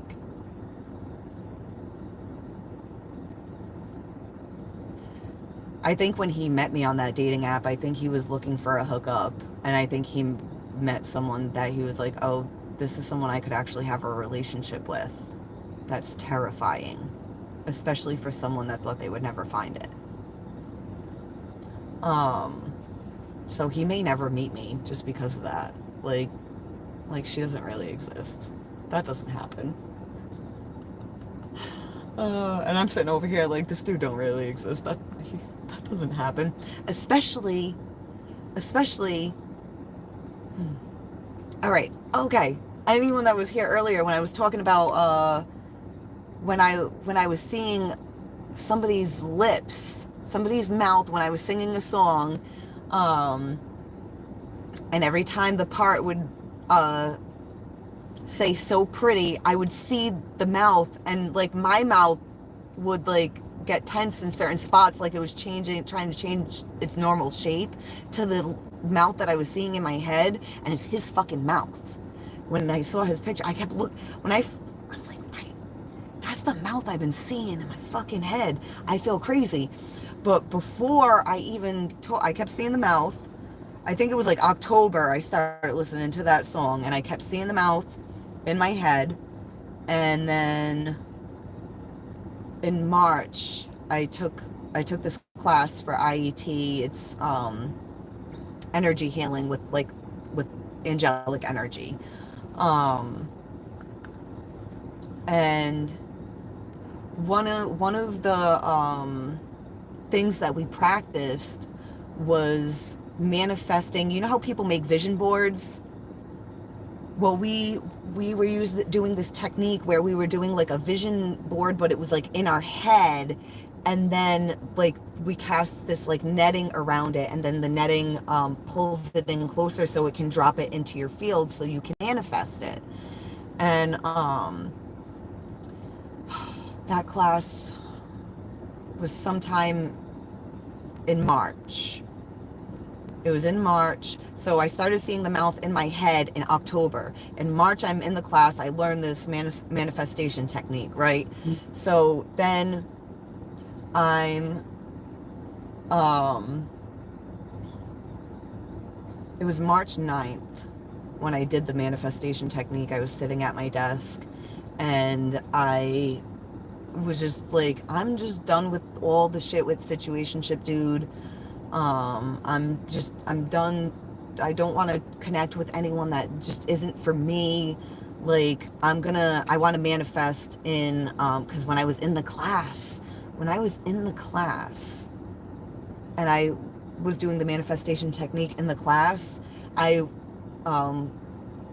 things on my vision board in my head, I wanted to like pull in my YouTube channel, and it's been good. So I guess it worked, right? And then I wanted like a house and a car, but like it was weird because like the vision board, it shows you like how far away everything is at the same time, and as you start to pull it in, the ones that are closer come in sooner. It's weird. Anyways, so when I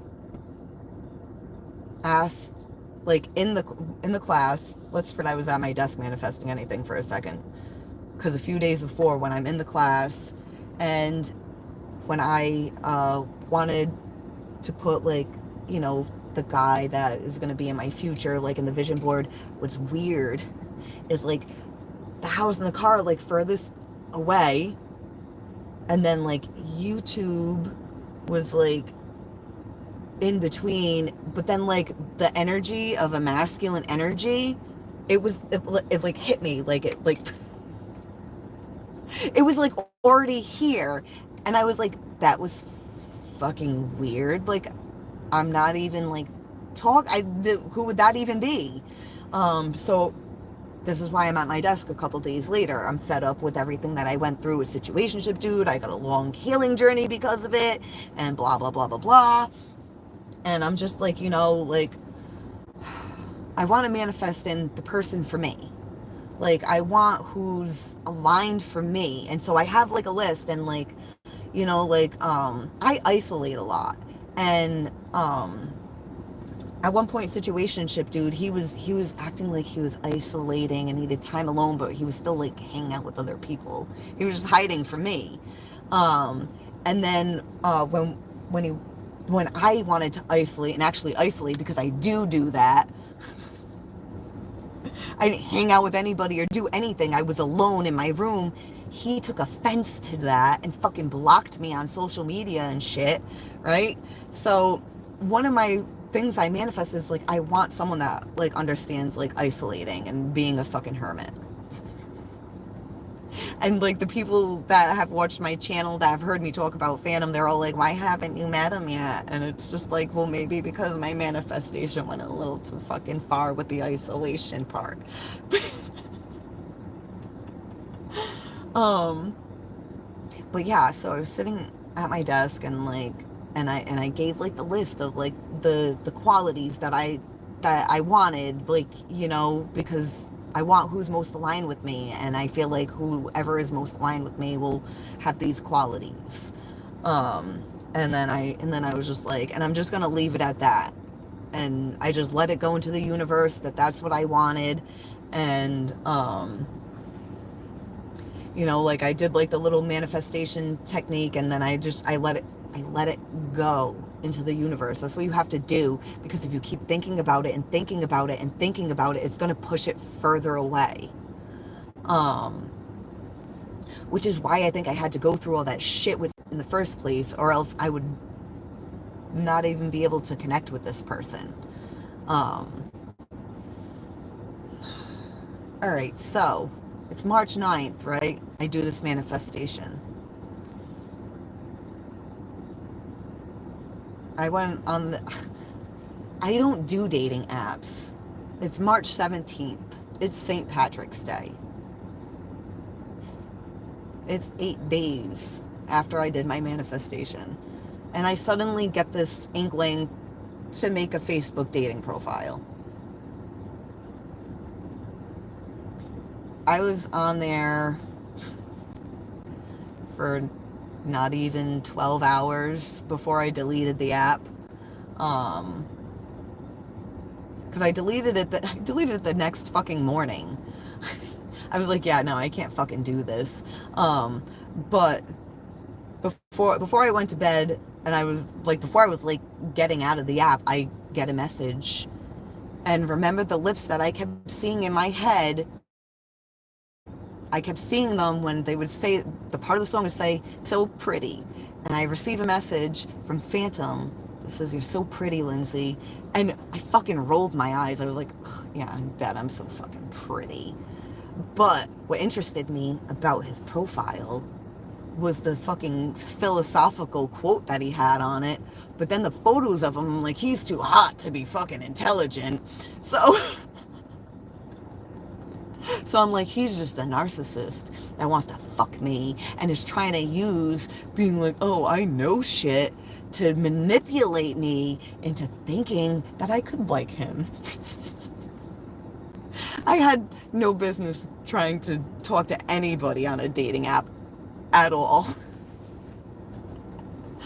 But I was telling him, like, this app is awful. I feel like a shallow piece of shit.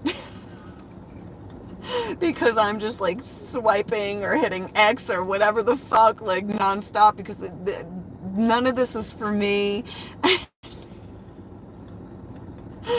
Oh, man. And then I'm like, I'm probably going to delete the app. And he was just like, well, if you want to continue to talk to me after you delete it, here's my number.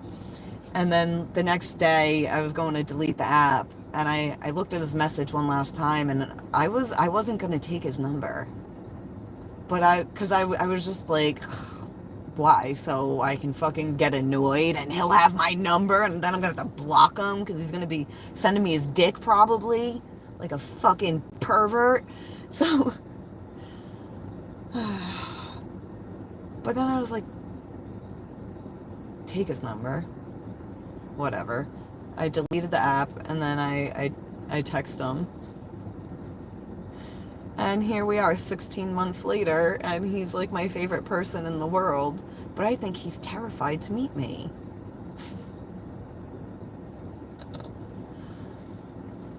I don't know. Why was I even getting into that? Oh, the dating app. The dating app.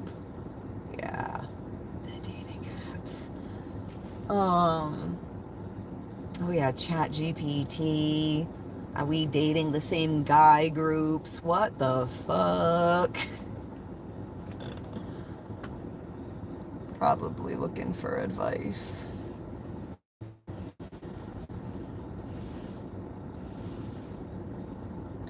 Because you love him.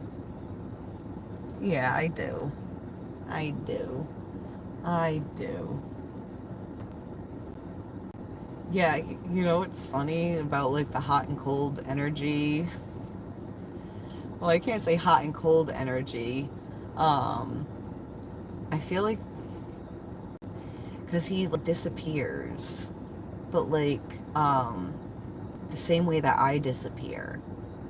I don't know if he realizes I disappear the same way because he had explained to me like that he gets like weird sometimes, like when we first started talking. I was like, oh no, I get the same way.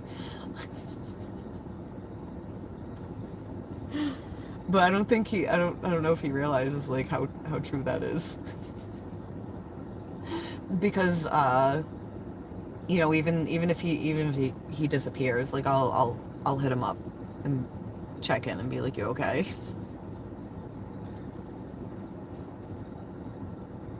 So he's probably like, she must not disappear as much as I do, because she keeps talking. I don't keep talking even when I want to.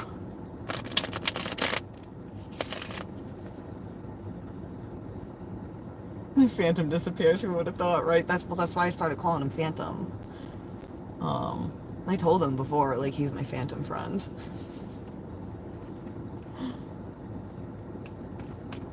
Not everybody is romantic.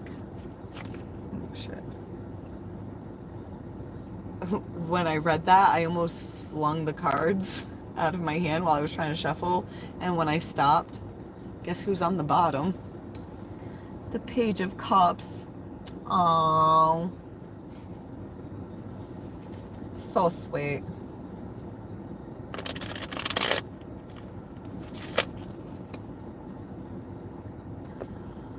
I feel like I'm gonna pull some cards. Yeah, Phantom is spelt with a PH.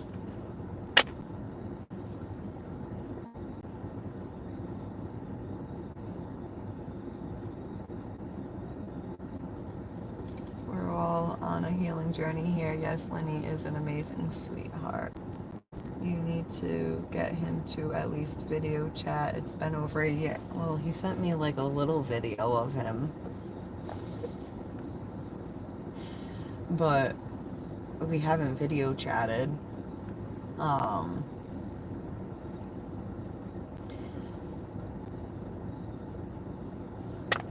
I was gonna say something, but then I was like, no, like there's still like some things about him that I wanna make sure I like keep private. I should just ask him, like, do you care that I talk about you on my YouTube channel? Like I don't say like I don't tell people your like name. Well, times where I've said his first name, I don't tell people his last name. I don't tell people where I'm from, so unless someone he knows is watching and they're like, yo, she's definitely talking about fucking. Oh, man. I don't know.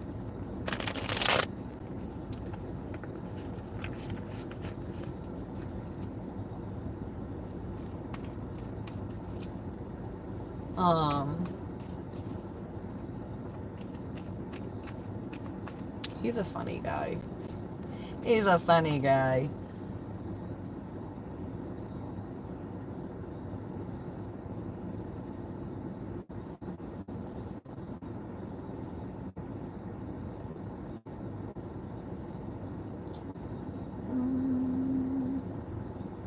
move so fast.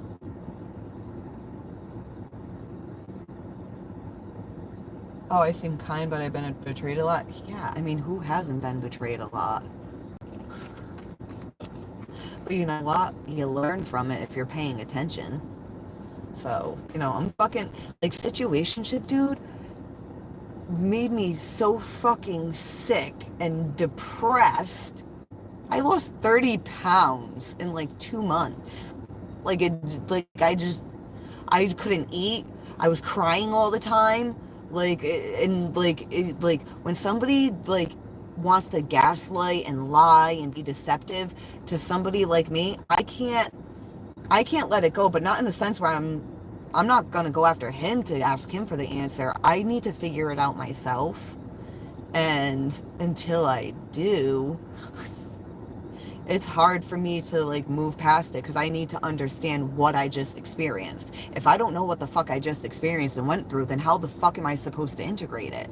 I just kept feeling like I kept telling people, I'm like, it just feels like a fucking computer file, but I don't know which file it goes in. I need to know what this is so I know which file it goes in so I can put it away and move the fuck on. Um, and it was extremely frustrating and painful for somebody who was acting like they were my fucking best friend. For a while, like, I didn't even think situationship dude was attracted to me because he literally just acted like my friend, but like didn't touch me at all. Like, you know how like guys will be like, yeah, I'm your friend, but they're like kind of like flirty and touchy. He wasn't like that at all. And I just got out of a 7-year relationship. My kid was young, so I'm the size I am now. Like, I felt I'm used to being smaller. I'm like, okay, now I'm like single again. Now I just feel gross. Even though I know I don't look gross, I feel gross. Um, and so I'm thinking dude's not even attracted to me. So when it was, I can't even say it went anywhere other than sex, but like I thought it was gonna go somewhere. And then when it just turned into this like confusing, like, wait, what are you doing? And he's telling me everything's fine, we're still cool, but it's like, okay, but like this doesn't feel right. Like my fucking intuition is like yelling at me like he's a fucking liar, but he's not acting weird or anything until I start being like, okay, I think you're lying about something, but like I don't know what's going on. My spidey senses are fucking like, I look back at a relationship to some guy that fucking ghosted me, and before he go the 3 weeks before he ghosted me, we dated for 9 months and we had an awesome relationship. We had a lot of fun together. We're actually still friends now, but he did ghost me for a little bit. um but he A few weeks before, like, 9 months, we had an awesome relationship, but he was much younger than me.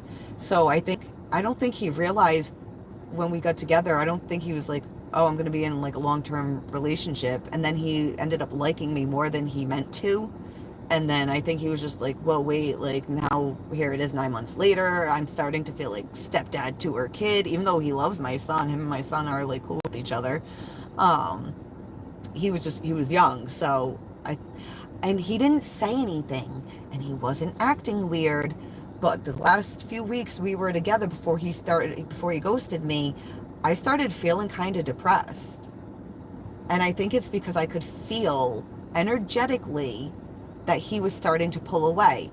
Now, if we go back to my childhood trauma of seeing my parents having like these blow up fights, and then my dad's like leaving or breaking things or whatever the fuck he's doing. But he always ended up leaving.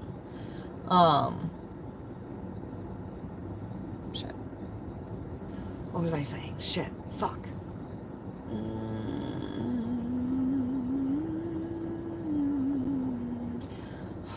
Fuck. I'm tired and I just fucking got a brain fart in the middle of telling you guys something.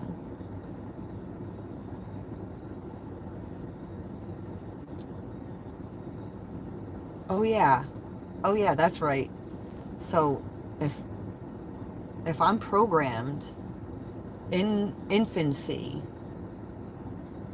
of what it feels like when someone's energy is being pulled away from me, that's my trauma, feeling the energy being pulled away from me of someone that I love.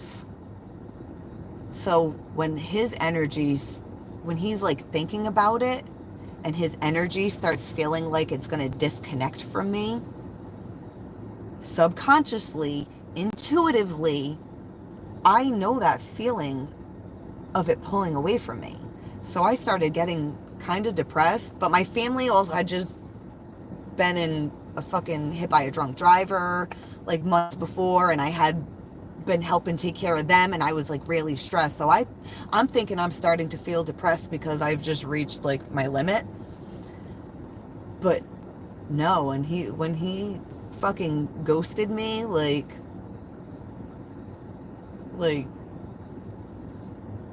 I think I knew it was happening before it happened. Um and just like with situationship dude, even like before he started like acting like distant, but then telling me he wasn't distant, and then being like, you can come hang out anytime, we're cool, like it doesn't feel like it. It doesn't feel like it. But if you were hanging out with me and you saw him and heard him, you wouldn't have thought anything. You would have been like, no, he's fine with you. What are you talking about? It's like, no, something's off. I can feel it. Now we got Phantom. Something something should feel off, but it doesn't. Like, dude just told me he still goes on dating apps. I should feel freaked out. I should feel panicked, but I don't. I feel calm. And I'm in a great fucking mood. I don't know. Maybe I'm wrong. Who knows?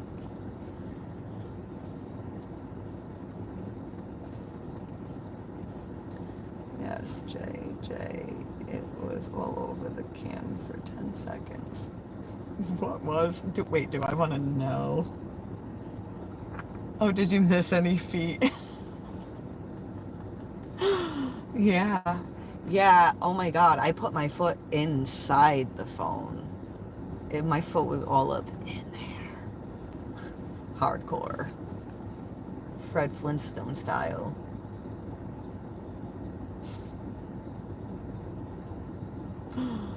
Oh, shit.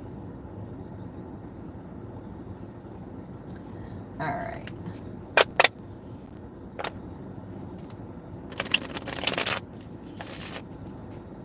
Let's see, motherfuckers.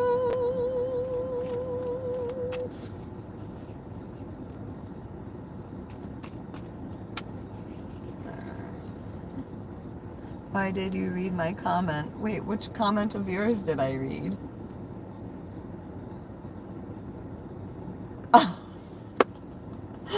It was in front of my face. It was the first one that my eyes actually had focused on because they have a hard time focusing these days in my old age.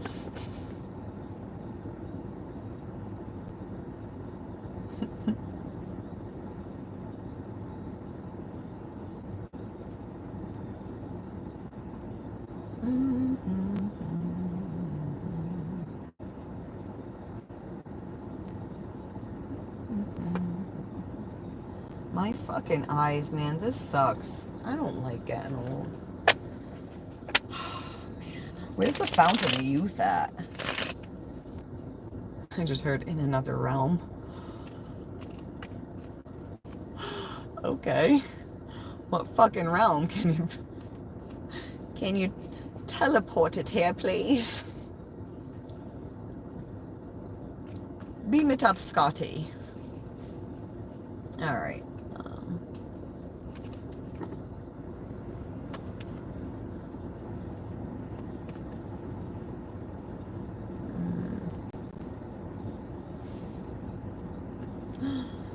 Oh man, we've got the Emperor at the bottom of the deck, crossing the Ace of Cups.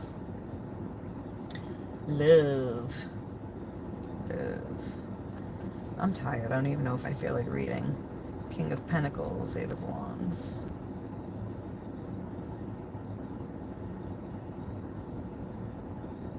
There's something that the Emperor doesn't have. He wants to go after it. And I'm assuming it's this.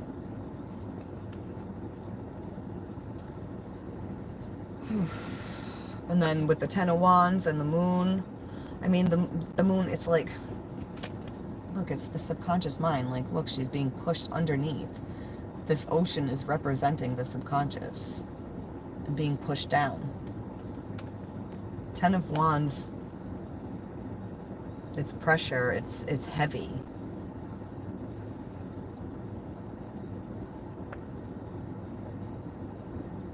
This is like the energy of pushing down your feelings, but it's almost feels like it's the last straw. Like at the same time, it's like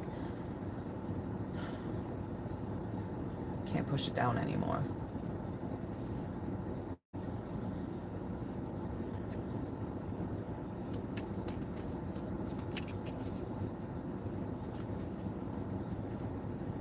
I just heard, like, when you realize the one thing that's missing is everything.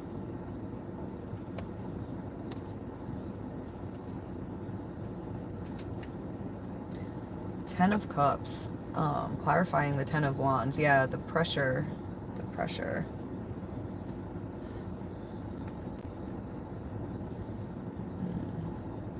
It's like the idea of being happy hurts. It's heavy.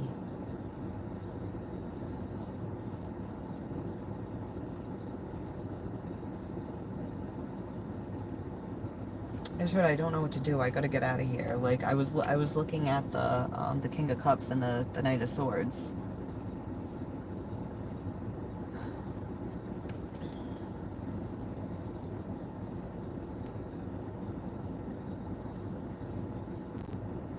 I gotta get out of the pressure. When I heard I gotta get out of here, it's I gotta get out of the pressure. The pressure. Well, I mean, the King of Cups, the King. All right. So if the King of Cups is feeling the pressure of the Ten of Wands, you know, when it's coming to this feeling, this love, this emotion, he needs to let it out. He needs to express it. He needs to get it out. That's why the Knight of Swords is like, I need to get out of here. The words need to come out of his mouth. If they don't come out of his mouth, he feels like he's gonna explode. He feels like he's fucking drowning.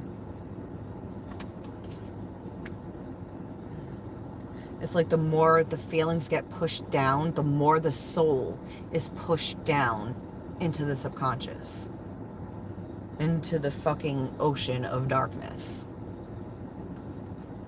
It's like the feelings don't go away. They don't go away. They just create more pressure. It creates grief. That's why it creates grief. It's like, you know, when somebody passes away and you feel all this pain in your chest, it's because you have all this love inside and there's nowhere for it to go. It's like you have all this love that you held inside for that person, but, you know, because as humans, when the human body dies, we think they're gone. So it's like, where do I put all this that I feel for them now? And holding it in, it starts to hurt and it creates a pressure. So if you have feelings for someone that's not fucking dead and you don't ever express it, it just keeps building up and you're not allowing the love to go where it wants to go.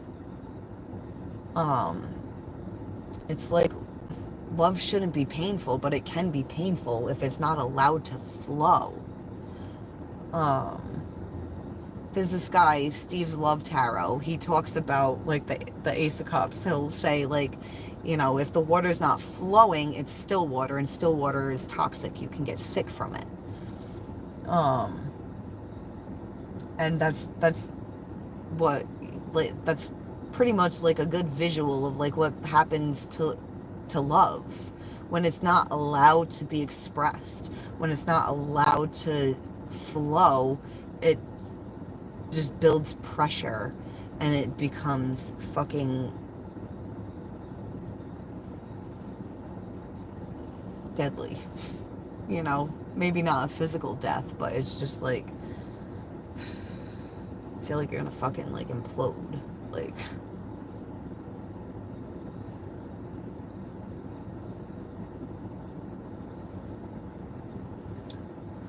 um, like I said, once if somebody dies and you have that love inside it, and you feel the grief because that love has nowhere to go. Now, for some people, if it's just somebody you haven't like told them how you feel, um, for some people, they can just brush it off and like just bury it like it's nothing. Eventually, it catches up to them, and then like things will happen in life that keeps bringing it up and bringing it up. Um, like maybe they'll meet someone new that like they can't express their feelings to, and then they're in the same situation all over again, and but they're still carrying the grief from the last one, and eventually like it's just so much grief built up, it eventually it's gonna fucking come out. um so it's better to let it come out on your own fucking terms, like instead of on its own. Oh man, because that could make a mess. All right, Ace of Cups, Six of Pentacles, and the Seven of Wands with the Six of Cups. The Six of Cups. This is like connected forever from beginning to end. The past and the future, the here and now.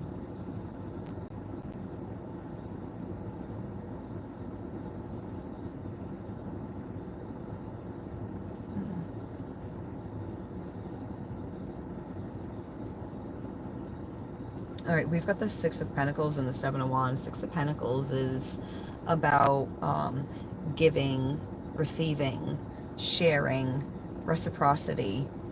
But the Seven of Wands, this has like a, she's in a bubble. She's in a bubble. So it's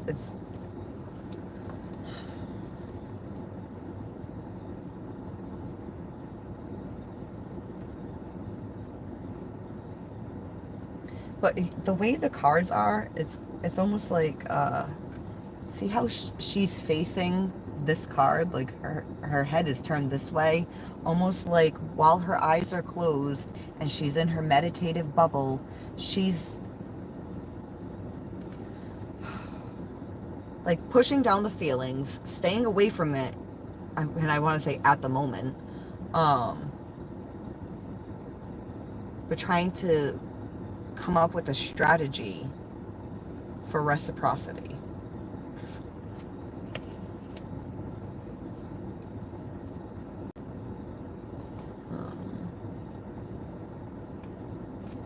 All right, let me pull on the moon, and then, I don't know, I'm probably going to get off here. What time is it? It's 2:37. Oh my God. I should turn my fucking car off. I've had it running this whole time. Oh man, my car's probably going to hate me. Oh, it's going to get hot in here too. Ooh, Queen of Pentacles and the Tower. And we got the Emperor back at the bottom. Oh, yeah. See, I mean, yeah, the Emperor when I originally pulled the cards, and we're talking about someone that's pushing it all down. Emperor is...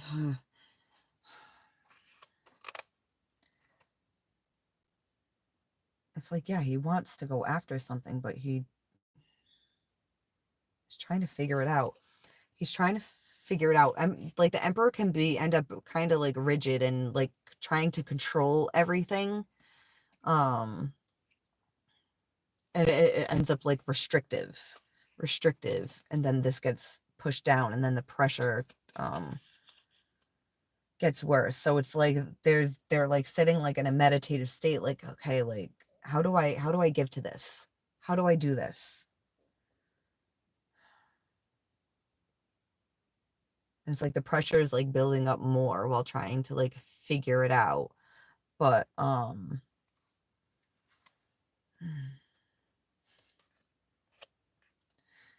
the Queen of Pentacles and the Tower.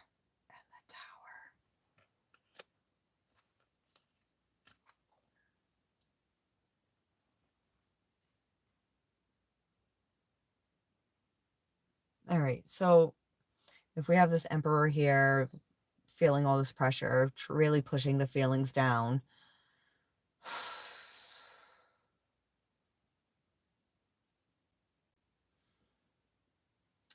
the blah, blah, blah. The Queen of Pentacles with the Tower is it's like it's like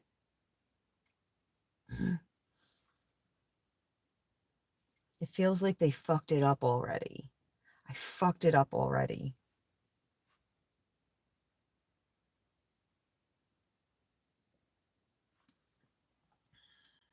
Hmm.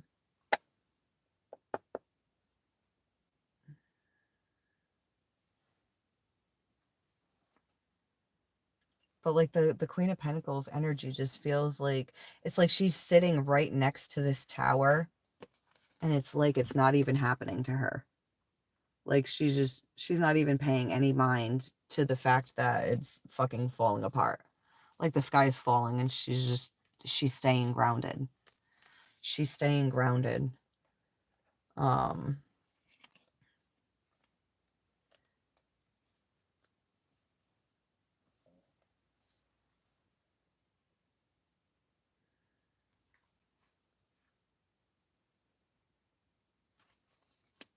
all right. I don't have any more cards to clarify, but I don't feel like that's it yet. Oh, the High Priestess and the Magician and the Ace of Swords.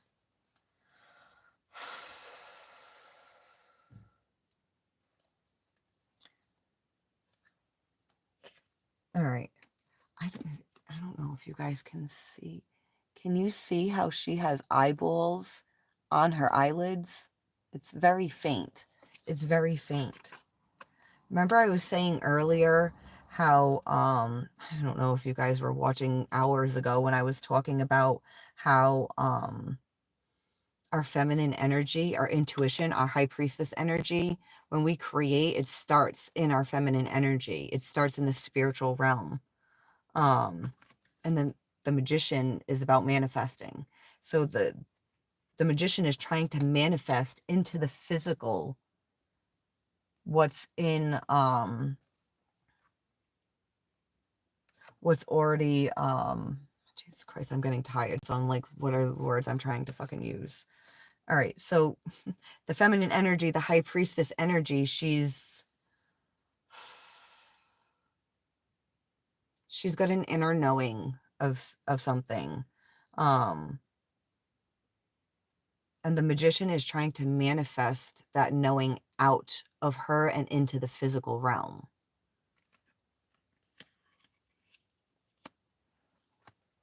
And it's, see how it's like pulled out? It's like she has an inner knowing inside her head. Did I just drop a card? Inside her head that he's trying to pull out. Like, look at the imagery. Like, imagine, like, okay. Imagine it's like this. Like, see, he's like making it all swirl and he's trying to pull it out of the subconscious mind and bring it into the physical reality. And then, like, poof, it comes out of the high priestess mind. See, like, there's no light here, but boom, it's coming out of her fucking head, and then it's coming out into the physical reality. I don't know if I made that confusing at all because I'm tired, but like when I was looking at the imagery, I was like, wait, hold on, this looks like something.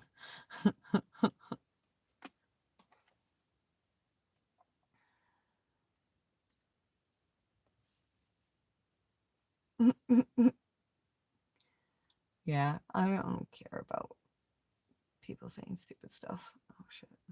Oh, this lady's still on? I keep accidentally scrolling up to her live. She got 548 people watching. I only got 21. Oh, man. Good for her, though. Oh, this girl's got 117. Good for her, too. Google Thatcher effect. I will after. I'm tired. Wait, why are you saying Thatcher effect? I don't know. Hold on. Wait, what was I looking at? Oh, yeah. Okay.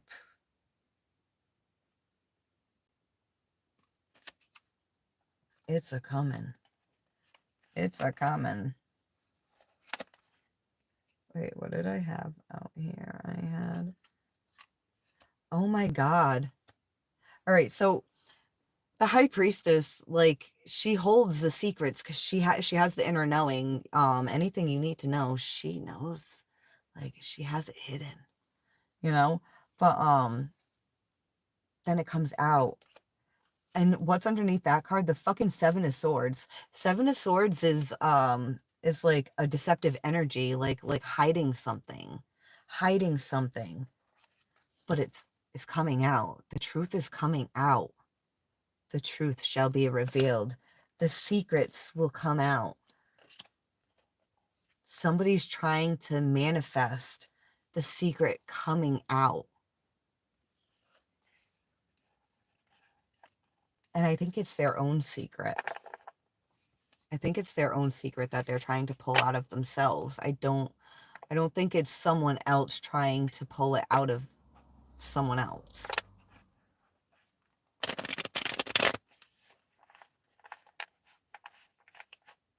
Gotta look at images. Tell them, hurry up. My eye, like, if, like, I'm surprised I could even read that because, like, it looks blurry and it looked like the letters, like, moved even though the chat hadn't moved. Oh, man. You got 3 different baby mamas. How do I hide from them?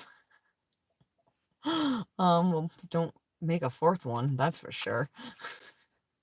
Condoms, vasectomy, abstinence, you know. Oh my God. How crazy is that? How crazy is that? Didn't I just have the King of Cups out with the Knight of Swords? Like, I gotta get out of here. It's the feelings that the King of Cups, he holds his feelings in. He holds his feelings in. This card came out again. I just put them back and was shuffling. This is why, like, people talk shit about tarot, energy, fucking people are dumb and believe in dumb shit. Fuck you. Same thing happened earlier. My daughter was like, Mommy, let's pull cards, me, you, and Daddy. And she had us all pull 2 cards each. Now I put all the cards back, shuffled them, and then she was like, all right, let's pull 2 more. I had put the cards back in different spots. I didn't put them piled all on top of each other. I put them in different spots, and then I shuffled them, and then we all picked cards. And I picked the 2 cards that my daughter's father had. I'm like, what are the chances that one of us pulled those 2 cards together again when they were separated, shuffled, and I pulled them out? And then I just did this again. I just fucking read the cards. I know some of you guys aren't paying attention because you're trolling, but learn something, pay attention. Tarot's real. If you don't believe it, you should go suck a dick because you're dumb. Sorry. All right.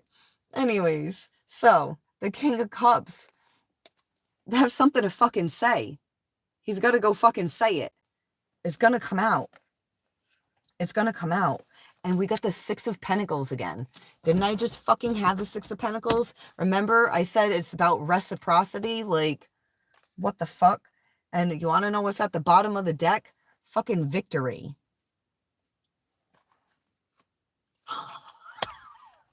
You want to know what's under fucking victory?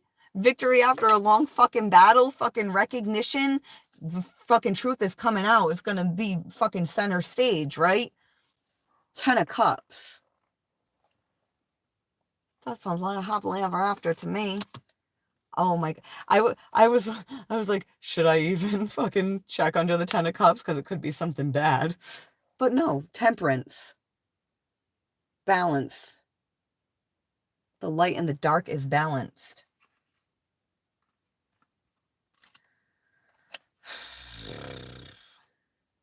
Motherfuck. Motherfuck, fuck. Alright. Keep going till a bad one. I kept going, and I think it was like 5 more cards in, and there was the 5 of Pentacles. But I wasn't, if I mean, eventually you do get to a bad card. Oh, man. Oh, man. I just shuffled the cards. Oh, shit. Oh, shit. Katie, are you here? Because Katie will understand the lingo I'm about to use. The Burger King is going through a transformation that leads to victory, and Knight of Cups that leads to Ten of Cups. Oh, excuse me. King of Wands, another tarot reader known as Steve's Love Tarot. I mentioned him not too long ago. He calls the King of Wands the Burger King because he's going to have it his way, you know? He doesn't want to get his feelings hurt, so he tries to have it his way. But, you know, that's the ego and pride. But, you know, ego ain't your amigo, bro. So, anyways, under him, we have the Death card. Death and rebirth. Transformation. Under that, the Six of Wands. Victory. I just heard center stage again. Center stage. And under that is the Knight of Cups. The lover boy. The secret admirer. The secret admirer that didn't share their feelings. But I don't know. I think somebody might. And things seem pretty fucking happy there. The Knight of Cups. Cups in tarot represent feelings and emotions and love. I mean, if the other cards around it are fucking negative, then it's gonna be like shitty. I'm tired. I'm kind of done talking now. I think I'm supposed to go to bed. I think I was supposed to go to bed a while ago.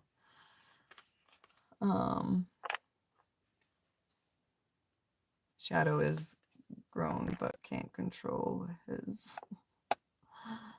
Oh, man. Oh, Lord, the language. I'm out. Oh, wait, my language or the chat's language? It's so funny how many people, like, will come in and be like, why do you swear so much? You know you're on YouTube? Do you have any idea what kind of shit is on this fucking app? Oh, shit. I think Sag really is about to unthaw. Oh, my God. Dude, email me, like, immediately if that happens. Tell me. Oh, man. Oh, Katie, you gotta send me your number. I gotta talk to you, girl. I gotta talk to you. All right, I don't know. Why am I still shuffling the cards? Go to bed, Lynn. What the fuck?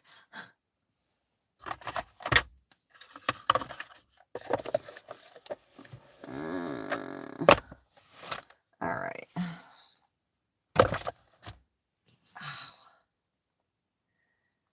She entertained herself. I do. Like, when I'm not live streaming, I'm still talking. When I'm sitting here by myself, I'm still talking to myself. And you know what? Me and myself have really awesome conversations.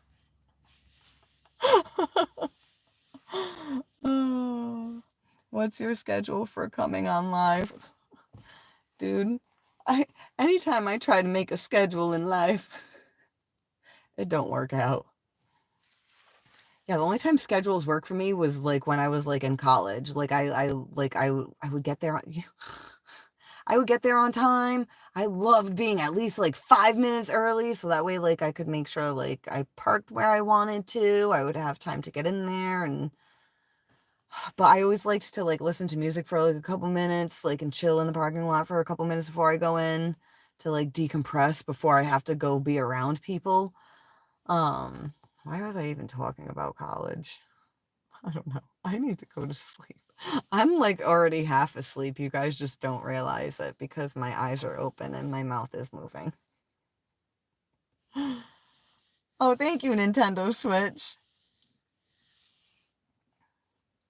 Girl, he's so shut down. All he can do is hustle and grind, and that's okay because I'm just as bad, but shit's changed of late as of late. It's wild and weird. Yeah. Girl, I gotta, I can't, I don't want to talk about like some of my conversation with Phantom on here, but I want to like talk to you about it. And I want to hear like all the details of Sag.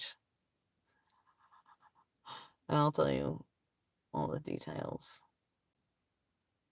you know. I'm tired. I need to go to bed.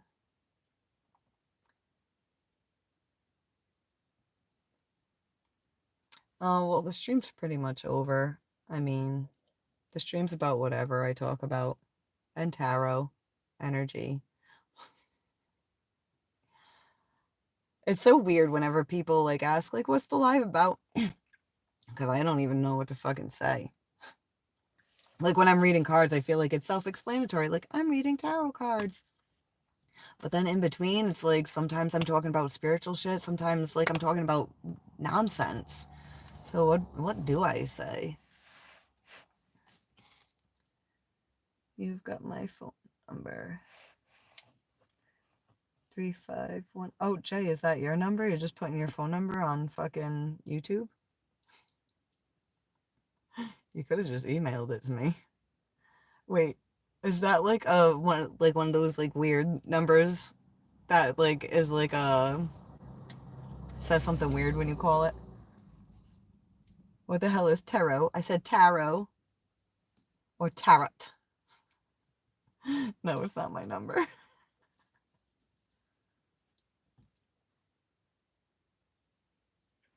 All right, I'm gonna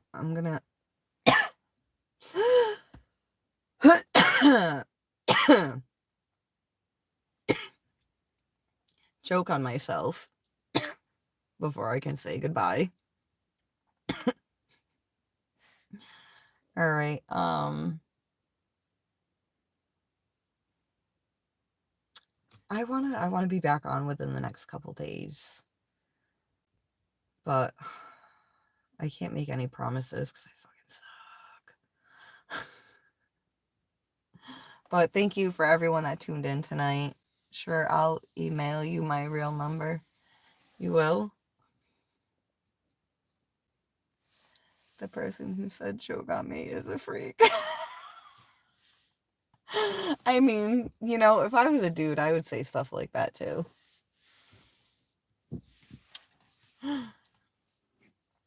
Only I'd probably be like more fucking like ruthless. I'd be like fucking die with it in your throat. Like, oh man. I need to go to bed. Thank you to everyone that tuned in tonight. I appreciate you all, even the trolls. I fucking love you all. Have a great rest of your day, night, whatever the fuck. And I'll be back when I'm back. Bye.